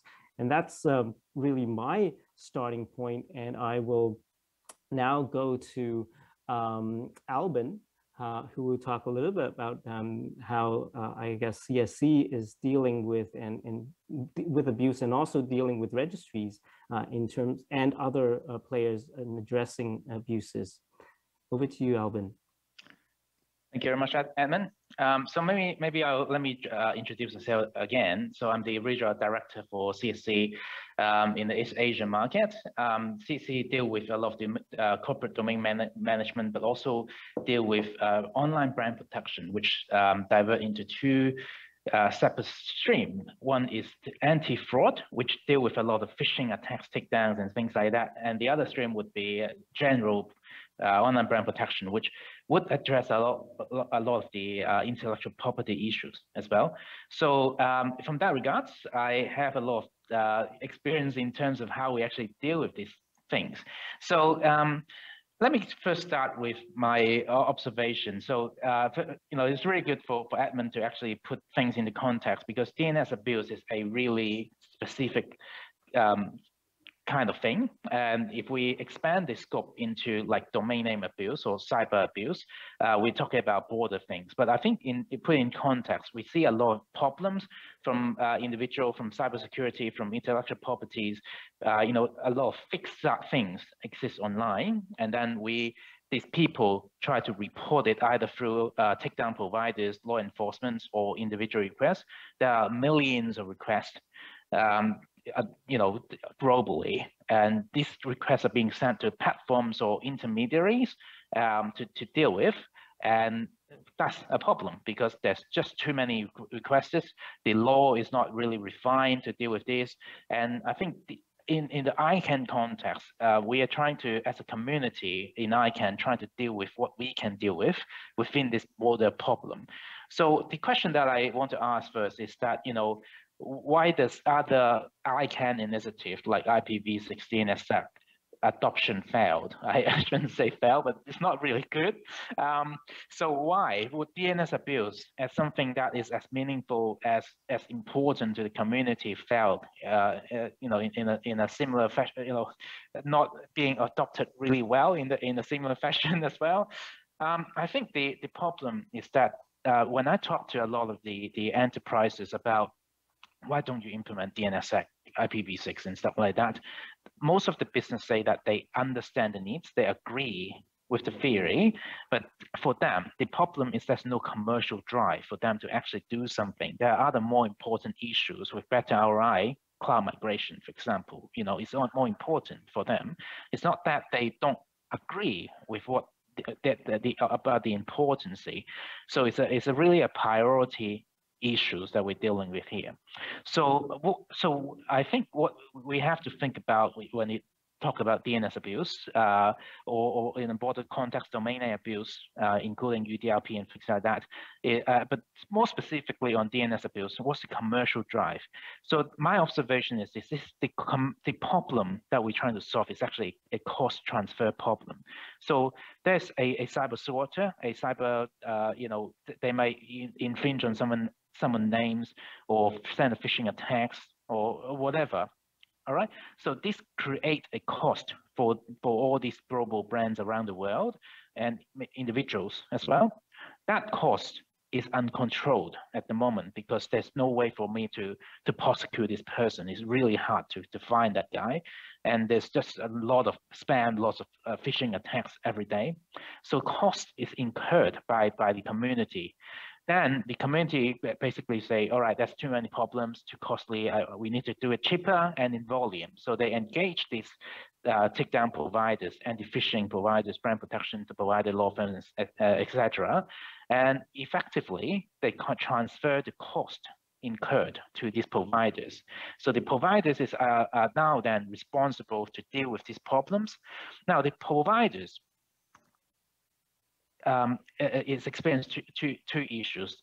They are forced by the brand, the victims, to do it cheaper and faster because you know everyone wants to increase ROI, right?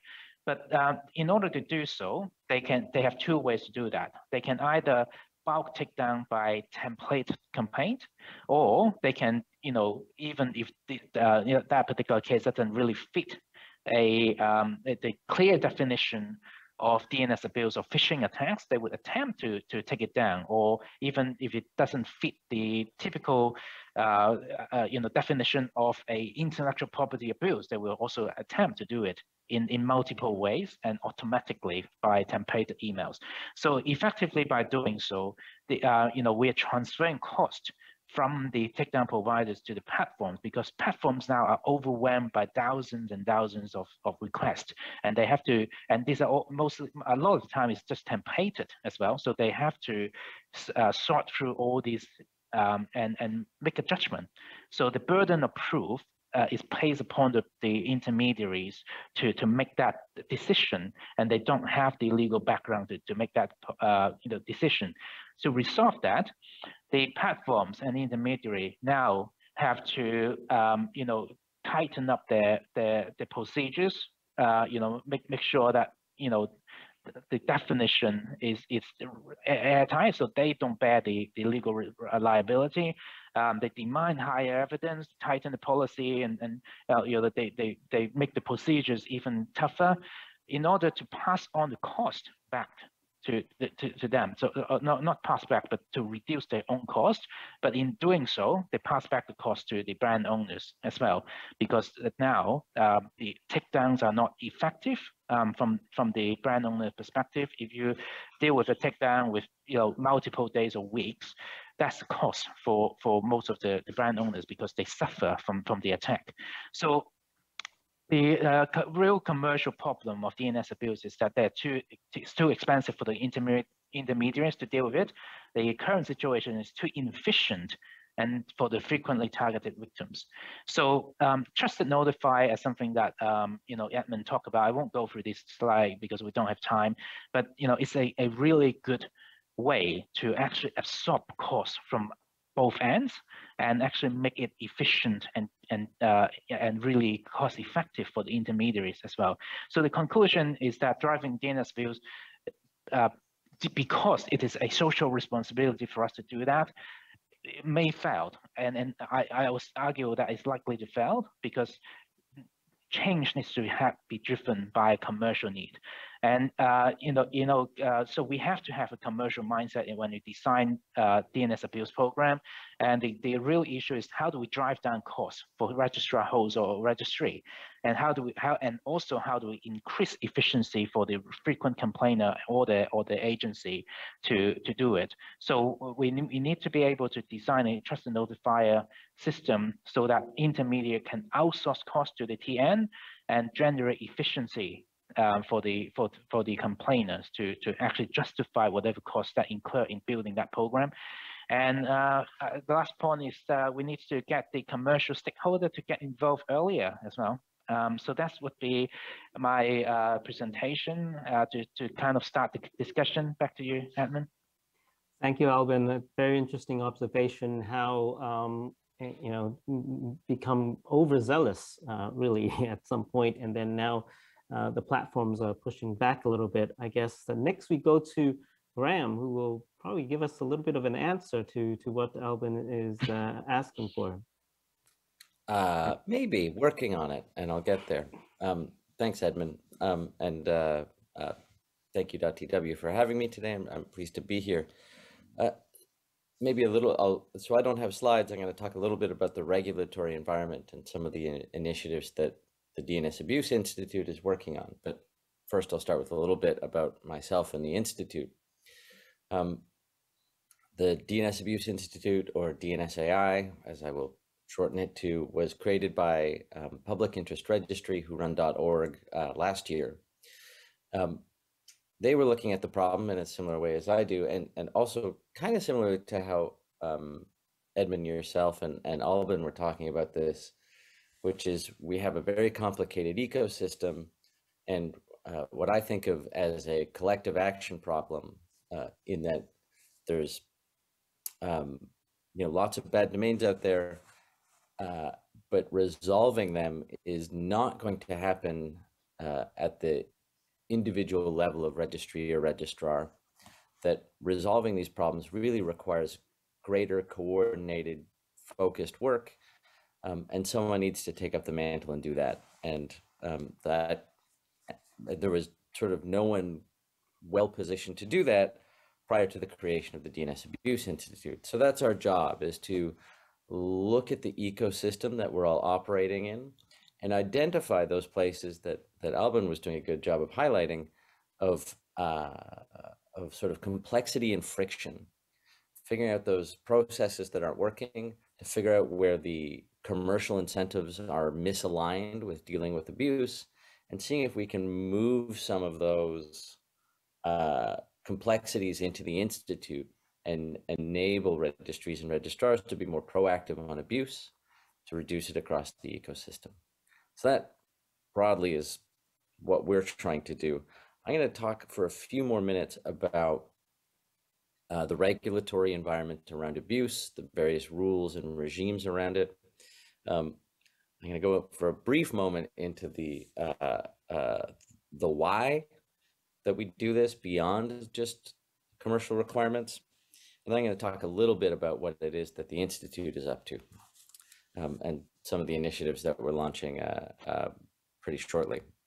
So the regulatory environment for most registries and registrars, at the very most basic level, you've got your local laws that everybody has to comply with. That's sort of an existential threat for everybody. If you're not obeying local law, you need to start doing that. Beyond that, especially for GTLD registries and registrars, there's the ICANN context. You have a contract with ICANN.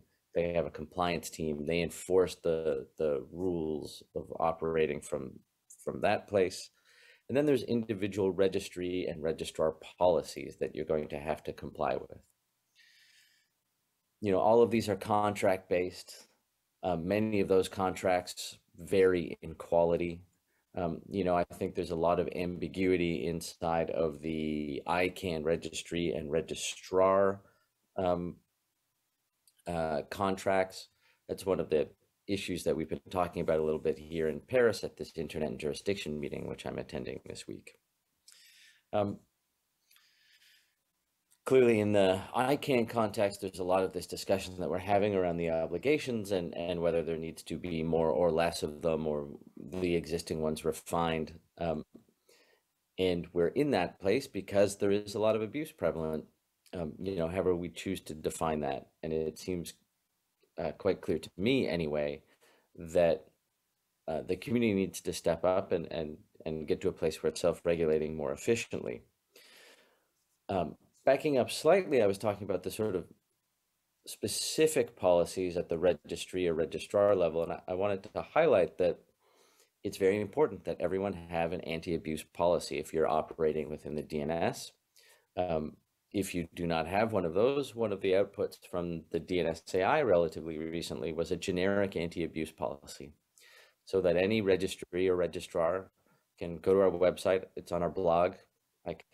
I'm not sure posting the link in the chat will be helpful, but you can go there, you can see this generic abuse policy, you can basically put your name in it, your organization's name, post it on your website, and now have like a pretty solid legal backing to then go be more aggressive on abuse. And it's going to signal to everybody that you're engaged and active on this topic.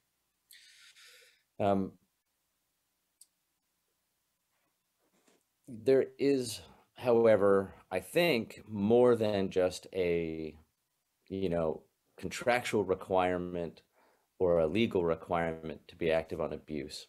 And this is sort of to Albin's point, not enough, but I think it's important to mention why we do this, why we're active on abuse, which is that for all of us here, we're enjoying the benefits in some way of operating as part of the DNS, by running a registry or registrar, or engaging in this ecosystem as a host or a DNS provider or something like that. And so if you want to enjoy the benefits of the ecosystem, I think it's really important that you do so responsibly, and that you understand the obligations in a sense that are moral that come with that. I think of this a little bit like pollution, that harmful domains, malicious registrations being used for bad activities are the pollution of the DNS industry. And for a long time, we've been negligent. We've been letting that pollution out into the world, into, I'm sort of murdering this metaphor a little bit, but, out our smokestacks of the industry into the air, and really not being thoughtful in how we're doing that. And so we've treated it as an externality for too long. And now we're beginning to try and get our arms around what it is we need to do to stop that.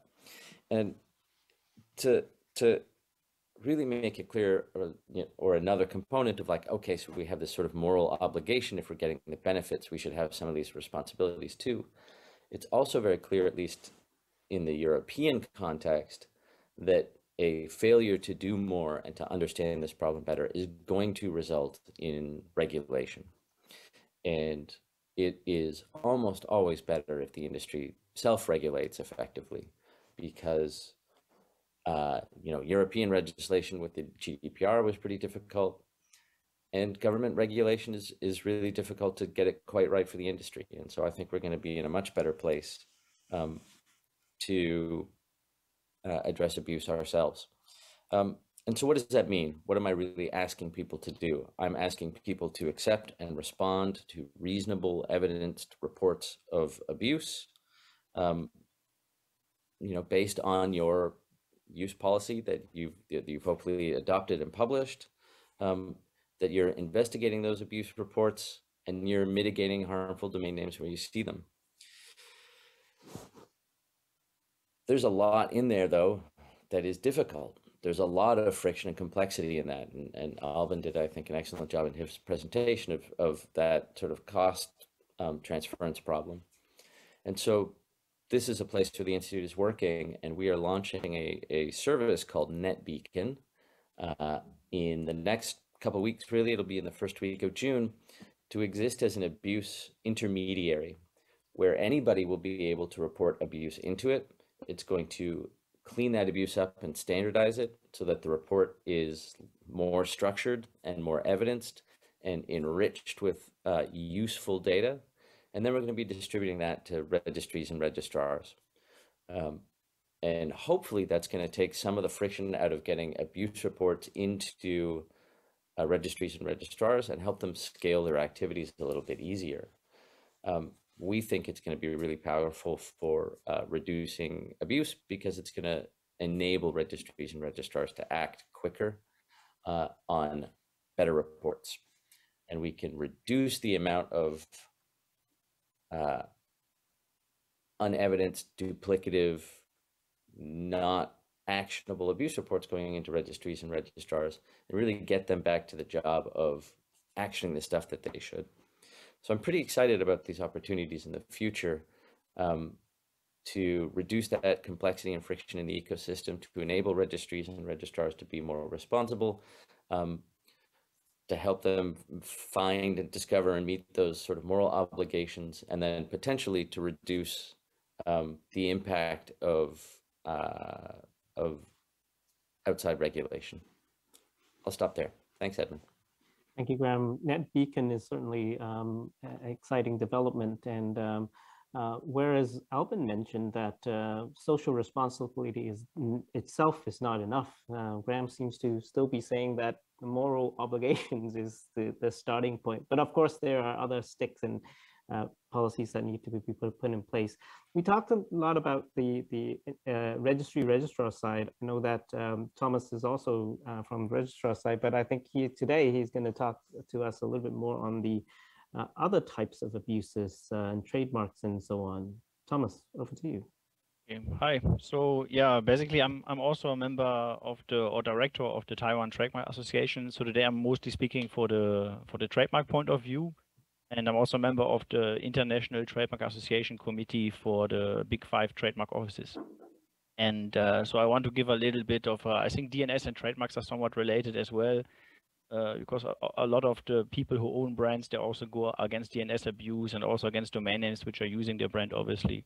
So I want to share a little bit about how it overlaps with trademarks and what's going on with trademarks and domain names, but also to some of the upcoming legislation in Europe and from ICANN as well, how they consider to stop the DNS abuse. So I guess you can see my screen, right? So I guess you know this bird, right? So this bird is Twitter, correct?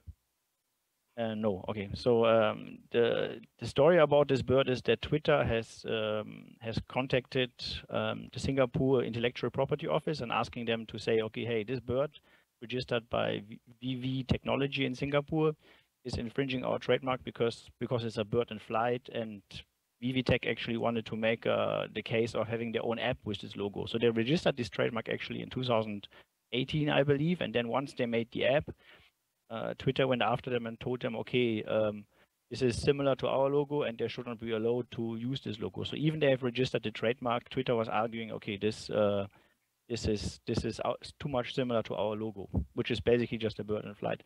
So if you look at the, okay, just a moment, yeah. If you look at the Twitter logo, how it evolved over time, you can see that it used to be also different kinds of birds, other kinds of birds. So the argument there was, okay, hey, we had a logo which was different, which was similar before, and because they're using the same kind of applications, like an application on a mobile device, there's probably a lot of confusion there. So in the end, the Singapore Trademark Office ruled in favor of Twitter, and VV Tech can no longer use this logo as the app logo. And for me, this is a bit of a surprise because, I mean, for you and me, probably, obviously, it looks like it's different. But the Singapore Trademark Office still says, okay, it cannot be used. They can, of course, still use it in other jurisdictions. They can still use it anywhere else. So the question then is this decision global or not? It's not. It only applies to Singapore. And so VV Tech can probably still use this logo on their app in other mobile stores. They can still use it in anywhere where Singapore is not located. And most of the times you will see that Google or Apple Store, they will probably ban it because they say, okay, Twitter is also in this jurisdiction and you cannot pick a different logo for a different market. So they are basically screwed about this. And for domain names, there has been something similar, which is the case of booking.com. 2 years ago, there was the case of the US Supreme Court who decided, hey, is booking.com a generic term or not? And what happened is .com is a generic term and .booking is a generic term. So the question was mainly, okay, can they, because they're using this generic term distinctively in the market, can they prove actually that booking.com is a trademark? So in the end, the Supreme Court said yes, okay, it is a trademark, and it's no longer generic. So the impact for that was that because of this acquired distinctiveness, is that even afterwards now in the domain name industry, you will have other intellectual property office decision like WIPO who may decide now in favor or not in favor of other generic domain names. And in 2020, this has already happened. So there was a case of a company called Space, which is written with an S, and they basically said, okay, because the WIPO said because this is a generic term and there has already been a ruling that booking.com was also a generic term, but because the domain name is not enough used in the market, it cannot be said that is actually a valid trademark. So the complaint has been denied for this WIPO case. So normally one could also go ahead and say, okay, any domain name which contains Apple is no longer a WIPO case because Apple is not distinctive enough in the market with the name apple.com. So, well, I'm not sure. And another similar case was with Barcelona.com, which dates back in the year 2000. And at that time, the complaint was denied. But if we go back to this case and the reasons given at that time, probably nowadays, because of booking.com, this case would have been decided in favor of the Barcelona.com owner. So yeah, so that's basically about the trademarks and how it inflects with domain names these days. In terms of ICANN and registrar, registry, reseller relations, and in the end the registrant, I think Edmund, you already explained it very well and much better than this in your presentation. The problematic which comes always is this: it's a problem of who's responsible, right? So it's the ISP, is it the DNS provider, is it the registrar, is it the reseller? And a lot of times someone who wants to complain has to go back and forth, and if it's even the DNS provider or a CDN in between, it becomes even more complicated. However, what's happening now is that mainly due to GDPR, ICANN has implemented the SSAD, right? So in a couple of, probably not before 2030, the SSAD will be available mainly so people can get a faster response, who is the owner of a domain name or who's the one who should reply to requests to modify some things about the DNS. And the even bigger problematic about it is actually the so-called NIST directive in Europe. So the NIST directive in Europe was already existing long before the pandemic. If you go to this website, you can actually click on the different icons and see who's responsible in different countries in Europe for different things related to abuse. So energy might be different companies, health might be different companies, sorry, not companies, but government organizations in the specific countries, which all have their own different rules and own different language. So this, for me, this is not much different from the DNS or registrar registry system, where you have different kinds of legislations. I think it's a good example, Europe, because Europe is supposed to be like one big block of countries, right? So which are supposed to have the same rules or rights for the citizens. And what Europe now is doing is they are changing this. They're saying, okay, we're going to have a NIS2 probably next year, way ahead of SSAD from ICANN. And it's going to ask for more responsibility of the registrar as well. So it used to be like 29 years ago, we said, okay, on the internet, nobody knows you're a dog, right? And it's going to change now with NIS2, because in NIS2, which is coming probably next year or the year after, there will be an obligation for registrars, at least the ones who are based in Europe, to have accurate data of all the registrants. And this goes probably across all TLDs, across not just CCTLDs, but also all generic TLDs, some of them which are registered in the Cayman Islands from the registry. So they will all be forced, similar to as it happened with GDPR, to be in line with this standard. And the registrars in Europe already try very hard to fight against this or make sure that they don't put all the obligations on the registrar, which is mainly, of course, collecting the registrant data, but also the registries are at play and also the registrant in the end, or the resellers.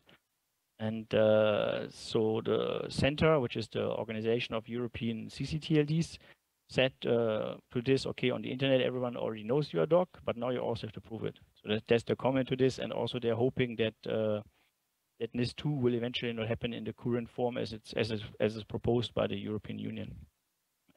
Because as I said, the main issue is that it actually fails to recognize that DNS providers are not the same as the registrars. The hosting providers might also be different from the CDN.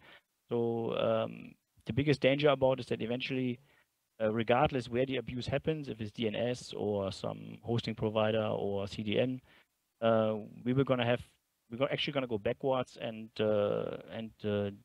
regardless of having GDR, which is increased privacy, we're going to have more players which within 72 hours can ask who owns this domain name, and then do this action accordingly. So this is before SSAD, right? So we have to see how SSAD will eventually adapt to this, and if it eventually happens at all.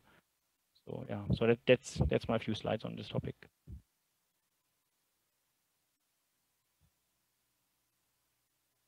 Gotta find my unmute button. Thank you, Thomas. Very interesting, especially on the jurisdiction issue and the European, the EU initiative and NIS2. I think most people know that in China, there's these real name systems that are similar. I would only say similar. It's actually, you know, you can draw similarities, but obviously it's very different. But and I think this is one of the things I will go back to Albin and Graham on. But last but not least, would like to pass the floor to Henry, which will probably talk about how the courts deal with this, especially when Graham says when the industry self-regulation fails, probably. Henry. Yes, do you hear me? Yes. Okay, we are talking about the moral duty or the social responsibility. Now we are talking about Singapore, EU. Now we are talking something can be enforced in Taiwan. So I would like to, that's my assignment work. I would like to introduce two cases in Taiwan and in the court.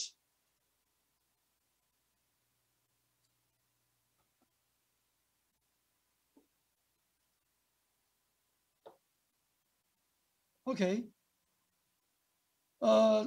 here's the two cases, and have all dealt with in the Taiwan court. The first one is cybersquatter case. The registrant filed a lawsuit against the trademark holder after UDPR decision ordering to transfer the domain name. And the second one is the copyright case. The unlicensed copyrighted product was sold into Taiwan market from the Japanese website. The copyright holder sued the seller who provided the link of the above website. And you can see the case number on the slide. If you have the interest, you can look up on the internet. Okay, and before we go to these two cases, the jurisdiction issue here is there a reasonable connection between case and the court? And is the internet itself could involved that could constitute a reasonable connection between the case and the domestic court? And if yes, is there any restriction or exception? Oh, let's go to the first case, the cybersquatter case. This is the case between Taiwanese domain name registrant. He regists tvbs.com, and the component is TVB.HK. And on December 11th, the Asia Domain Name Dispute Resolution Center panelist, he made the UDRP decision that this domain name should transfer to TVB.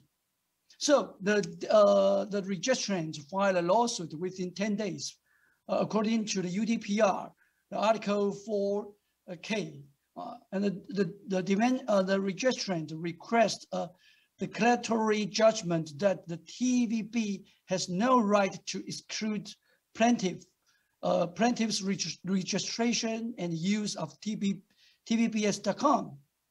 And on 2015, March 10th, the IP court's first instance made the decision that the case dismissed because the Taiwan court has no jurisdiction. And after 3 months, the second instance vacates that judgment. And on December in the same year, the Supreme Court said yes, the case dismissed decision should be vacated.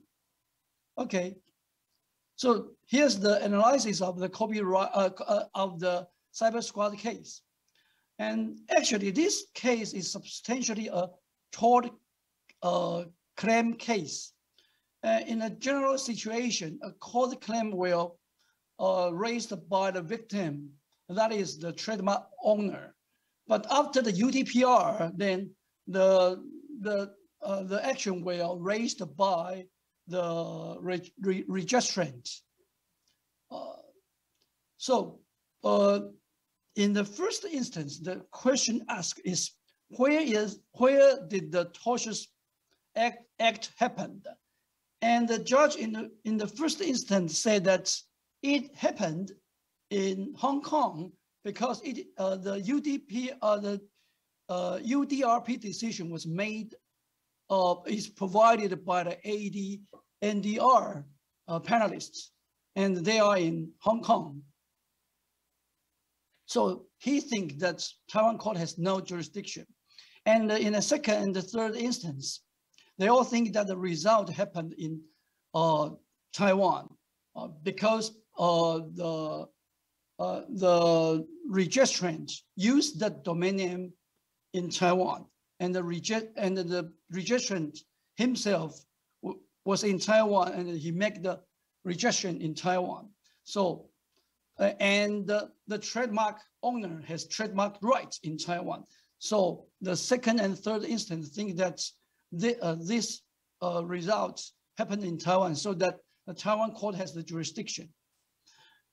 And there is another issue also discussed in the second instance, that is the mutual jurisdiction prescribed in the rules for UDPR able to be a legal basis for jurisdiction. And then the second instance think that, yes, it's also a legal basis for jurisdiction in this case.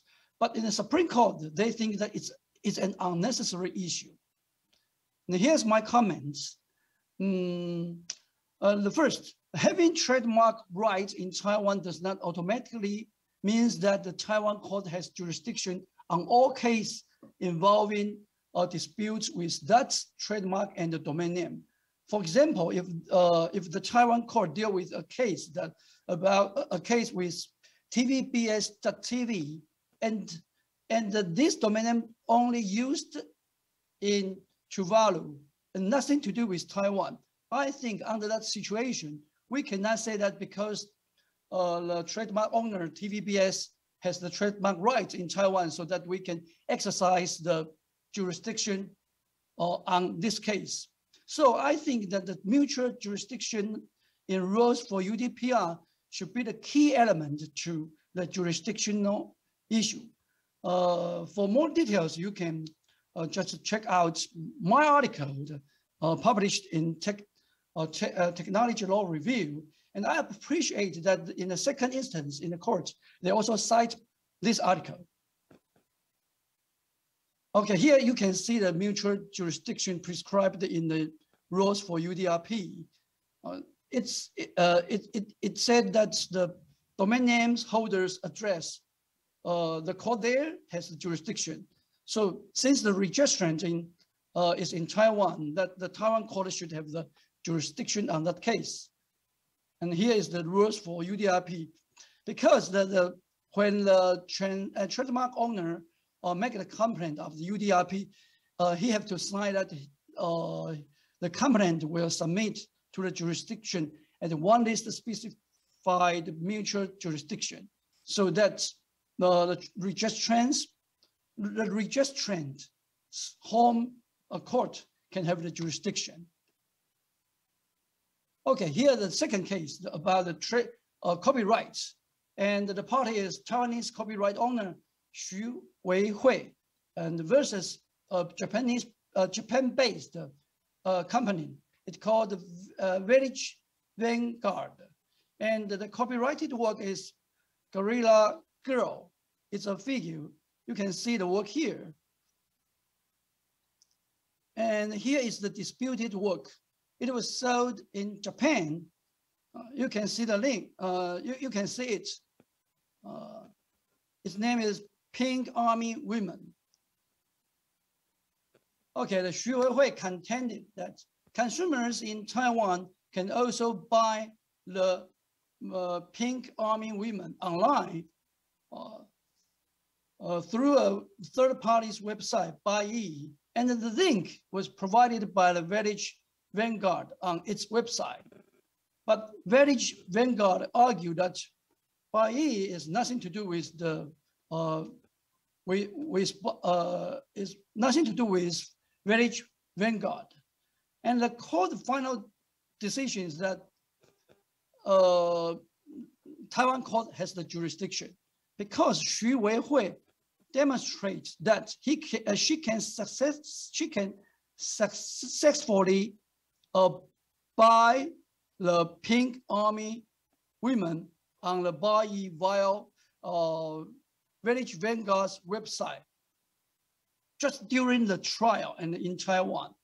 And the Buyee was contracted with the a company, which is a company 100% invested and controlled by Village Vanguard. Therefore, Village Vanguard could contribute to the infringement, and the Taiwan court should have the jurisdiction on the case. And here you can see how Xu Weihui demo in the court and during the trial.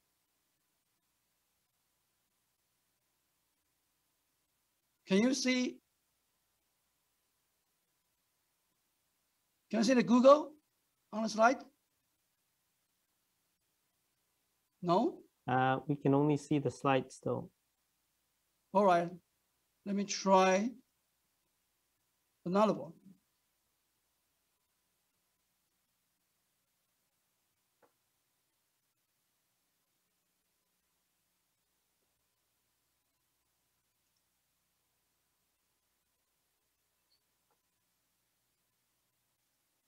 Okay, it's a attachment. Do you see it? The Google. Yep. Yeah, I can see it now. It's a attachment of the judgment, and the judge just tried to tell us that he can how can Xu Weihui link to the website that can buy the unlicensed product. And the first, you can go Google and input the Village Vanguard, and you get the website. And from the cart, when you click the cart, and it shows that the overseas customer, please click here. Then you will go to a web page that provided by a traditional Chinese edition. And you can buy that unlicensed copyright product there.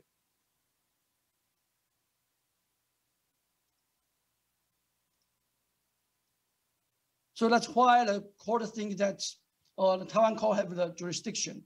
So here is my comment. I think that the court's final decision is correct, but not enough for the public interest of the internet community.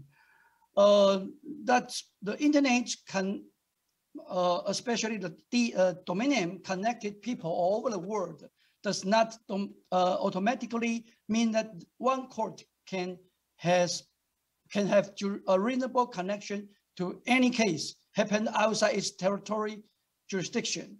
And then the Taiwan court can reasonably exercise its jurisdiction against the Buyee and its controller, not only because people in Taiwan can buy the disputed product on Buyee's website, but also the BI is targeting to the Taiwan market as its market. So you can see the web page that is it's already provided by a traditional Chinese edition, so that it try to connect with the people or the market in Taiwan, so that it is reasonable for the Taiwan court to exercise its jurisdiction. Okay, thank you for your attention. That's my presentation. Thank you. Thank you, Henry. And very interesting 2 cases. And it seems to tell us that a lot of things really depends, and the jurisdiction is very complicated on the internet. I would like to open the floor. I have some ideas for a couple of questions, but let's see if anyone from online or from the floor in Taipei would be great to hear from you in Taipei. Any questions there? Is there any question? I understand we should have an MC help us with this. Yes, we don't have any question from on site, and we don't have any question from online. There is no question at the moment. I will continue to open the floor. Please come to the mic, but I will start with this. It seems like we're talking about trademark infringement. We're talking about DNS abuse. One of the, I guess, hot topic in some ways, in fact, it's so hot that registries and registrars used to not want to touch it at all, is what if a domain straddles both? A cyber squatting situation that is set up soon to become a phishing site. What are your thoughts, Alban, Graham, and Thomas? Maybe I'll go first. Please. We see a lot, and it's increasing as well. When you show the graph showing how DNS abuse is decreasing, it's somewhat contradictory to a lot of the other research which shows phishing is increasing as well, because phishing is part of the DNS abuse definition. I think that has a lot to do with how do you actually define phishing in the first place. A lot of the time when we see sometimes we have contention with our own customer as well, because my customer think this is a phishing, but I don't think this is phishing. Based on my technical definition, it's not qualified as phishing yet. But for them, how do they care? Or they for business users or a individual, they don't care about the definition. It's really meaningless for them, because all they cares about is that I am suffering lost at the moment. Just for example, there's a bank website, a fake HSBC bank web page. It doesn't have the login function. It's not a phishing site. A lot of the time they would build their website, a fake website, but not engage, enable that particular login function just yet. So how do you define that? I think phishers are also getting smarter as well. If you all narrowly define DNS abuse as really strictly speaking a phishing, they will increasingly learn techniques to bypass that definition as well. So I think in a nutshell, I think it is a big problem, and I also think that when we build the foundation of DNS abuse, hopefully that foundation could eventually expand into other types of things as well. Because as a registrar or host, we deal with both. And Thomas talked about some of the European law. If you look into some of the new European law as well, they also focus on harm as the definition, and whether it is technically defined as phishing, it also brings harm. So I think eventually we have to deal with this as well. And isn't URS and UDRP sufficient? It's not, because it's too slow and too expensive. People don't like it, to be quite frank. It's effective in some way, but it's not very effective, especially against something like phishing attacks. It's really too slow. URS is also too slow. I don't know whether we should go into too much details, but that's the kind of the community feedback at the moment. Understand. So I wonder, Graham or Thomas, so what can we do? This is pre-crime, right? I mean, we can't do pre-crime either. So I think we get into a so this is an interesting thing where, and a topic I'm working on right now is what is a malicious registration? You know, what is phishing? You know, if it's a domain name that looks registered specifically for that purpose, and whether the phish is actually implemented or not is really interesting. So if it's, to make this a little more concrete, let's say it's login-pay, or like, let's use HSBC, you know, login-hsbc-support dot something that doesn't exist, dot example. You know, can you figure out if that is malicious or not from just that string? Now, I have a hard time imagining what not harmful purpose someone's going to be using login-hsbc-support for. But it's not impossible. Would I think it bad for a registrar to take action on that? No, I think that would probably be a reasonable choice.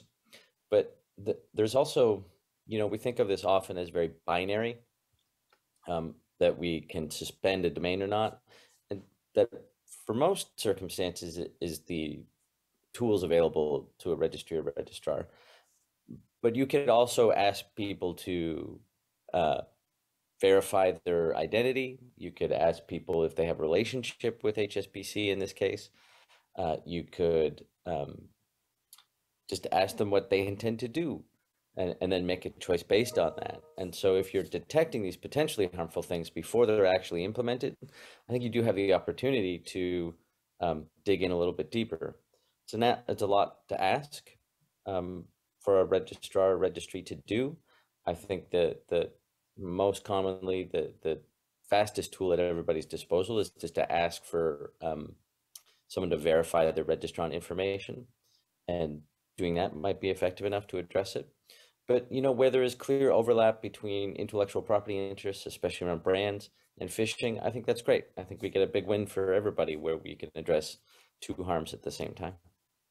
Yeah, it's very difficult situation. In fact, I have come across a case where a provider registered a name such as that, like the brand name, let's pick on HSBC again, to set up a test site for their potential client, and got completely shut down, and didn't work.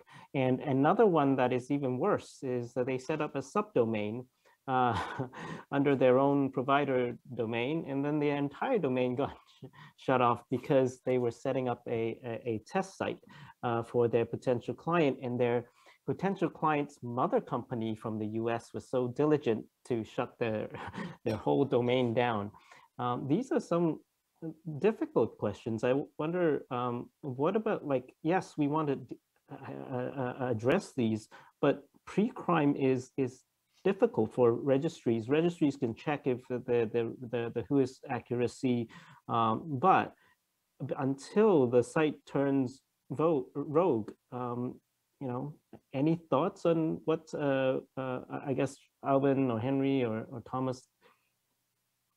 Well, the issue is actually that no matter how much pre-checking you're doing, no matter if you force the registrars to check all the registrant data or the registries, even if everything is valid, it doesn't stop crime. You know, it can still happen that someone is using hacking the hosting or whatever. It's or maybe I mean, there's 100 kinds of cases I can think about which is influencing the domain name or the hosting where it is, or where it can be used abusively, including email, including spam. You know, so there's a lot of things which you cannot really solve by rename registrations, which you cannot solve by putting more work on the registrar to validate the things, right? I'm talking for the registrar perspective, but the same applies for registries.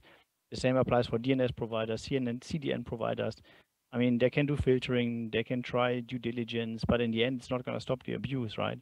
I mean, just because someone has a driving license doesn't mean that he will not be driving recklessly or cause accidents. So I think, and I hope that the organizations like ICANN and also the European Union stay in the reality and let the market regulate itself like it happened in the couple of years before. I don't really agree that there is a problem. I think considering what could be happening in the internet, and I know there's a lot of fraud, I know there's a lot of cybersecurity risks, but those risks will not go away by imposing additional regulations on the people who are registering domain names or who are managing the internet. At least that's what I think.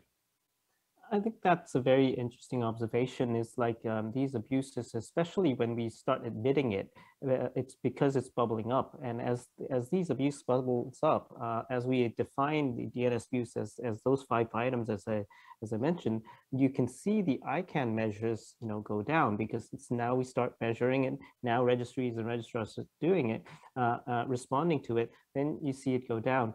We're talking about certain abuses that hasn't bubbled to that level, at least for it to be there, to be admitted and responses to be addressed. One challenge, of course, is also I think Henry highlighted is jurisdiction and so on. EU, Thomas, you specifically mentioned. So that might cause the European registries to have to do certain things, but won't the abusers go to somewhere, other TLDs that are not within those jurisdictions? I guess maybe I can, I certainly agree. Regulating is not ideal on the internet world, especially governmental regulation, because that's, I would say, it's go against the whole architecture of the internet as it is intended. But I think, I don't think we can ignore all the harm that, it creates as well, because there are a lot of people trying to abuse the goodwill and the freedom, and we have to, in some way, able to control it as a community, if possible. But if I had to address earlier question from you, Edmund, I think the example that you raised is really depends on a few principles, and I think it's really about the cost transfer issues that I mentioned in my presentation as well. For example, in one of the cases that you mentioned, then is the registrar shutting down that domain name belongs to a legitimate site, but have a bank name in a subdomain level. That's inappropriate, because they shouldn't be shutting down the whole site, right? So, but the problem, if you look at it, is that do they know that they should not be doing that? I think they may know that, but it's an operational problem. They employ a lot of people dealing with a massive amount of abuse complaints, and sometimes they sleep. That might actually be the case. It's unintentional. If they have another person evaluate the whole same case, it may not happen. But the problem, why are there so much of these sleeps, is because at the moment the intermediary absorb all the cost. They receive all the complaints. People expect them to act quickly and accurately, and they assume all the legal risks as well. So they have to act as well. They're facing pressure all the way around. So if you imagine that, and one of the problem it might be that even you can argue that the banks or the intermediate or the vendor helping them to send that notice should not be sending it in the first place. It may also be because of the problem that I mentioned is automatically it's detected, they send an automatic takedown notice.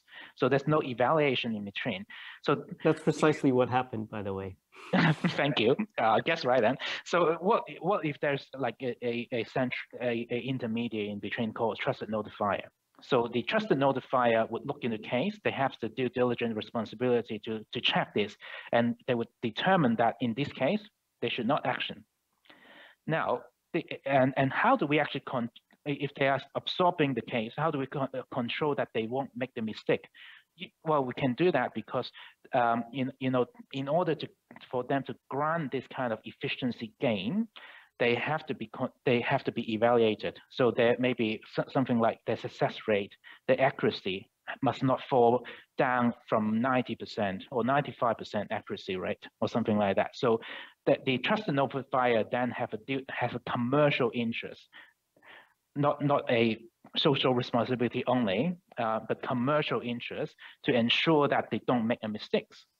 So this is the way that you create a system with a commercial interest to ensure that long term you are able to resolve this complex issue. And so that's my opinion. That's interesting. So 3 strikes and you might be benched for a while or thing. One of the interesting points about, if I may add, about SSAD, which is coming up in a couple of years, is also that bad registrars or bad registries probably who are not complying or there will be statistics. So part of SSAD is also to have statistics. So we will actually see which are the registrars who are the most abusive, which are the most the ones who are abusing the most. And one of the problems I saw with ICANN sometimes is even if a registrar is extremely abusive, and we know they register a lot of fraudulent names or for phishing, there hasn't been much action happening actually. So even with SSAD, it's still questionable if there's going to be something happening to those registrars or massive abusers. Yeah. Graham, you wanted to respond? Right. There's a couple of things in here around sort of the volume of abuse and measuring abuse that I think are important to unpack, as well as Thomas, what the SSAD is supposed to do. It's not going to be a tool for measuring abuse, and it's not really specifically about abuse. It's really just about access to registrant information in some fashion. And so it might be abuse related, but not definitively. And so I be cautious, I think, putting too much hope on what is going to come out of that particular service when it eventually comes into place. There's sort of a related bit around people conflating mitigating abuse and registrant information and how to get access to it. That is probably a separate discussion, but for most registrars, they don't need access to registrant information to mitigate abuse because they've already got it. In regards to understanding the scope of this problem and whether it's growing or not, if you look at ICANN's domain abuse activity reporting and sort of putting spam aside, because A, there's lots of it, and B, it's and so that muddies the waters a bit, but B, it's really hard to mitigate at the DNS level. You know, the problem space at any given time is somewhere between 150,000 and 250,000 domain names engaged in malware, botnets, farming, and phishing. That's a lot. And, you know, measuring domains or counting domains is not a really good measure of harm because one domain can be particularly harmful. But on the sort of give or take 300 million domain names that exist, it's not bad. You know, there's still clearly room to get better. The problem is we don't have any specificity now into what's happening in that 250,000. We don't really know where they're located. We don't know at which registrar or registry. We don't know anything about what's really driving those rates of abuse. And so this is a project, again, that the DNS Abuse Institute is working on. We'll be publishing robust, transparent, detailed, and specific abuse reports on malware and phishing starting hopefully in about July. And I would get to, I think, the place that Albin was talking about, which is, you know, what do we understand what's happening inside this space? And my sense is that it's going down, but I don't think we know enough. And Albin, if you've got good sources on it's going up, I think it would be very great to hear about those one day. And so that's the sort of like, we just need to understand this landscape an awful lot better before we can begin to make some choices. But I sort of alluded to it earlier in my ramble here, but we don't really know what's driving abuse, and we don't really know what our end game is. You know, we're not going to solve cybercrime. We can't do that at the registry or registrar level. We can't prevent the things that are causing it. What we can do is make it awkward and expensive enough that the cyber criminals, the people implementing these phishes and botnets, etc., are finding other mechanisms or leaving the traditional DNS for other places because it's inconvenient. And that's good. You know, the more inconvenient we can make it for cyber criminals, the harder it is for them to attack people, to impact end users. And you know, I think that's the goal we're striving for, rather than like somehow eradicating all abuse. forever. Thank you. Henry, you wanted to see if you have anything else to add. You mentioned the mutual jurisdiction rules is very important in the UDRP as understanding the jurisdiction. Listening to all these abuses that are, utilizing the DNS, any thoughts on, how jurisdiction issues might impact how we deal with these abuses? I believe that judges in the court prefer the technical solution instead of the case raised in the court. And we hope that there are technical solution to deal with that. And we have bear in mind that we cannot just solve all the problems. But I agree that if we can decrease that, that would be a better idea. Yeah. Thank you, Henry. And with that, we are at the end of the session's time. Thank you so much for joining us. I guess the topic is ongoing. As I started this discussion, I realized I sat on this panel more than a decade ago. I'm thinking that more than a decade from now, I probably would be sitting on the same, no, not the same panel, but another panel that talks about different types of abuses. Because the reality is that I think it is evolving, but as it evolves, I think it's important to be proactive in the discussion. And I certainly believe, the trends that ICANN report is showing is reflective of what we are measuring. The things that we are measuring, we're seeing it drop now. The problems are some of the things I think Alban and others have raised, that it's not quite getting into the measures yet, but how do we get it on the radar screen is probably one of the things. So with that, thank you everyone for joining me. And this is the end of the session. Thank you. And over back to you in Taipei. I understand that we are unable to hear them. There's a little bit of a technical glitch, but I guess I'll say goodbye from here now. Thank you. Bye. Thank you. Thank you very much. Thank you, Mr. Chong, for moderating the session for us. And thank you to all panelists for a very lively discussion about the jurisdiction on domain name abuse. Ladies and gentlemen, we will now take a short break. Our next session will begin at 3:30. So please be back by 3:30 Taiwan time. Thank you very much.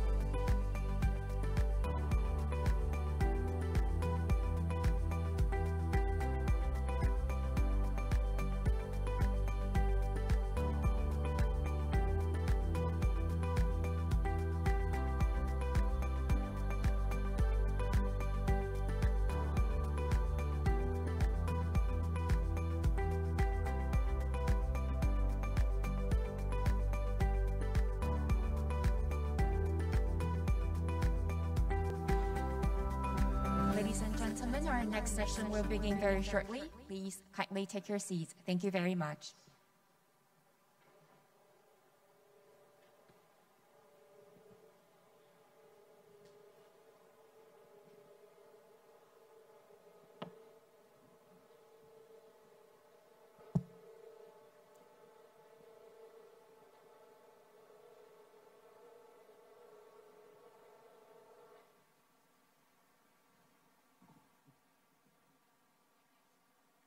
Ladies and gentlemen, welcome back. This session features TWIGF, the Taiwan Internet Governance Forum, in which we're going to discuss RFC 1591 and the principles and guidelines for the delegation and administration of CCTLDs. The moderator for this session is Chairman Guo Wei-Wu of Taiwan Internet Governance Forum. Chairman Wu has extensive experience in technology, management, and policy. He was the Deputy Director of National Center for High Performance Computing, where he was responsible for TWNIC backbone operation, which serves all the universities and research institutes in Taiwan. He is also the co-founder of Asia Pacific Supercomputer Center Consortium. He has been actively involved in ICANN activities since 1999. I will now hand the floor to the moderator, Chairman Wu. Chairman Wu, the floor is yours. Hello, my friend. You might be surprised, me and Kenny is wear the mask in here on the stage because Taiwan, the pandemic wave just coming up since about 2 weeks ago. Oh, Akinori, you are good. I think Hans is refused to wear the mask, right? But anyway, first of all, this session, I first like to introduce my panelists. The first one is the farthest one. I think you are in the Netherlands or Norway right now. Hans, where you are? Today I'm in sunny Amsterdam. So okay, yeah, I understand. And so we have first panelist is Hans-Peter Horan. He's a managing director of the RIPE NCC, and we know each other for more than 20 years anyway. And the second one is my old friend, the Akinori Maimuna. He's JP Nick, is an ICANN board member right now. And also, we know, I think, since 1999 till now. And the third one is Eamon Chong. Yeah, it's about the same. We know each other a long time ago. He is CEO of the TWSIG, and also just appointed to be the ICANN board last year, right?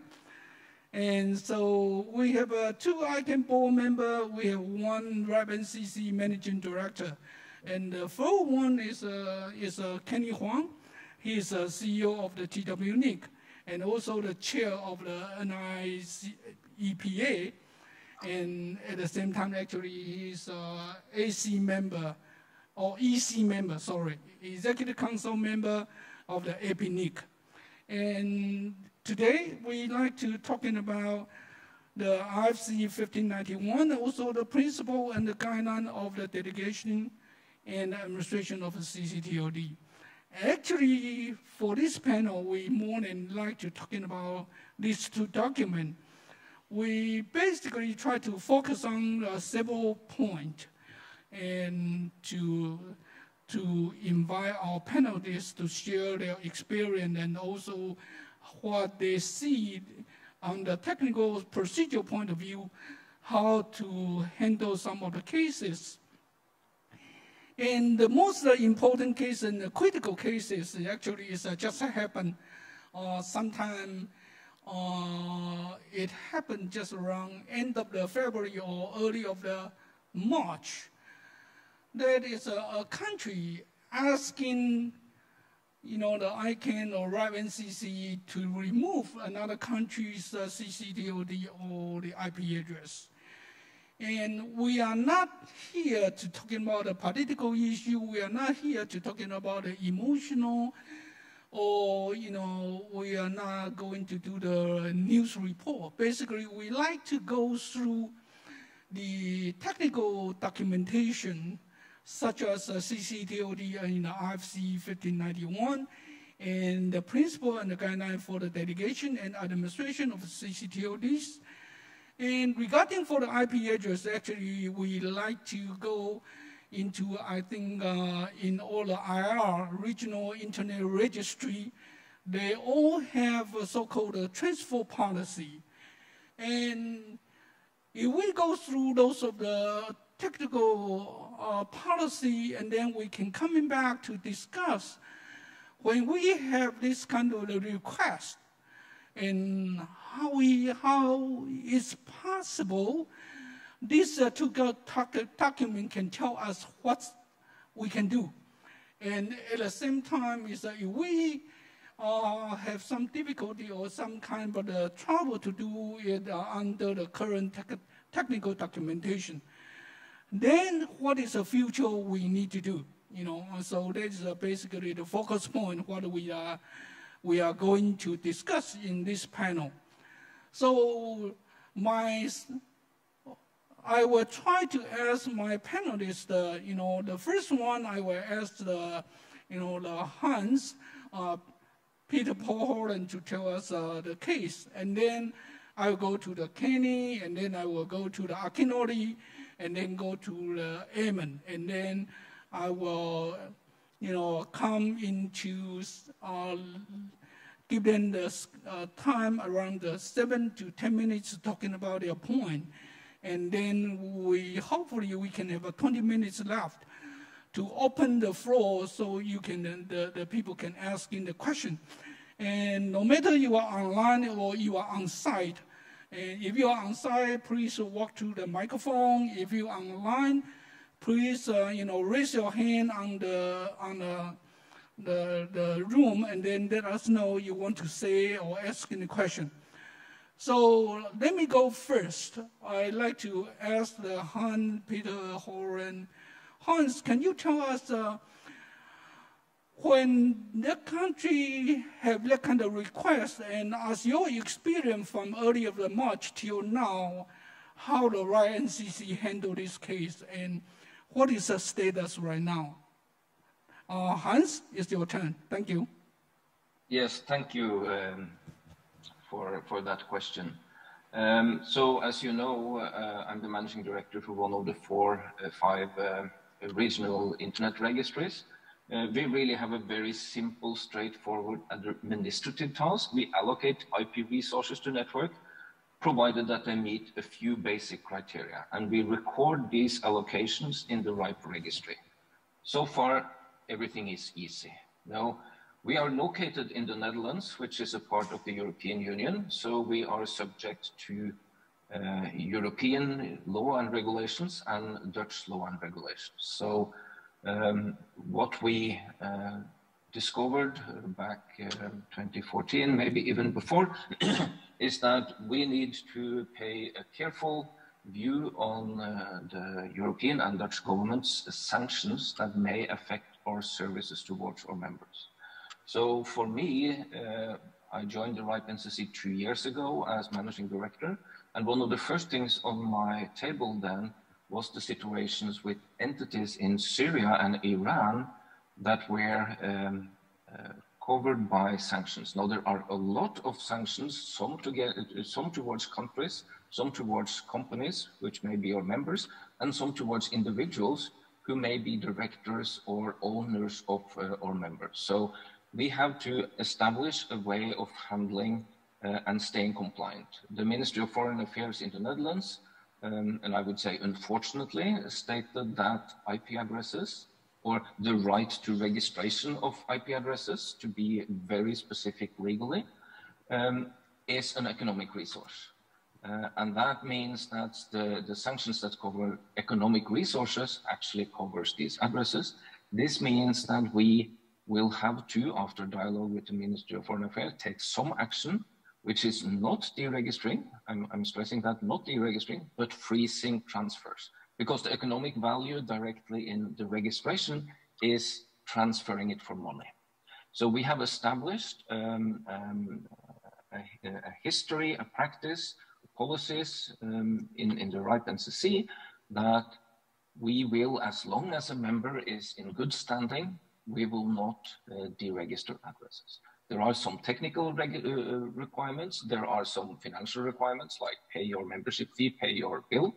But other than that, the bar for withdrawing IP addresses is really high.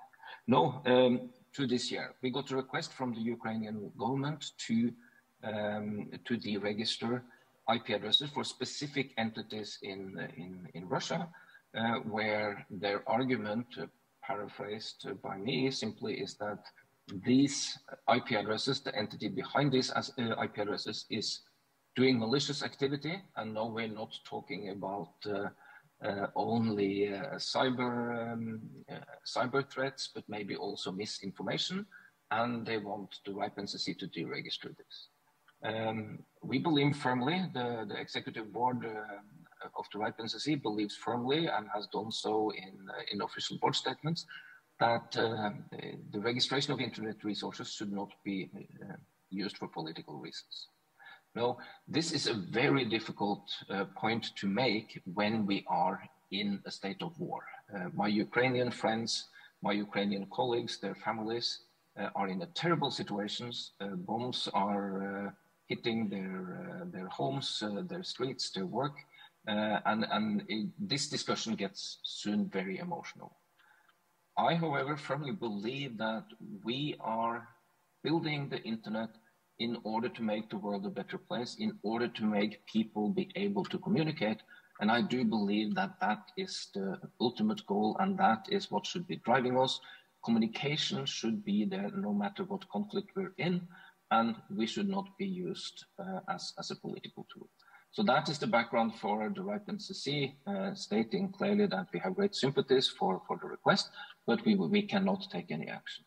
And if you think about it the other way as well, if somebody is actually doing cyber warfare from a range of IP addresses, it's important that the registry is accurate so that you can see who is actually behind there, so you can take other actions. So taking a phone number out of the phone directory does not stop people from using that phone number for malicious activity.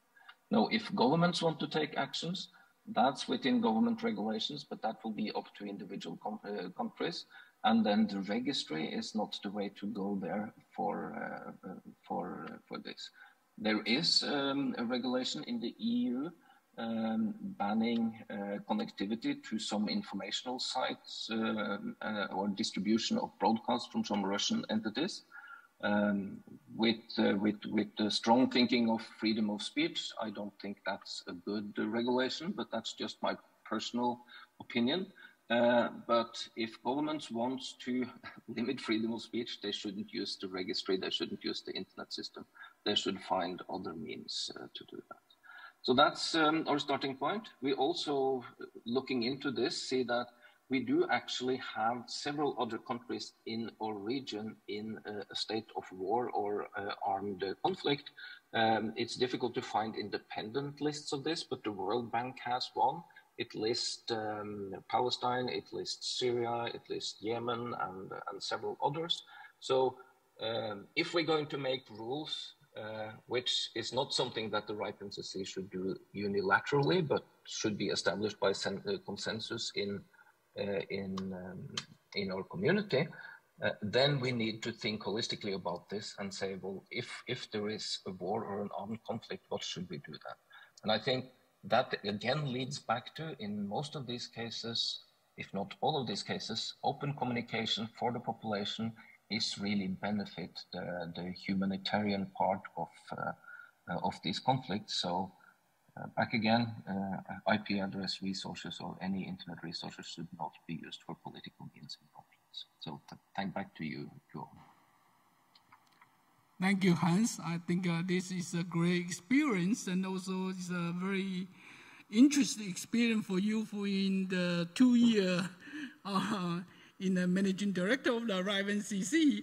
I think that should be a great experience to share with other IR to know how to handle these cases. You know, I think this is quite dramatic.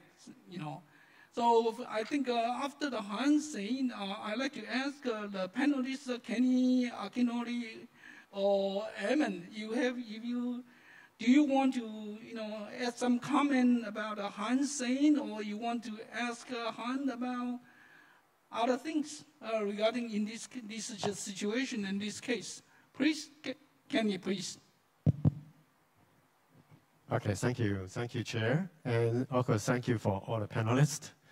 I should put my head into different position, and basically I'm also the chair of ICANN CCPDP4, stand for Country Code Policy Development Process Stage 4, and the CCPDP4 and basically covers three proposed function or proposed policy. The first policy is try to identify the variant management for internationalized domain name for country code. So that's quite technical consideration, especially ICANN has tremendous work for the label generation rule for the root zone. So this kind of task or policy basically will align with the label generation rule for the root zone. Second policy will be related to confusion similarity. If any new string or any new submitted generic top-level domain that have created confusion with the country code, then how we going to dealing with that kind of string confusion similarity? That's the second part of the policy is going to discuss. The third part of the policy will be selection and deselection policy for a country code. Basically, you probably asked me the question. We already have several country code top-level domain, for example, like Taiwan.tw, Hong Kong.hk, Japan.jp. But basically, at that time, we're back to 30 years ago or 40 years ago, there's no official policy to standardize the approval process to adopt a country code. So until now, even now, we don't have very official policy to adopt the international domain name for a country code. So the purpose for the policy is try to, how are we going to formalize, standardize the selection process for a country code, especially on IDN. And that's one mission. The other part of the mission will be the selection policy. If the country code no longer apply for the eligibility to be applied as an eligible country code, I can take down the country code from the root zone. That's the second policy. So that basically covers what we intend to do for CCPDP4 for IDN. So that's basically need to just recap what could be anything related to our discussion later. And second part, I'd like to echo Hans-Peter Holland's statement because we should consider from different region, two different regions. The first region is from internet governance perspective. For example, like all the policy I discussed previous, like a CCPDP4, variant management, the selection process, or any confusion similarity. All the policy, all the guideline was developed by the community.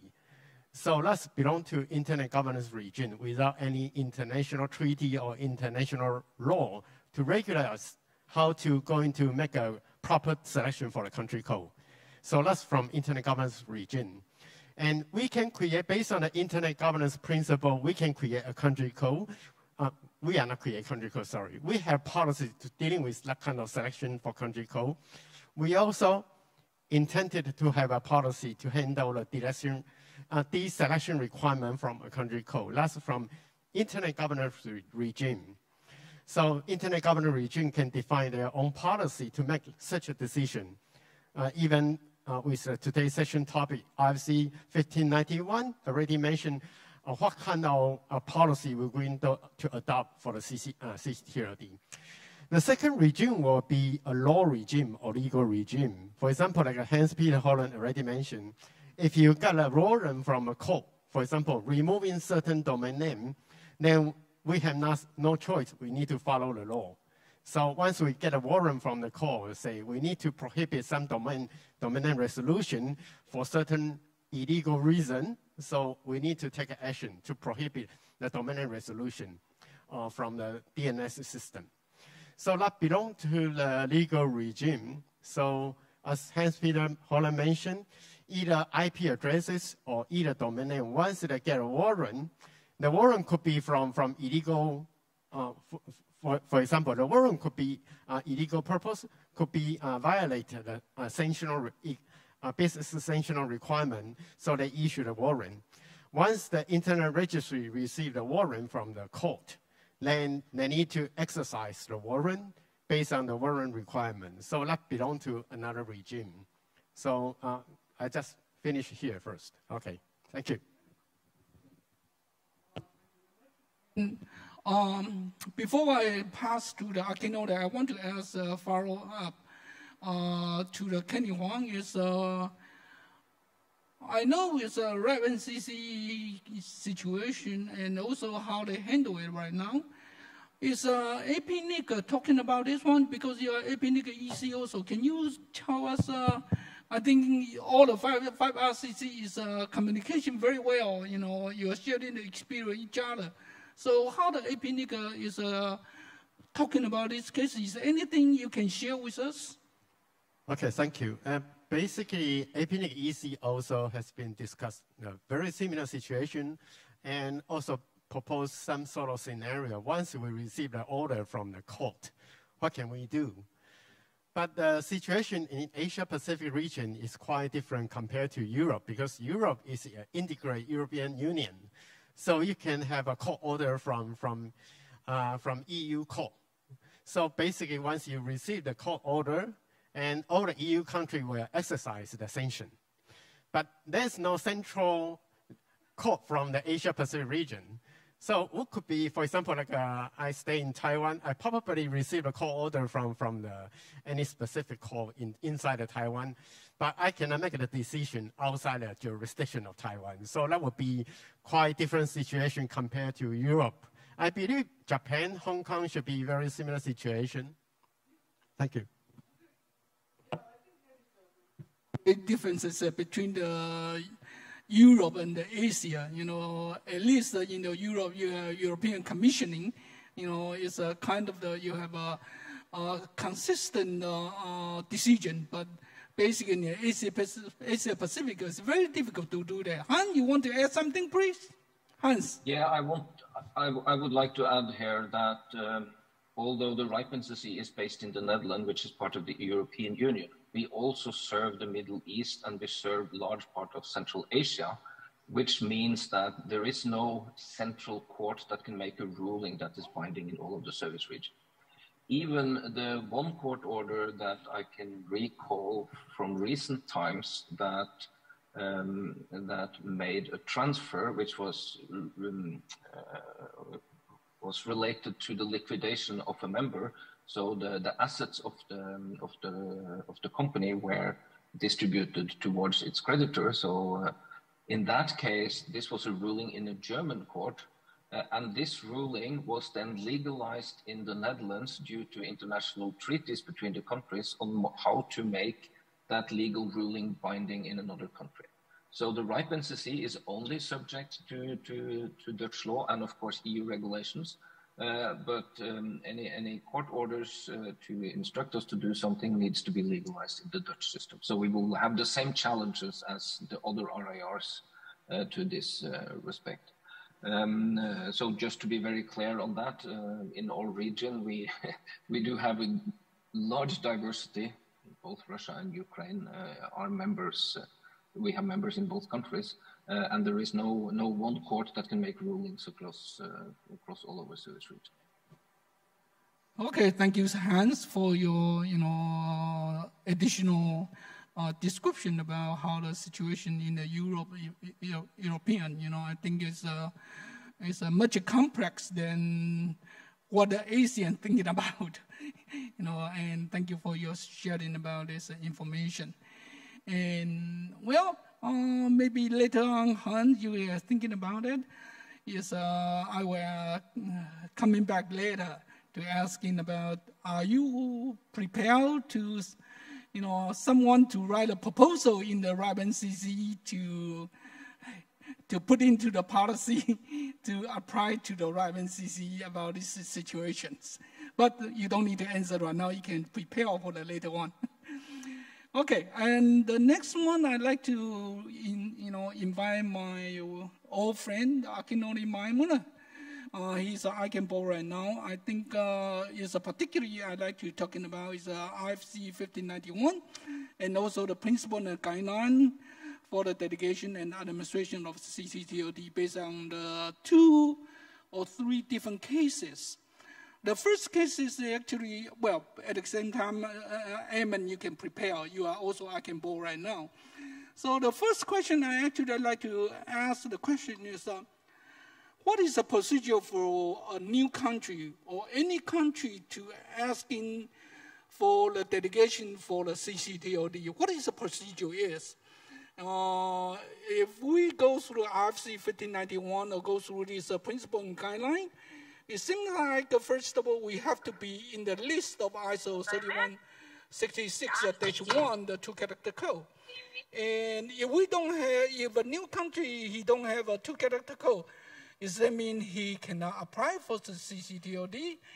And if they do, then the next question will be thinking about, I will ask the same thing is about how's it going on, about how it's going to happen for the redelegation. As you know that, you know, sometimes the CCTLD administrator will be fail to perform in certain country, then the local government is going to change them, or maybe in some of the country they are, you know, auction their CCTLD to the operator, and they continue changing the administrator.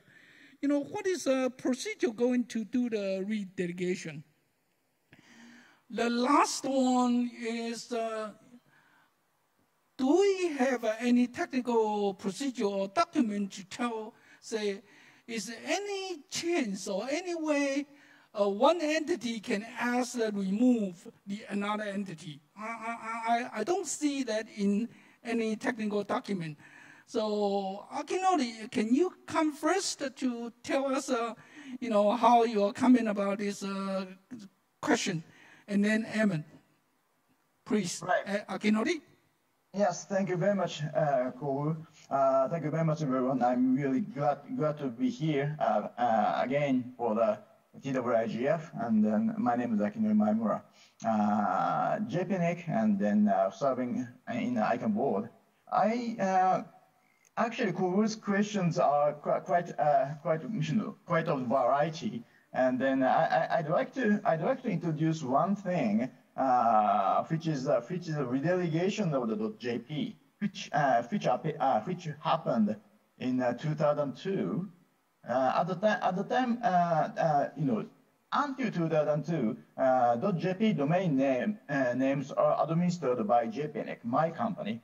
And then that's really, you know, really the timing of the commercial internet is getting bigger and bigger, and then we need to catch up the, you know, the processing speed of the domain name registration to the another scale. Then the JPNIC at the time decided to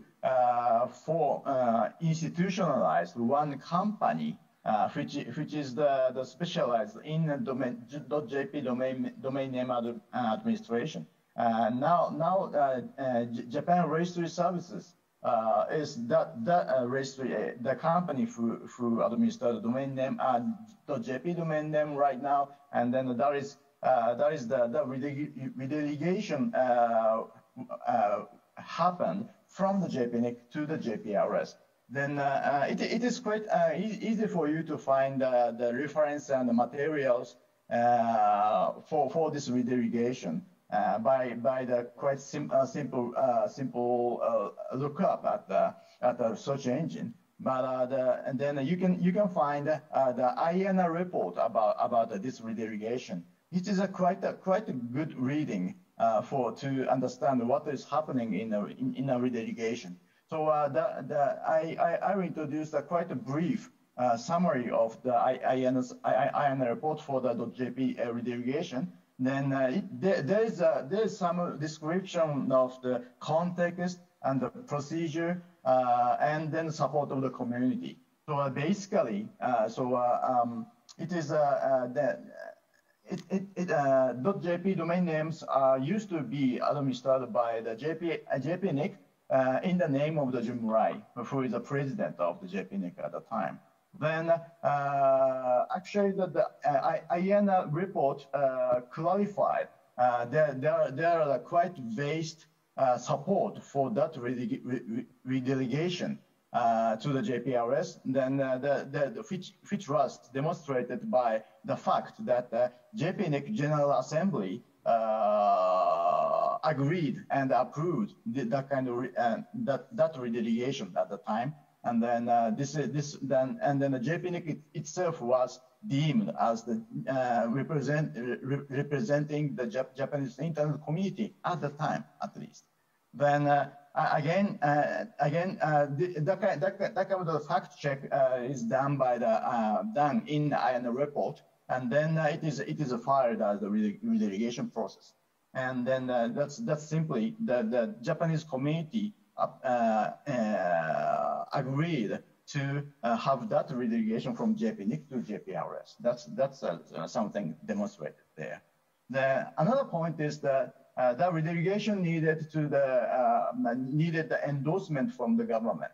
Then the government ministry for in charge of the telecommunication at the time issued endorsement letter to the ICANN as CEO, and then this is another demonstration of the support of that kind of redelegation happen. So these two elements are quite important to make the redelegation happen. So that kind of the process is thoroughly followed in that redelegation process. Then I think this process is quite robust for that managing the CCTLD. So that's again this document is publicly available and then easy to be searched. So I'd like to encourage you to have the quick read at least. Then that's from my side. Thank you very much. Thank you, Akinori-san. And the next one to the Eamon, I think more than the same three questions, I would like to ask something more. The reason I want to ask something more for Eamon, because if I remember, Eamon, you are doing the backend operator for Macau, right? You did, right? And as I remember, that Macau actually they do have a redelegation because they changed administration from university to the local governments. So you maybe can share the experience about how that transfer is going on. What is the procedure you're going through that?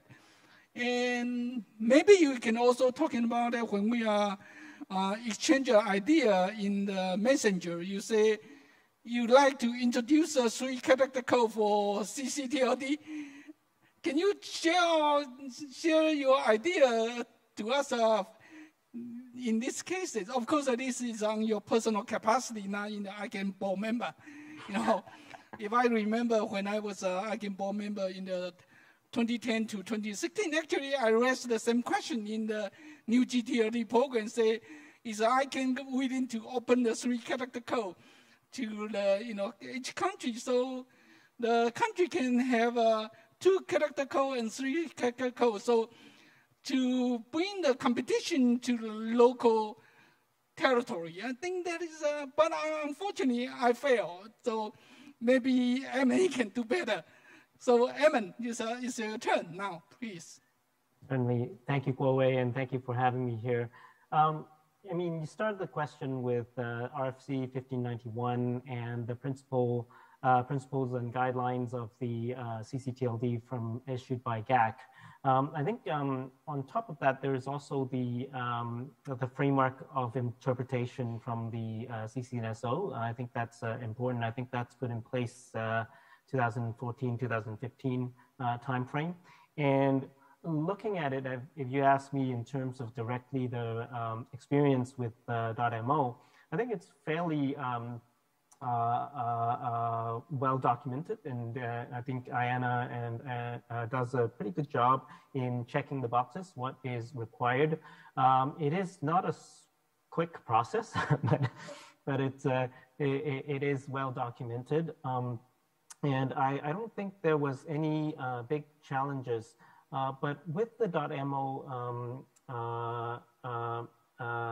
that we have been supporting, actually, it was moved from the university to under the government right now, and .Asia is supporting the Macau government in operating .mo. What we do have a situation there is the situation with the IDN CCTLD. The IDN CCTLD, unlike Taiwan and China, which got through with the IDN variant TLDs, unfortunately, the .Macau variant IDN TLD is not in place, and ICANN is saying that, well, IANA is saying that, Kenny, you have to finish your work first before the CPDP first, before that can be delegated. And related to that, and I think building on your question about those documents that cover CCTLDs, there is a new document, I understand, that also looks at the membership of the CCNSO and how that takes into consideration IDN TLDs. So I think that is also one of the documents that talk about CCTLDs. Now, on that, and you asked an interesting topic about, taking away or revoking or revocation of CCTLDs. That I haven't worked on directly, but we do support the government of Timor-Leste as well. You might know that Timor-Leste went through a process of changing from .TP to .TL. That process has actually been completed, and I think you can see that there are these situations, and of course, a longer time back, we have Yugoslavia from .yu into .me and .rs at this point, and so on. What is interesting, you asked the question, how do you get in? I guess the ISO 3166 is the framework. And if you look at how .eu was established, there are very interesting history from that area as well. But as we develop, I think the CCNSO and the GAC are the organizations that drives these discussions, and the CCNSO, especially as Kenny mentioned, the CCPDP is probably where that is being actively discussed and talked about. Now, to your more interesting question, I guess the question about three-letter codes. So what was involved in the three-letter code area is a part of the principles and guidelines from the GAC that was issued in was 2005 or 2006, very early on, even before the new GTLD round came in 2012, definitely well before that. What that document says is that country names and designations of countries should be protected as well. And that further on was developed in the GNSO policies, and further with the GAC advice, and eventually in the new GTLD program, the country names and also three-letter country codes were were essentially not allowed for delegation and not allowed for application. I can highlight a couple of interesting ones, and one that's a very classic example is COM, right? So the three-letter code COM actually represents the Comoros, which is a small island country off the coast of Africa. So if you can imagine that country saying, "We want our three-letter code back." We also have an application for .idn. We talk about .idn and we think about IDN as the internationalized domain names. Last round, we had an application for .idn. That's actually the code for Indonesia, and therefore it was denied. And the one that circling back to Macau is interesting. I guess this is something that maybe some companies would be interested because it's MAC. and .mac would be pretty cool, I think. But I guess, you know, as joking aside, the topic itself is something that is, I think, very interesting. Looking at the topic, I think I personally think that we need to figure out the process to do it, but I think we tried it 2 times, the last round and also the subsequent procedures, but the GNSO and the GAC have not been able to come to any framework on this. But, you know, I'm forever optimistic. Maybe the next time we take a, you know, hack at it, we can look into it. One thing though, last part, I'm sorry I'm taking so much time, but one last item on the principles and guidelines that the GAC put out that gives us hope, or gives us an interesting silver line there, is in that document, it seems like most people forgot, but in that document, there is also the mentioning of ISO 639. It's a language code. GAC has also asked for you know, blocking application of language codes in top-level domains. But that is knowing that .pro is actually represents a particular language, was already in the zone. And subsequent GNSO policies actually eventually ignored that recommendation from the principles that you quoted. And today, I was just looking through it earlier, just before this session, and you know, .inc is in, .spa is in, .fan, .day, all of them actually are 3-letter language codes which are involved in that particular document. So to say that that document is therefore cannot be broached or breached is certainly not true. How we, you know, what are the processes and policies that needs to go through, and the discussion processes to make it into the GSO policies and the new GTLD policies, that is something interesting. But I think that's still a long road to go. Well, I was expecting that, Eamon, you are going to push that happen, no? Okay. I think before we open to the floor, I'd like to ask the last question, and the order will be a little bit changed. Is regarding, okay, Kenny, you want to add the comment about Eamon, please go ahead. Oh yeah, just a simple reminder to Eamon, because just an update, the progress of CCPDP4 is going to be finalized at the end of this year. That means all the policy will be in place, although it needs to go through ICANN board approval. But as long as everything goes through the due process, there's nothing surprise, because that's a bottom-up decision process.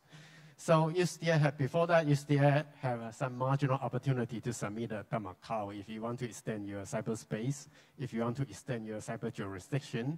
Then once during this period, if you submit a Macau, that will follow the existing fast-track process. It's not policy, it's a fast-track policy. It's a mutual agreeable measure that allows to any territory to submit their top-level domain. So just sharing the information. Okay, thank you, Kenny. So, Eamon, you have anything to respond to Kenny, or is okay? Just quickly, yes, we have actually gone through that process, but ICANN says we can't have the variant. The simplified version of the Macau is not currently allocated. Okay, okay. So the last question before open to the floor, last question for all 4 of you is regarding for this request is happened in the IP and also in the CCTLD. I'd like to ask the last question is this going to impact to the cybersecurity for, you know, what we are expecting, the one world, one internet? Anyone want to say first? I know that Kenny, you make a slide before, you know, I'd like to ask, is there anything this will be impact to our cybersecurity case? Of course, cybersecurity is a very open words, you know. So Kenny, you go first, and then allow them, the other 3 can think about before they have a time to think about it. Okay, thank you. Basically, I couldn't map in these 2 different regions together, cybersecurity and internet sanction, because internet sanction is based on you trigger certain obligation, you trigger some certain illegal activity, so you have been criminalized by the court. So it's nothing to do, actually nothing to do with the cybersecurity, because it could be, the illegal action could be something related to cybersecurity, could be something related to any other issues. So from my observation, it wouldn't be a cybersecurity issue, but it would be a fragmentation of the internet issue, because once you exercise internet sanction, either you prohibit some sort of IP access, IP address access. If you prohibit any domain resolution, then that will cause the country, the suffering country, they will try to find a way to explore different internet. So probably, for example, you probably create another internet root system, try to find a way it goes out, because everything what I do has been blocked by the internet entity. So if we didn't dealing with this issue very well, it could happen. So in order to do that, I pretty much fully agree with some proposal called internet sanction principle. And we have some sort of internet sanction principle. All decisions we made were based on the principle. Of course, the court order is one of the principles, but I'm talking about internet governance regime. We need to develop internet sanction principle. Based on the principle, we develop a policy development process to identify what will be the proper principle to make such a decision with accountability and also with transparency to the public. And once we have that kind of principle, we are more comfortable to run in the sanction exercise. That's my suggestion. Okay. Is any other three of you would like to, respond to this question or add the comment above the Kenny talking about? Hans, you are prepared? Unmute. So when it comes to sanctions, the RIPE NCC Executive Board has made it very clear that we're a membership organization and we're here to serve all the members. And we will use any means, any legal means available to us to defend that. So although we have a situation that we have to carefully watch the sanctions and take action towards some very few of our members, it was in the beginning just 2 and now there are some more. Of course, with the new sanctions towards Russia, there is a very long list of sanctions entities that we have to investigate, but a lot of those are indirect and does not apply. But there is a larger number there. We are, however, in dialogue with both the Dutch and the European entities setting the sanctions to make sure that we can go in the direction that sanctions should not be formed to limit internet access. So I'm spending my time on making sure that sanctions have less impact rather than to create an open stakeholder bottom-up process to create more sanctions, because I think that no matter how we try to do this, it will have side effects. So in the US, there was a good news. There was a statement saying that the telecommunication services and registration services are not subject to the sanctions, so they have the concept of licenses, so that's been legalized. The mechanisms in the EU is a bit different, but we are working in that direction to make sure that sanctions should not apply. So that's where I would be spending my resources. Thank you, Hans. Akinori or Eamon, you want to add? Eamon, please. Not too much to add, but in terms of, I think, internet connectivity, I think the core aspect is the unified root system and also the unique identifiers of the internet. So both on the IP side and on the domain name side. I think you asked whether how it impacts cybersecurity. I think the fragmentation of the internet or creating alternate routes, as you mentioned, would impact and would present itself as a cybersecurity threat. Isolated private namespaces are obviously fine, and they were actually part of the design of the internet. But roots, or as you said, if certain parts of the internet is broken out and purport to be still part of the internet, then that presents, I think, a cybersecurity impact, so to speak.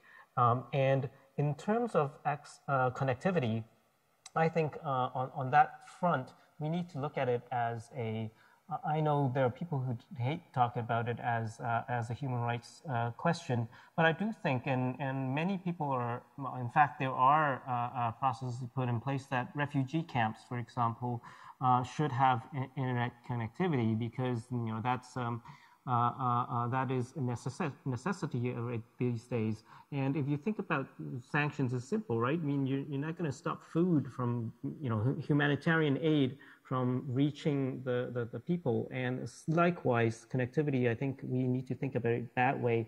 Although in normal circumstances, we tend to try to not say that connectivity is an absolute human right. But in these type of situations, I think we need to think about it. It's similar to humanitarian aid and that aspect of internet connectivity. Okay, thank you very much. Akinori, you want to add something? Or we can go open to the floor? Akinori. Again, as Adam said, it is not too much to add, but I really appreciate the Hans Peter's the blog post in the Live Labs that's called that titled "Open Internet Remains the Goal." I love that article, and it's quite articulate how the Internet Technical Committee and the coordination bodies are thinking about how the internet infrastructure should be. So in the term of the cybersecurity, it's still such kind of endeavor is still going on to have some kind of norms about how to deal with the cybersecurity internationally, and then it is envisioning some agreement among the countries how to deal with the kind of the norms. So I'm still looking for the really great coordination for the cybersecurity internationally should be established in some near future. Thanks. Okay, thank you. And now we can open to the floor. It's kind of a little bit difficult. It's the online people asking the question, but we cannot see who asking that question. We have a question, but we don't know who asked. So the first question I got is here. Is a panelist that can see that, or I need to read it? Okay, I need to read it? Okay. We have another moderator. He can read it for us. Go ahead. So here we have one question. This question is, following panelist Han's opinion, I understand that removing Russia's domain and allocated IPs will hurt the integrity of the internet that should belong to the whole global community. Yet I'm wondering if there is any cost-benefit analysis about it. Anyone would like to answer this question? Do we do the cost-benefit analysis? That's interesting. Anyone like to answer the question in here? Here, Kenny. We have a lovely Kenny to answer the difficult question. To dedicate to Hans Peter. You want to go first? Okay, please go. Hans, please.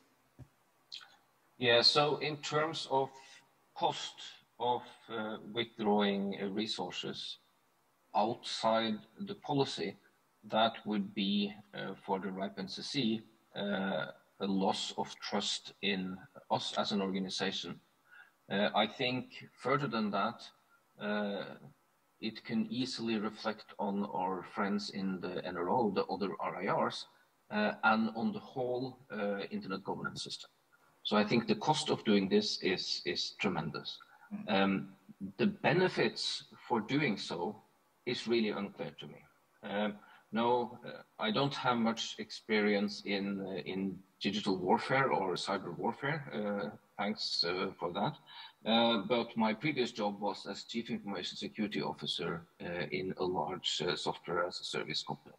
And when we saw attacks towards us trying to block IP ranges, which is what the effect of withdrawing resources would be, simply made the attackers move to something else. So if I block IP addresses from a certain country, well, then the attacks would simply move through botnets, through other means on different parts. So one attack that we identified in my previous job to come from a certain nation state, or it was actually a third party that did that for us, did not come directly from that nation state. It came through Norwegian universities with weak security. It came through American universities with weak security. It came from countries in the South America. But the patterns and the tool used in the break-in was an indication on where it came from. So blocking IP addresses, removing IP addresses from the registry is not a good means to stop any bad actor on the internet. So the benefit to me is very unclear. So it's very clear that the cost on the reputation side, on the trust in the internet governance system is going to be tremendously high, while the benefit is at the best very unknown and probably very low. Okay, Kenny, you want to add? Okay, regarding to the cost analysis, basically it was the task belong to the judge and belong to the prosecutor. It's not belong to us, because before they make a decision, they need to analyze what kind of cost will be involved, what kind of consequence it's going to be, so they make a final decision. So what we had is a decision is final. So of course, we are not criminal. We are internet intermediary. We are internet organization. We are not for a lot of profit, but basically we are not charity at all. So eventually, if we continue receiving the court order properly, we need to give them an invoice to see how to justify our cost in running that kind of sanction. Thank you. Okay, Akinori, Eamon, you want to add? Cost benefit. Yeah. Not much to add. I think it's what Hans said in general, but this is also a question that I think the framing of the question needs to be rethought a little bit because the benefit side is a perceived benefit that is not well informed. I think that's the main problem, and it's probably a worldview issue. I mean, you just want to stop everyone and just stop, and that's the part where Hans also mentioned, getting emotional about this discussion and decision, understandably. Okay, thank you. Akinori? It's very tall enough. Thanks. Okay, thank you. The second question is kind of in Chinese, so I have to translate for you. And first of all, I'd like to explain a little bit for these people asking this question. First of all, in this panel, we are not represent ICANN or any institution at all. So all the panels is in their own personal capacity. So not going to confuse this is not the official statement or something like that. If you want to see the official statement, go to the ICANN website or the RIPE NCC website, okay? The people ask this question, wait a minute, I still read it for you. The people ask this question is quite interesting, is that they say, that SU is the Soviet Union is not there for many years. Why the ICANN remove that SU from the root zone? And I think I leave to my panelists. You want to answer or you don't want to answer? Because in here we are talking about in the technical, we we are not going to explain why I can do that. It's not our position.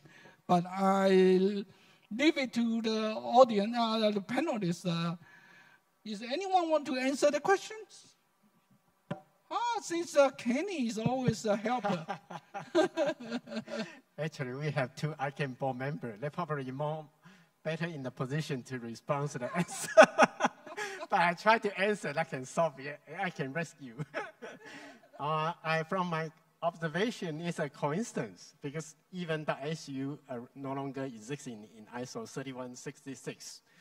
But ICANN doesn't notice that issue very well until recently they just realized we have some country code that were no longer available in the ISO 3166. Though eventually they decide to remove from the country code, root zone. So my observation is coincidence. It's not really. Okay. Well, I leave the answer to ICANN board member. Okay. Any other want to add? Or we can pass to the, Emmett, go ahead. Not really anything to add. I think, as I mentioned, there are cases where CCTLDs are revoked, they're retired, and they change to the new code. This particular issue, I don't, because it's still in the process, so nothing, to comment specifically on this. But I think the overall framework is based on the FOI, the framework of interpretation, and also the GAC principles and RFC 1591 that you've quoted. And what I can say is that there are these retirement or revocation of CCTLDs do happen, and it takes a process. Okay, thank you. Okay, now we go to the question 3. This is interesting too. I think here we are not asking the ICANN because we don't have ICANN official people, officer over here. Basically it's asking the Spring Internet has become a reality. What action can international organization to mitigate the impact? I think, I think this is, in general question is, well, basically, my personal opinion is that we all try to make the internet as one. It's a one internet, one world, one internet. And, I think it's not only the ICANN, I think all the people like to maintain the one world, one internet. Is all the 4 panelists, do you want to comment about these questions?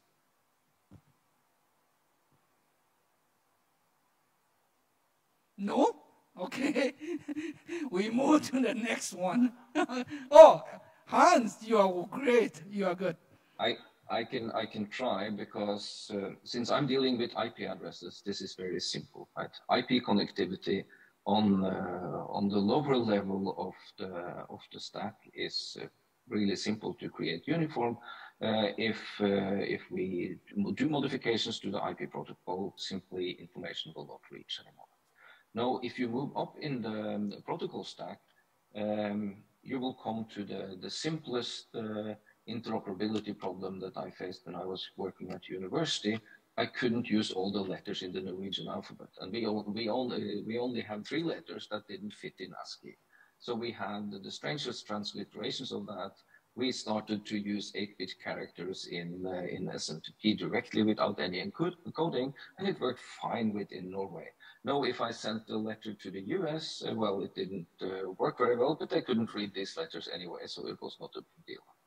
But then we have come a long way from that, because going beyond the specialists and the experts, communicating in your local language is really important. So we have gone all the way to IDN and all the challenges with different scripts and the lookalikes of different characters that looks the same and all the aspects of that. And then, of course, you have the political dimensions like, well, why do we still have the Soviet Union top-level domain when the Deutsche Democratic Republic from East Germany was taken away? And there are political and historical reasons for this. but we still want the internet to operate. So therefore, we don't remove anything that is still in use, right? We're conservative. But you can read back to the John Postel principle. Be really strict on what you send, but be really accept what people send to you. And I think that is a bit where we are. We're trying through consensus to keep the internet operating in order to not make disruptions. And of course, that creates additional costs in sometimes, some frustration because it's different solution on different times. But really, that is what we've been trying to do all this time, to make it work despite the world is changing and the sort of the very pure protocol adherence that you can find on the IP layer is more and more difficult the closer you get to the human. Thank you. You know, I'm the old-fashioned of the internet person. You know, I just believe that one world, one internet is still the most fit the public interest to the global world. You know, so I think we all need to do our best to maintain the one world in one internet, no matter what is the cost be, because that is the best way to maintain the market, to maintain the global connectivities, you know. So, well, we'd like to go to the next question.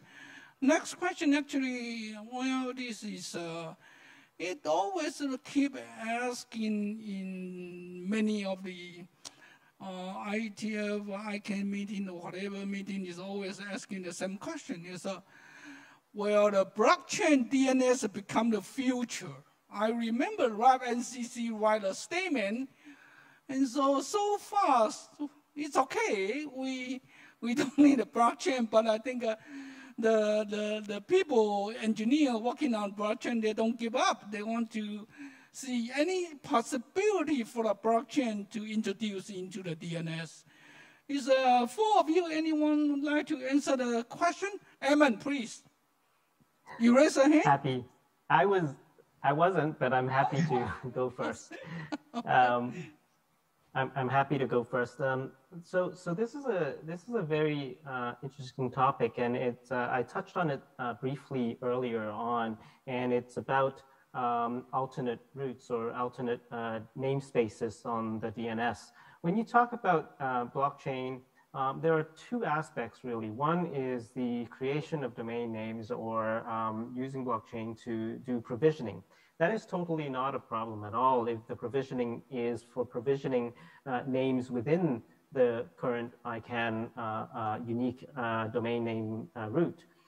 If you create a separate route that is outside of the ICANN DNS, then two things happen. If that is a private namespace, again, I mentioned this, if that's a private namespace, it's only used within a particular environment, you know, that is totally fine. I think, you know, and that doesn't replace the current DNS.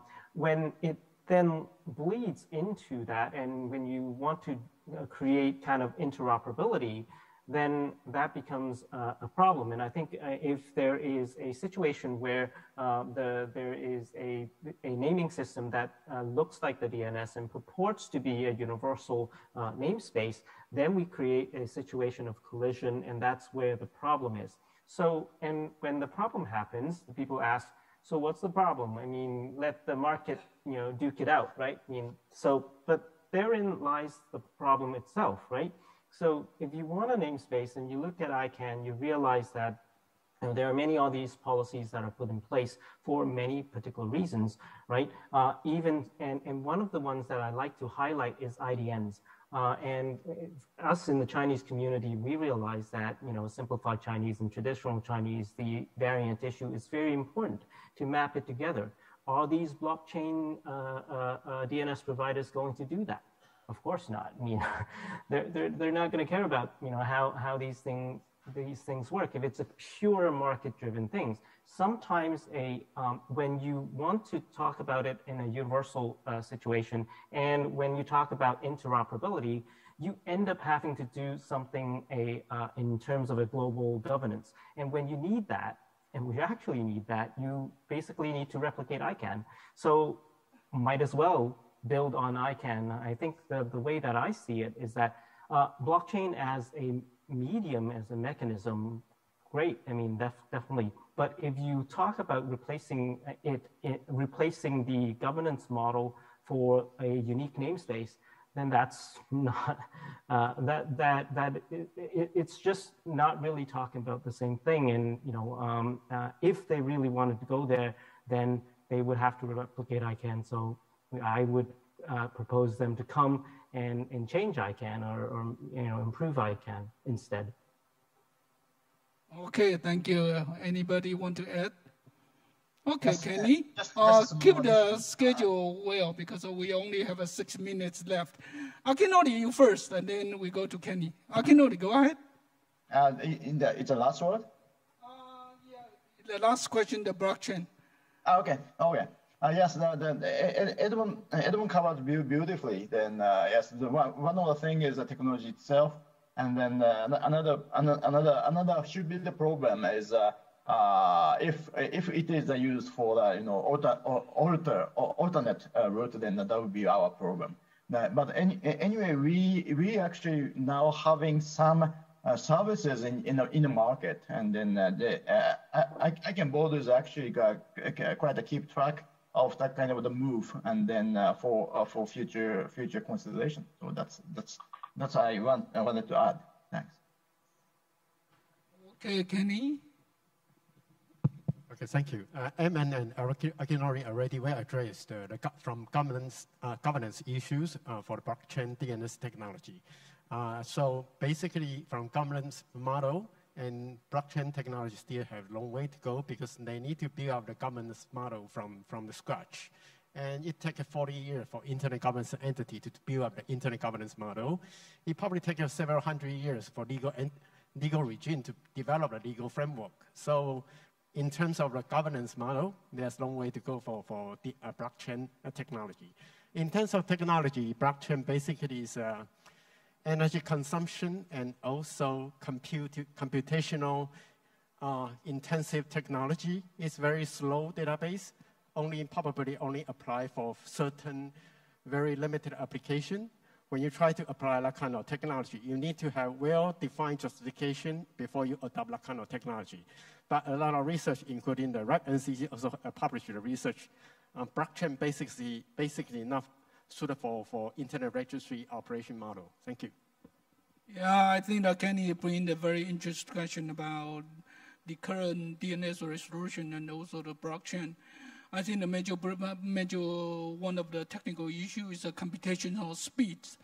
You know, as if you know the DNS, particularly like the CC, TOD, the TW, I think every day have more than billion of the requests for the resolution, and the blockchain have to present the computational speed is capable enough to doing that first. You know, I think that is one of the interesting. Kenny is bringing a very interesting question about in the technical part.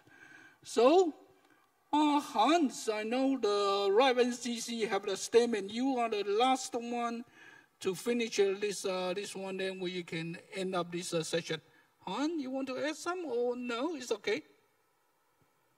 Well, I think much have been said here.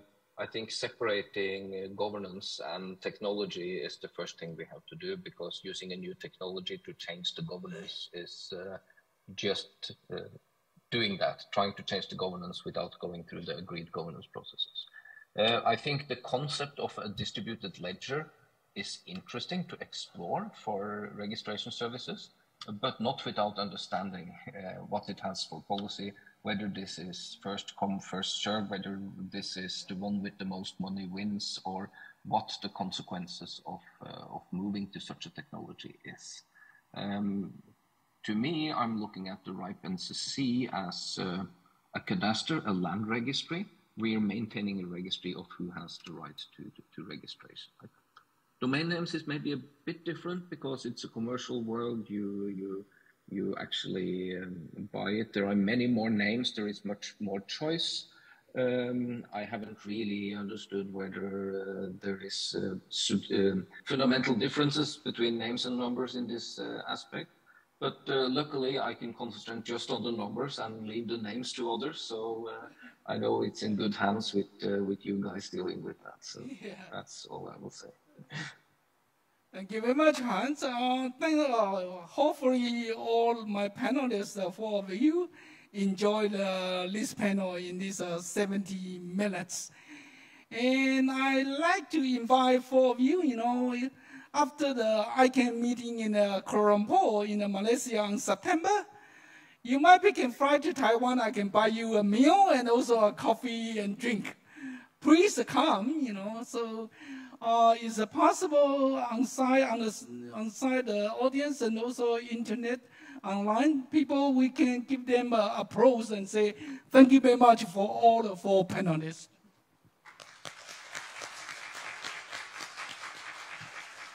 Okay, thank you. Bye-bye. Thank you very much, Chairman Wu, for moderating this session. And once again, we would like to thank all panelists for this very animated discussion. Thank you. Ladies and gentlemen, we will now take a short break. Our next session will start at 5 p.m. Taiwan time. So please be back by 5 p.m. Taiwan time. Thank you. See you later.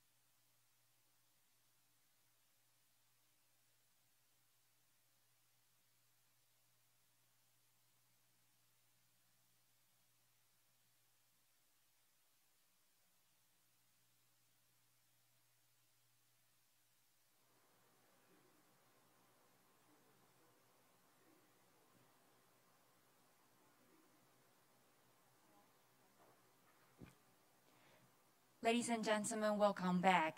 We will now proceed to the last plenary today. The session features Taiwan School on Internet Governance, and we're going to shift our focus to the current development of the youth Internet governance in the Asia-Pacific region. The moderator for the session is Professor Yan-Shen Chen. Professor Chen is the Associate Dean of Student Affairs and Associate Professor of Institute of Communication Studies in the College of Humanities and Social Sciences at National Yangming Jiao Tong University. His research primarily examines the physical and cognitional process of entertainment media use. His research interest includes new communication technology and media literacy. Recently, Professor Chen has worked with TWNIC to produce a series of animated short films and podcasts in order to develop the public understanding of Internet governance and global interest. Without further ado, I will now hand the floor to the moderator, Professor Chen. Professor Chen, the floor is yours. Hi, everyone. Good afternoon. My name is Yan-Shen, and yes, I am from the National Yangming Jiao Tong University. So it's my honors as a moderator of our final section in the ICANN APAC-TWNIC Engagement Forum. And I trust all of us already have a great conversation and already learned from each other during these 2 days meetings. And our topic for this section is the youth internet in the Asia Pacific. And we know this section, we will focus on the current development of the youth internet governance in the Asia Pacific region. And as we know, in the past 2 decades, they already have so many different activities, camps, and schools to train and educate our next generation of youth to involve and try to understand internet governance. So I think today, we can see a significant outcome. Many young participants now engage in the practical governance discussion and relative events, and even create their own successful career in the internet industry. Okay, so in this section, we will invite the current active role from academic, like myself, also from industry, from ICANN, from the School on Internet Governance in the Asia and the Pacific region. I think today, together we will discuss the future development of the youth from past, present, and the future. So again, what we want to talk about today is we try to focus on what and how we do for the purpose of promoting the internet governance and the global internet ecosystem. That is one world, one internet. And by doing that, we hope the young generation can have motivation and great patience to explore the internet issues. Okay, so I think we have very good opportunity here. We share our own experience. And maybe I take myself as an example first. And last year, as a representative of the Taiwan Academy of Information Society, I and our team, including 6 graduate students, we cooperate with TWNIC, and we produce a series of animation on YouTube and podcast programs for promotion of internet citizenship and the global ecosystem to our local young generations. So, and also in our program, we attempt to combine education and entertainment together, because we try to use our storytelling skill. For doing that, we can to make the entertaining motivation as a strong trigger for our audience, and maybe help them to become active users and try to encourage them to learn more and think deeper. Okay, so I think let me introduce our 6 panelists. Each of them will have a 6-minute presentation, and after the first round presentation, and we can have about 15 to 20 minutes for more discussion. And our first presenter will be Satish Babu. He is the chair of Asia Pacific School on Internet Governance. and he will introduce the development of the Internet Governance School in the AP region. And our second presenter, Jenna Fong, she is Digital Policy and Community Relation Manager of the .Asia organization. And she will introduce the NET mission and the APIGF. And our third presenter, Sabrina Lin, and she is a Stakeholder Engagement Programs Manager of the Asia Pacific ICANN. And she will introduce the program of ICANN on Youth Internet. And then we have Piotr Rin. She is project coordinator of the YIGF of Myanmar. She will share experience on the Youth Internet governance. And then we have Iris Wu, and he's very young, and he's actually our team members, and he is also a podcast producer of the Taiwan School of Internet Governance. And he will share our experience, our producing the podcast and help local, young generation to understand the global DNS and the management. Last presenter, I think many people know him, Benson Wu. He's an old friend of TWNIC. He's also a co-founder of SciCraft, and he will share his own participation since APNG camps and such involvement, how to help him to this his career in the internet industry.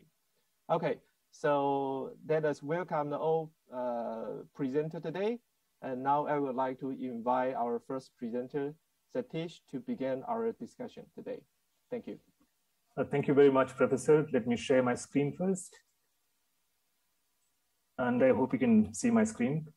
Thanks for the opportunity and good day to everybody. I'm Satish, I'm based out of India, and I chair the Asia Pacific School on Internet Governance. Now, why do we need schools on Internet Governance?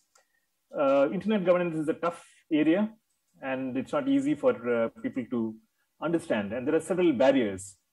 We need an interdisciplinary background because you are actually talking about technology, law, business, society, and so on. The processes themselves are very complex. Although most internet governance organizations are open, there are cultural specificities for each organization. Attending global meetings require resources and time. And there are also challenges like visas and time zones, which make it more difficult. At the same time, we all realize that it's important to bring more newcomers into the pool of internet governance practitioners. Therefore, schools on internet governance, or SIGs, are an important way to address this challenge. Now, when you look at the Asia Pacific region itself, we see that our region is very interesting. It is home to over 60% of the world's population.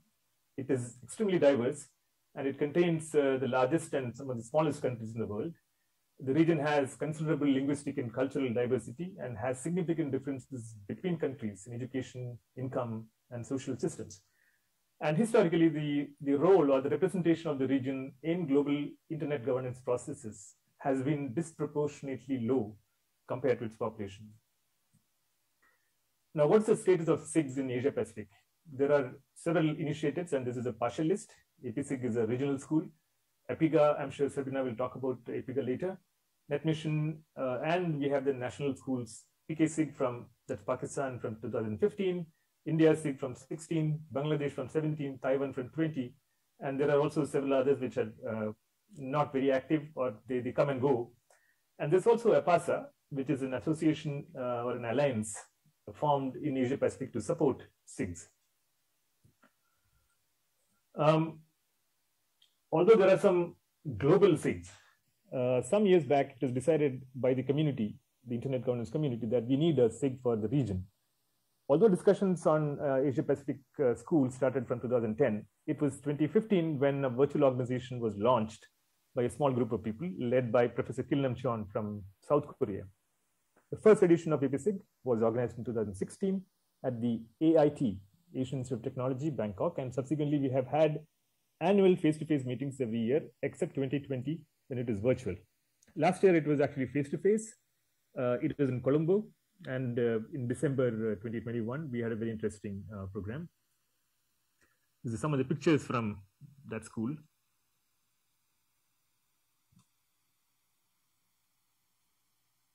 This is from the very first edition of TWSIG. The objectives are the following: provide capacity building services for intermediate level practitioners through an annual program, support national SIGs, enhance the representation from the region in global processes like IGF, provide special capacity building services to groups. For instance, next month we're organizing a capacity building program for persons with disabilities in internet governance. Also provide a community-driven platform to promote capacity building services for the community in Asia Pacific. APSIG is governed by a 5-member executive committee elected from its members. For 2022, we are joining hands with API-IGF and TWNIC in holding a joint face-to-face event in Singapore. This is scheduled for 9 to 14. And this is just before the ICANN 75 meeting in Kuala Lumpur. So there's a lot of activity in the region in September. About 30 fellows will attend the common APSIG API-IGF fellowship. In addition, APSIG is organizing a special program for persons with disabilities that I just mentioned. This is going to be in Dhaka in June. Now, although we started out as an initiative that launched by a small group, APSIG has today transformed itself into a community-driven organization that provides a significant set of services to APAC internet governance community. In fact, we've been approached for, we've been discussing special programs for groups like media persons, like lawyers, etc.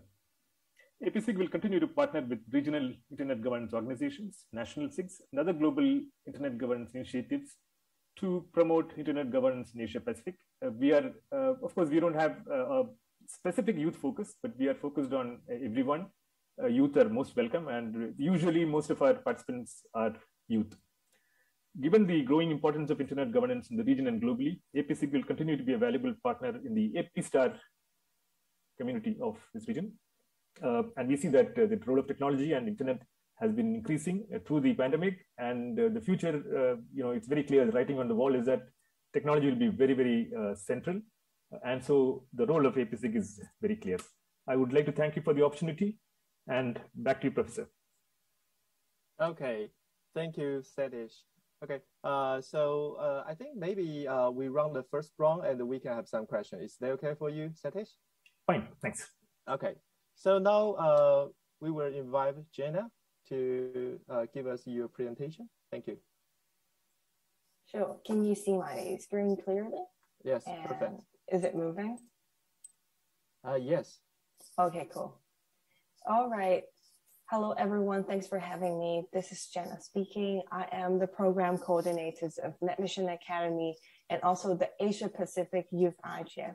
Today, I'm going to, for sure, letting you know more about NetMission and also the Asia Pacific Youth IGF, because we believe youth engagement in our region is really important and for the internet governance industry.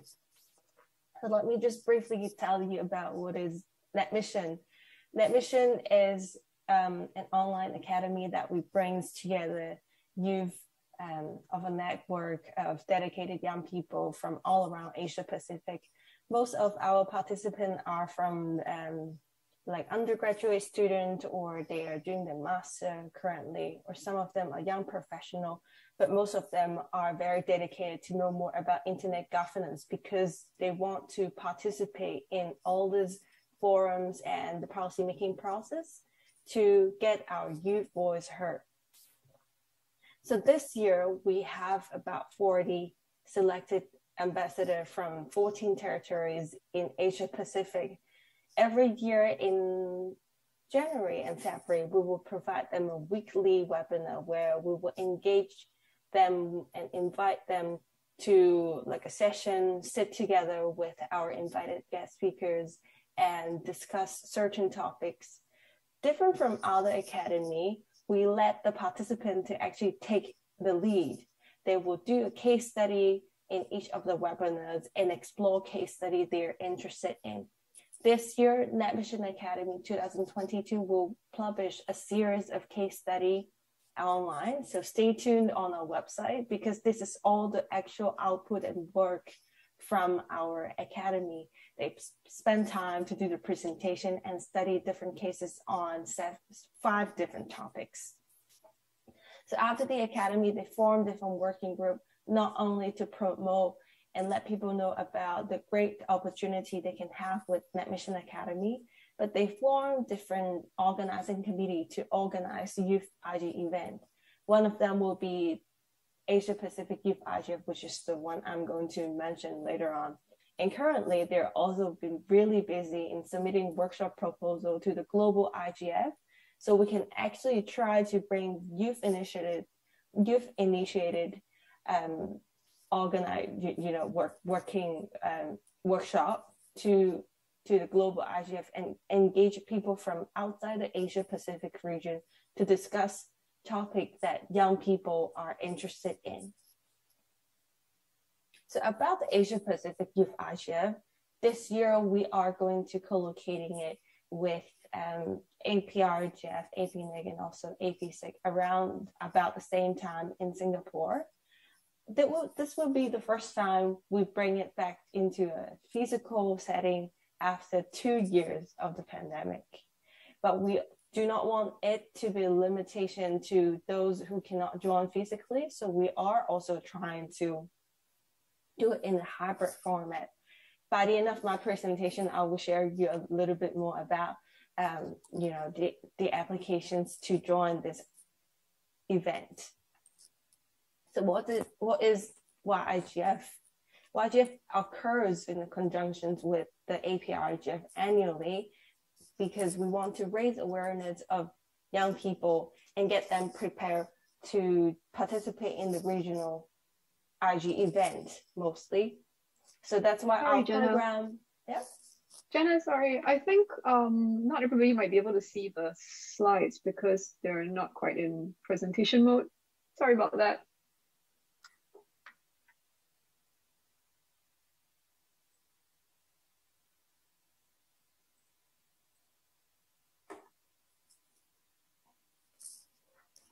Never mind. I can just do it without without the PPT slide. Honestly, no, actually, that was bigger. I think. I hope that helped. Yeah. Anyway, yeah. So YIGF is the conjunctions of APRGF. Every year, we want to raise awareness and build capacity for young people to join the regional internet governance discussions. And based on the mandate of IGF, we bring people together from various stakeholder groups as equal. So this is like an open platform for young generation to express and interchange their ideas and own thoughts on internet governance freely. This year, we will do it in a 2 days event because of so many restrictions, and we are collocating quite a lot of events all together. So we want it to be focused and get them more easily to prepare. So we have a few highlights. We will have 1 to 2 panel discussions on the topic set by our youth-led leaders, net mission ambassador who are organizing the event, along with different young leaders from different youth NRIs from our region. We actually engage around 10 different youth initiatives in our regions to co-organize this event together. So hopefully we can get everyone prepared for APRGF and at the same time, the global IGF. Especially next year, the global IGF is going to be happening in Japan, which is our region again after so many years. So we believe this is a great opportunity for us to all sit down together and then plan strategically for our internet governance event in the coming 2 years. So before I wrap this up, I would like to show you guys the, can you see the slide now? Yeah, but not yes, full model. I know, but it's so strange though. Okay, that's fine. That's fine. Because it's gonna see things, right? I don't know why is that, but that's fine. We still can see the slide. Now we see you again. Okay, I'm just going to show you about the applications and recruitment for the event. I hope this work is a full screen. No. Anyway, I think this worked now. I hope this is working now. Yeah, it does. Yes, yeah. Great. This didn't happen earlier when we were doing the testing, which is so weird. this year we have the theme of trusting in a common future with no one left behind. So hopefully we can make it an inclusive experience to everyone from Asia Pacific, especially young people. Sometimes they find it hard to participate in any kinds of IG event physically. So hopefully after we learn from the pandemic, we can make remote and in-person experience as equal to everyone. And this is my sharing today. Hopefully that little interruption might not create too much, you know, and thank you, Sabrina, for reminding me so I could pull it off, just let you guys see my face instead. All right, I will send you guys more information if possible. And hopefully if you're interested, I will try to connect with most of you through our organizers, and hopefully we can see the young people from Taiwan again very soon in one of our Internet Governance events happening in September. Thank you so much. Okay. Thank you, Jenna. Thanks for the very interesting presentation. I also bring a lot of very wonderful, opportunity for our local young generation. Okay, that's great. And now let's welcome Sabrina. Thank you, Professor Chen. Yeah. So hi, hi everyone. 大家好，多谢各位这2天支持和参加今年的 ICANN TWNIC Engagement Forum, and thank you all very much for coming to this session on youth. It's an honor for me to be here, and I'll share about our key capacity building programs that youth can join. So I'm just gonna share my screen here. I hope everybody can see it. Yeah, it's perfect. Thank you. Okay, great. So over here at ICANN, we feel that regardless of interest, whether you're talking about coming from legal, social, economic, or technical aspects, and so on about the internet, it's actually quite crucial to know about certain basics. So these are 3 main things, namely how the internet works, how the internet governance space is like, and of course, how to participate in it. Now, interestingly, internet pioneer Steve Crocker, I believe he said in last year's TWIGF that he felt there could be more capacity building on the internet's technical basics. So I was quite comforted by his comment, because that's what we're actually trying very much to help to do here.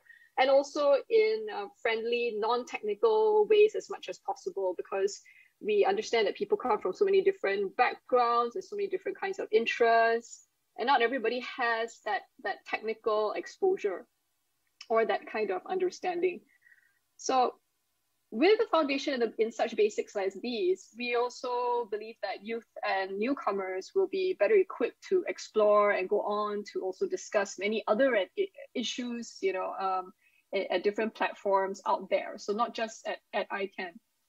So now the table here shows 3 of our key capacity building programs. But more than that, it also shows or tries to capture how these programs actually try to spread out the range of opportunity for youths to pick up critical knowledge, skills, but also community exposure and networking across these 3 different programs and in different ways.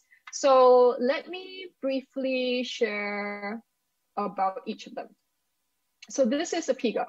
APIGA is the Asia Pacific Internet Governance Academy that we co-host with the Korea Internet and Security Agency, also known as KISA, and we traditionally gather in Korea every year. Now, through such partnerships with regional organizations such as APNIC, ISOC.Asia, and many others, we customize the program together with them every year. And in fact, Jenna and NetMission on today's panel are actually part of our usual group of collaborators, and Satish as well also comes often as a speaker to APIGA. Now, the strength of this sort of multi-collaboration model is also that participants themselves hopefully can get wider exposure beyond just what's at ICANN. And this program is especially targeted only for APAC youth. It's a very hands-on program. It aims to give them strong foundation in those technical internet basics about the internet ecosystem, governance, the multi-stakeholder model, and policymaking. At the same time, it also aims to give APAC youth strong networking opportunities, both with their peers, but also alumni, and especially with community leaders in the region. And APIGA also tries to help to show participants where they can go and what they can try after APIGA. So again, not just where they can go within the ICANN sort of ecosystem, but even also to other IG forums, youth IG groups, and capacity building programs elsewhere. So like NetMission, for example, or to APSIG and so forth. And we're actually very happy to see that so far, 1 in 4 of our APIGA alumni continue to actively participate at ICANN or in the wider internet ecosystem. And I have no idea if this person may be in the room in Taipei right now, but Manju Chen from Taiwan is actually one such APIGA alumnus who is now a leader in the global ICANN community, where she is a GNSO counselor. And in fact, both she and other friends like Pio, who's also going to speak on today's panel, they helped us out at APIGA last year as youth leaders to help the participants. So if any youth here are interested, the application window for 2022 for APIGA is actually about to open really soon, like tomorrow.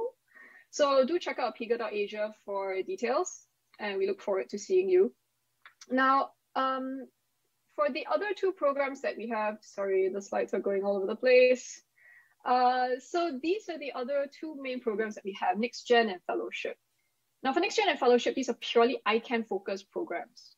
And they follow each ICANN public meeting 3 times a year. So the fellows for both these programs, they travel to attend an ICANN meeting wherever it is being held.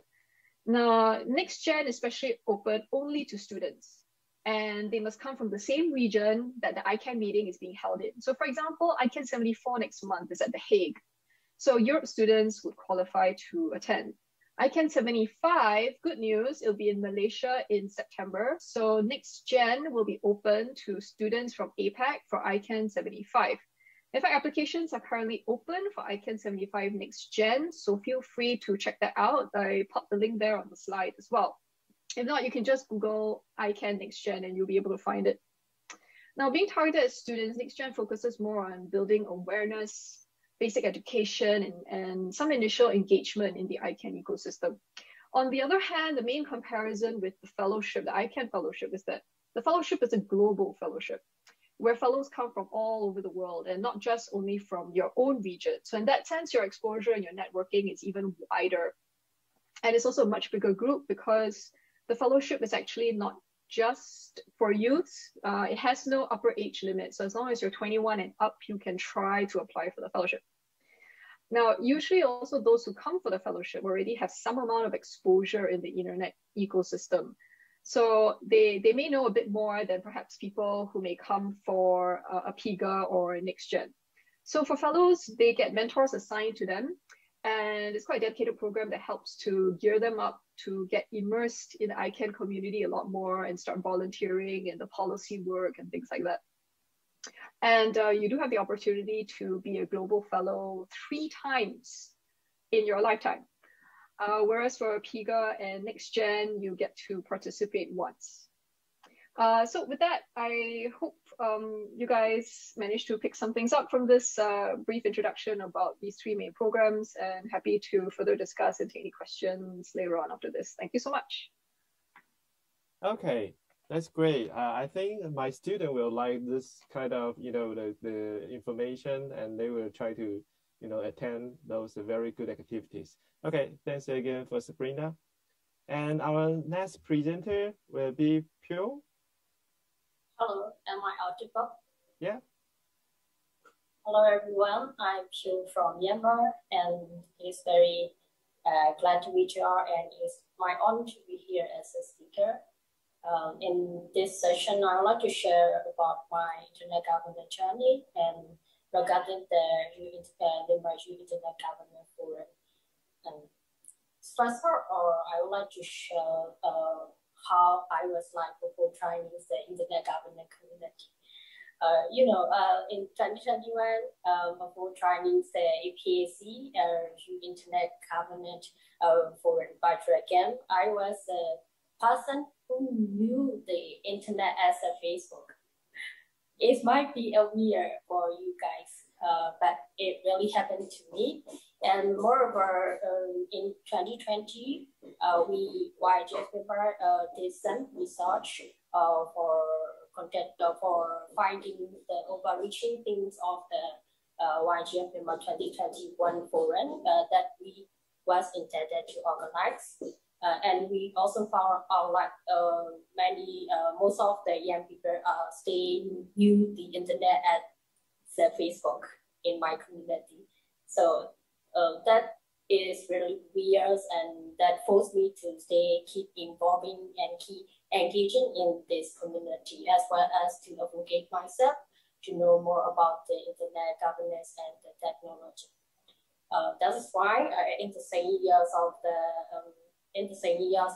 API Asia Pacific YGF 2020, I applied for the Q committee member at the YGF member, and in March 2022, YGF member was officially recognized by the United Nations IGS Secretariat. With the actually it was the process was successful because of the network that we could link in the regional community. And in April, very recently, we organized the very first Internet Governance Forum member and entered the main theme, dialogue on the healthy digital life. And day one was integral with the theme, sub-theme, misinformation, disinformation, and hate speech. And the second day theme was social media and mental health. For the sub-theme, we also opened the consultation to the public, and we collected their opinion on our sub-theme to provide in the first Internet Governance Forum. We intended to, as I mentioned before, we intended to organize the first Internet Governance Forum in 2021. However, due to the political timeline, we have to postpone all our activities, and we try to, we try to stay engaged with the local community by creating some social media content, which includes the internet governance opportunities, such as the fellowship program. By sharing these contents, some of our members also found some opportunity like the API IGF fellowship programs and independent fellowship program to keep engaging in this internet governance communities and to learn more about the internet. Moreover, some of our committee members are staying engaged in the location Asia Pacific internet governance community like non-governmental, and we keep contributing in that organization, and we try to collaborate for the shaping the internet governance community in the Asia Pacific region. So honestly, we have some difficulties and challenges while organizing the first forum in Myanmar because of the restrictions and because of the basic need problem like the frequency power cap and the internet shutdown. We have been, our committee member had faced many kinds of the barriers and challenges. Even one of our committee members have to leave his hometown to get access to internet to be able to contribute in the first internet governance forum because his regions were is carried the internet by the military council. That's why we have to leave from his town to contribute the first internet governance forum. We have actually we acknowledge this by linking with regional communities and local community. We have been exchanging a lot of ideas, and we could bring some great ideas, and we could bring some useful tactics to contribute back in our local community. As far as we know that we are staying and we didn't learn many things as a young people. We didn't give up on our goal that is the fast forwards, and we are now trying to sustain we are trying to sustain our forum activities by creating some engagement activities in the local community, such as the republishing the video that we have been recorded in our forums, or by providing some kinds of subtitle to break down the language barrier or some kind like that. So in this session, I would like to conclude that until we are going, until we are giving up on our goal, if we have the same goal for the internet with a good intention, we will achieve that goal one day. And you can see that YTF member as one of the examples for which is trying to keep moving forward for shaping our local community, as well as to get involved in the regional community for shaping the global world. Thank you so much. Okay, thanks for your sharing. And then we will try to invite Eric Wu to share his experience here. Okay. Could you all see my slide now? Yes, it's perfect. Okay. Hi, good afternoon to all. And this is Eric speaking now. Today, I would like to talk to you about podcast and animation program channel produced by TWNIC. And before my presentation, I will briefly introduce myself. Of course, I'm a member of production team, and also I have participated in YIGF in 2021 and have a good discussion with the student in Asia Pacific area. And also I'm now a master student in National Yangming Jiao Tong University. Okay, let's get started. And at the end of the last year, Taiwan Network Information Center, abbreviated TWNIC, was pleased to release its first podcast and animation program. And in regard to the internet governance knowledge, especially the basic knowledge for our young society. So first, I would like to introduce what do we do in animation works. And we have produced these three characters, and we can see the girl, whose name is Hao Sen, and it could be mean she is like a god, she is a powerful, so she is a captain in the e-sport team, and she is skillful in a field of networking. And the next one is, this guy is, his name is Li Xiangming. He's an otaku, and he only know how to play games and has no idea with any internet knowledge. And the last one is How Cutie, which means really cute. And as you can see, it is a robot. So it is like a Wikipedia, and we can select it is born for Li Xiangming since it's a lack of internet knowledge. So that's our three characters. And in the next slide, you can see we have released these three episodes in first season. So we start from a range of the internet and including the design purpose of IP address, and has a mention about the ICANN responsibility, and so does TWNIC. And in the next episode, we try to use a clear way to explain what is a DNS system. And we also, by way of animation, it could be more efficiency to introduce this kind of system with its complex structure.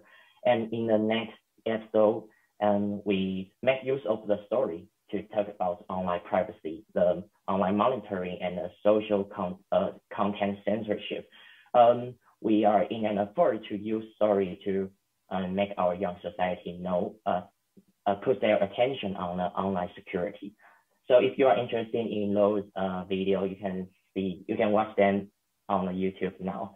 And next, I would like to introduce what do we do in our podcast. We just extend the topic of animation to a more detailed discussion with the three wheels in this industry.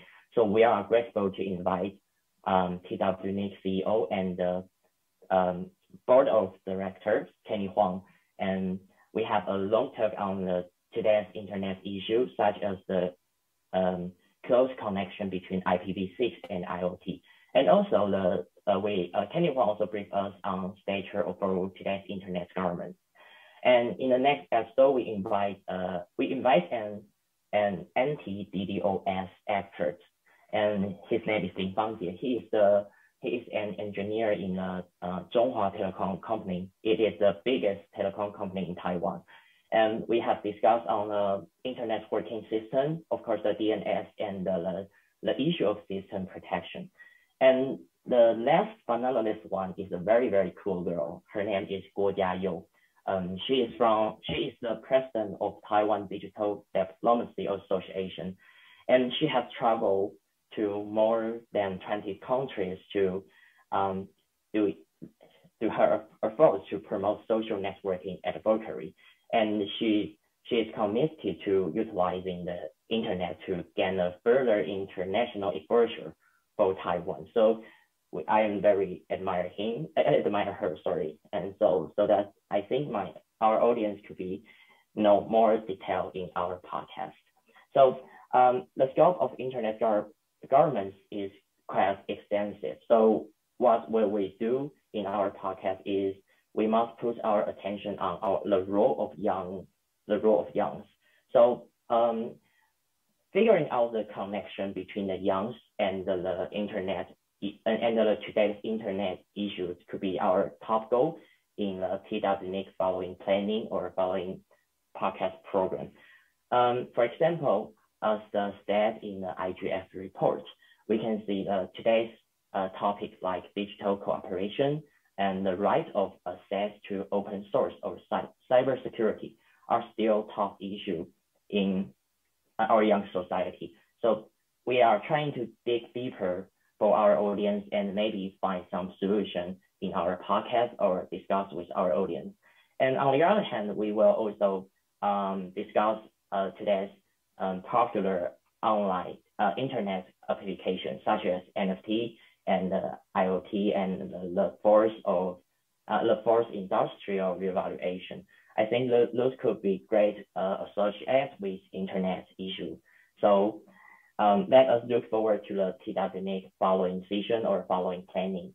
I highly recommend you to put your earphone and enjoy yourself with us and immerse yourself in the podcast program. And this is the end of my presentation, and thanks for your listening. Okay, very good. Aris, don't be nervous. Okay. Yes, I'm nervous. Yeah. Let's welcome our last presenter, Benson Wu. Thank you.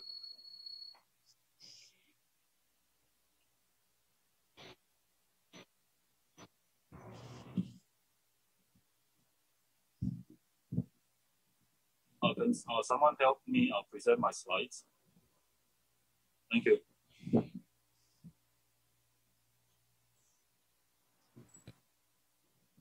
Yeah, I'm Benson. I'm very happy to be here.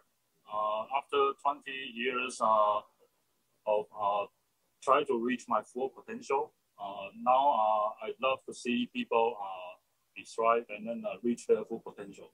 So I enjoy a lot at this moment, helping young generation to grow. I'm the co-founder and CEO of Cycraft Technology. We mainly focus on AI and cybersecurity. Next page, please. So 20 years ago, when I was about 24, 25, I had this privilege to attend several APNG camps.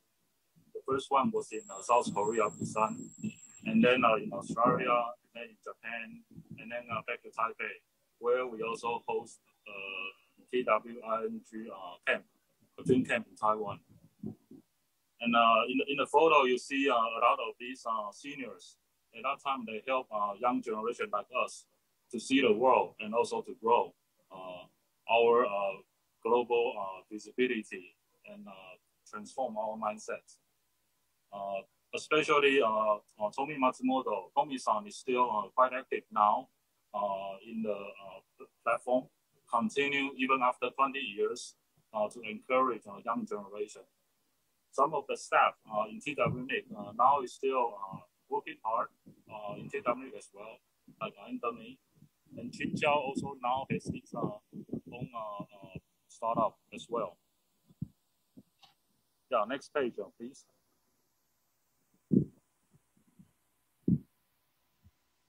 So after almost 4 years of APNG camp, I finally graduate.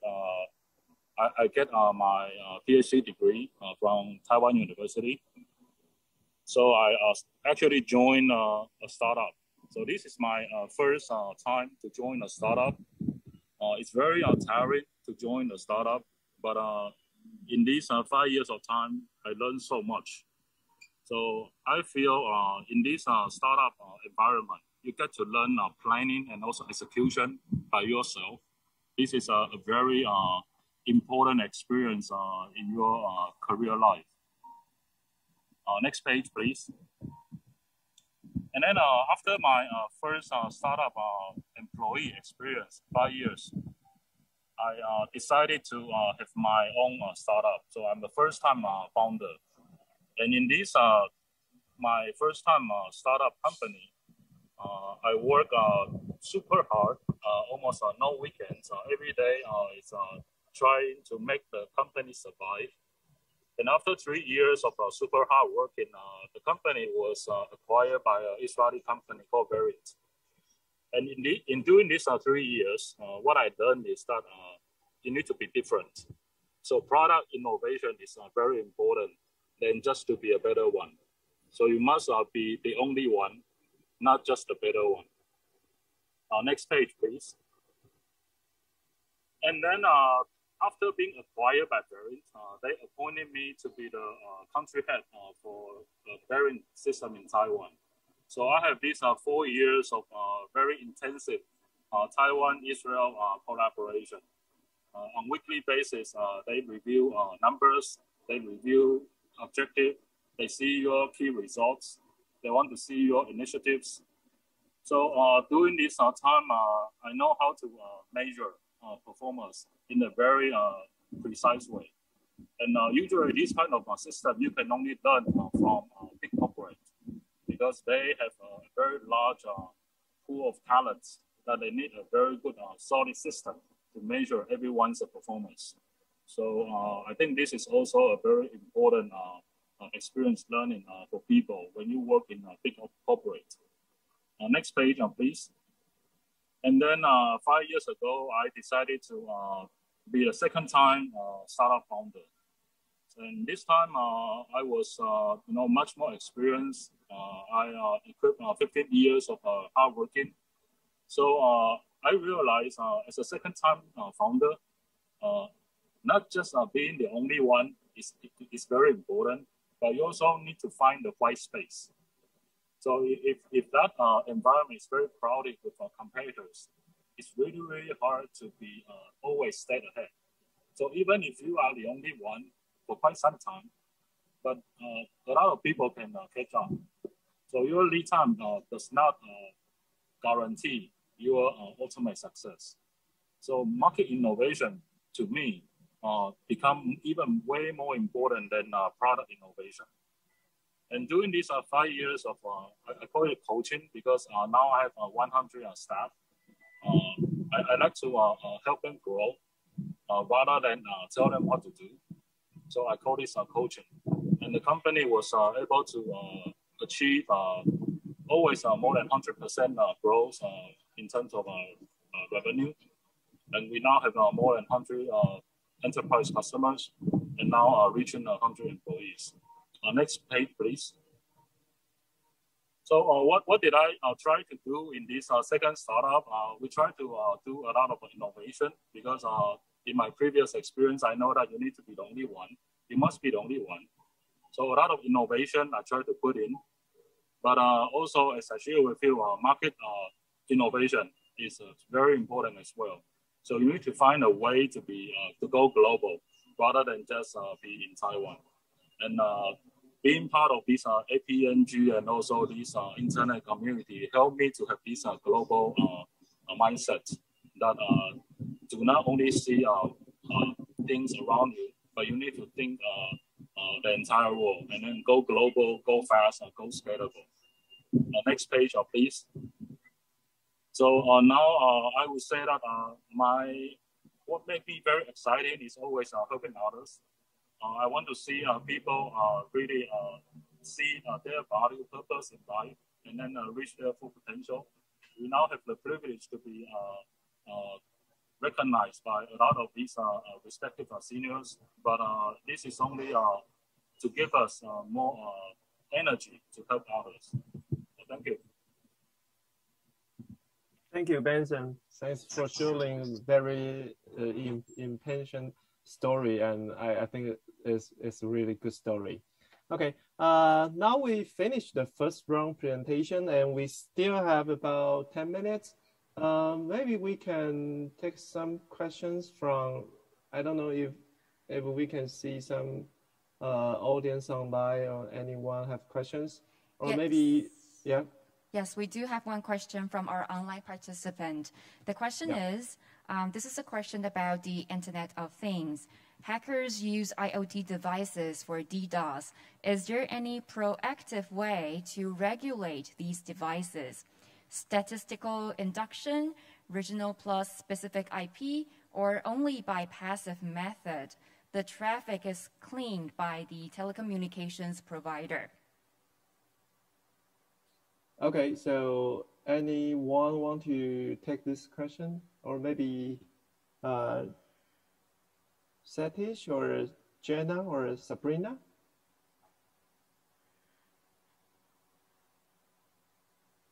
I can maybe give it a shot.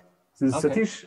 So when you talk about IoT security, some of the problems with IoT devices, because they are very numerous, and if you can hack one, you can hack 1,000. In the sense, the same technique can be kind of used to get into a large number of devices. So the first generation IoT devices had this problem that they were all clones of each other. So therefore, the same techniques could be used to hack into a very large number. And this kind of large number, marshalling such numbers, has major problems. Like for example, botnet. You can create a botnet out of these IoT devices. But currently, I think we have this problem more under control, because the whole the security of these devices have been kind of strengthened. But it is still, I mean, I remember Windsurf once talking about refrigerator attacking the Pentagon. That's the nature of these devices, because they're in large numbers in different places, and they can be all brought into kind of botnet and made to kind of do something. So I'm not an expert in this, but we have seen this problem happen repeatedly. I think the industry has learned their lesson from this, and they're in the process of strengthening security. Thank you. Okay, thank you. Even though I think it's a very technical question, but it's still very important for us to know, right? Okay. So any question from online or even us? 7 of us, we have any question, or we want to know a little bit more about other people's their own experience? So far, at the moment, we don't have any further questions from on-site or from online. Okay, that's great. I do have questions. Even though we from the different organization, from some of you from NPO or from school or even from industry, but what we want to do is we want to help the next generation to explore, to know more about the internet issue, right? But what do you think? From your opinion, what is the most difficult part for doing this? Is the most difficult part maybe from financial, or from technical, or from any kind of concern? Can our panelists share your opinion with this? Shanna, can you share your opinion? Yeah, sure. I would say. I wouldn't say financial is the the biggest barrier to the program I'm with, but I know that is like one of the biggest difficulty for most of the youth initiative in the regions that facing, because that is really a realistic issues. When you don't have money, you can't execute things. But on a more philosophical level, I would say people's awareness about internet governance make it even more difficult to promote our engagement events sometimes or outreach, because they simply don't know. And then we need to put so much effort in thinking how we should raise their awareness. But I can see that it's improving, because I think in the past 2 years, when there's the pandemic, there are like a lot of different issues coming up. The first one would be privacy issues when we first moved everything online, from school to work to everything. We start to have this remote meeting every day for the tasks we used to do it face to face. And people start to check out more about issues. And I think there's a lot happening on the internet in terms of issues in the past 2 years. Although the past 2 years seems quite empty to me, because we haven't been seeing anyone for 2 years physically. But I guess that's the most challenging one to me, I would say, rather than saying money is the biggest issue. Yeah, I agree with you. Any feedback from Pure or maybe from Sabrina?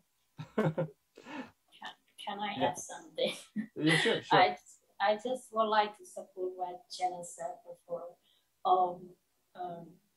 To be honest, frankly, in YGF was have the financial difficulty, as I mentioned before, because and expenses is charged barrier like the carbon cap and the expenses data package hinder us our work to organize the things and to reward them the tax for the forum. On the other hand, for engaging with the participant, we have to plan to provide the financial assistance, such as the internet fee allowance to them. Because as a young person in general, they are earn less than other young adult or some kind like this. Most of them are also students, and most of them are from the rural area. So we have to consider for the internet-based support to them. And we have, fortunately, we have a partner who support us the budget for supporting them, the internet base, as well as to hire the working space for to host the virtual with the stable internet connectivities and to be able to utilize the electricity. So I would like to suppose that what Jenna say is the biggest barrier for the young people to keep going on or to advocate the internet governance in the region, as well as to stay engaging with and stay bringing up them to the internet governance community. I would just like to quickly add 2 lines after Pio's speech here. I think it's such a privilege for most of the developed people in developed area to have like large high bandwidth or internet access to do the things we are doing here. We have quite a few ambassadors, including Pio, at our Net Mission Academy that's actually from Myanmar. They are facing internet shutdown or low bandwidth or even no internet access sometimes.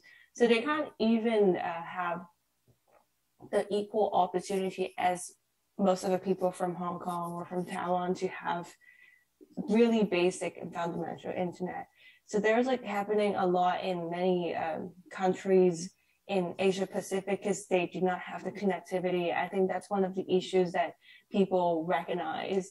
While people in developed countries saying they do not have enough bandwidth for Netflix, I guess most of the people don't even have internet access to just attend the class online. So I guess that's like the issues we should talk about in all of our event. And that's why we also have different initiative or schools of internet governance or youth event discussing issues that young people are facing. And from the youth perspective, what kind of issue they think people of different or other stakeholder groups should care about. So I guess this is like the purpose of all this event. And I really appreciate we get this opportunity to share our experience here together and slowly bring up what we are facing and what we should deal with together. Wonderful. Totally agree with you. I think we still have a couple minutes. Sabrina, do you have any comment about that? Sure. I know we're starting to really run out of time, so but I really do agree with whatever that Jenna and Pio have said. I think for us, like you mentioned, it's not really that any one factor is probably like the largest challenge, but really I think for us, because at least for us at ICANN, for a lot of our programming, we're really looking at regional level or global level. That also means that the confluence of all those factors, the effect of that really gets multiplied. So it's not just whether it's a mix of financial or your technical knowledge, or whether you have a stable enough internet connection to join an online program, or whether it's also you can understand English because there's so much linguistic diversity even across our own regions. Some of these things Satish, for example, had mentioned. And this is where we try as much as possible to still somehow be able to bring people together and be able to learn about things together. And this is also why, for example, for programs like APIGA, it's very important. We try to gather everybody in the same place. So even if, let's say, your English is not very good, but we use that as a working language across for the whole region, and because we spend time face to face, you can spend the full 5 days, 24/7, talking to people, trying to understand. So we all help each other, and I think all that collaboration also speaks a lot for the kind of way that we would like to see everybody work together in the community, in the wider internet community together, all about multi-stakeholder collaboration, about interaction, understanding the different needs and the different difficulties and challenges that people from different places face when it comes to using the internet. So I would say, like Jenna says, there's no one particular factor, but I would say at least coming from ICANN, it's a whole mix of things that we try as much as possible to address. So yeah. Yeah, wonderful. Thank you. Yeah.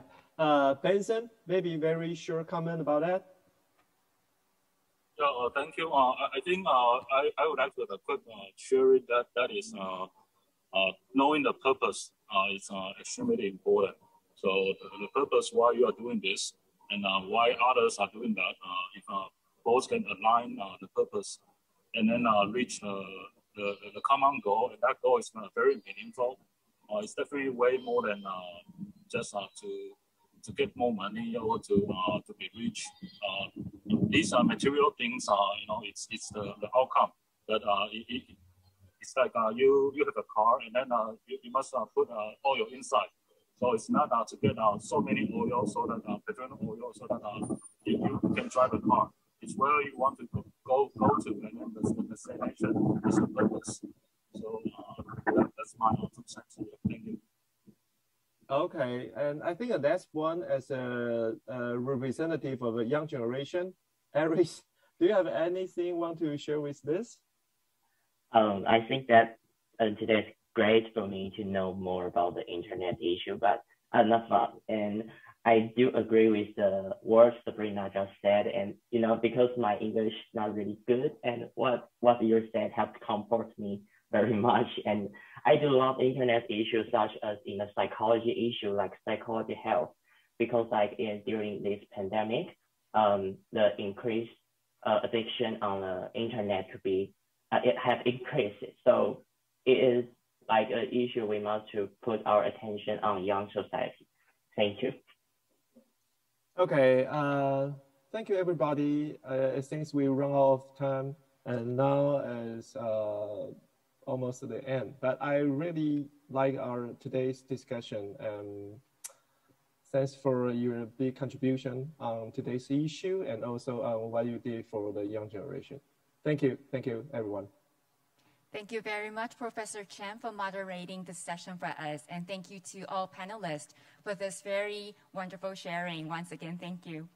Ladies and gentlemen, this concludes the third ICANN APAC-TWNIC Engagement Forum with 37th TWNIC IP Open Policy Meeting. Thank you very much for your participation, and this forum will continue to serve as a critical platform enabling different stakeholders to exchange views and information.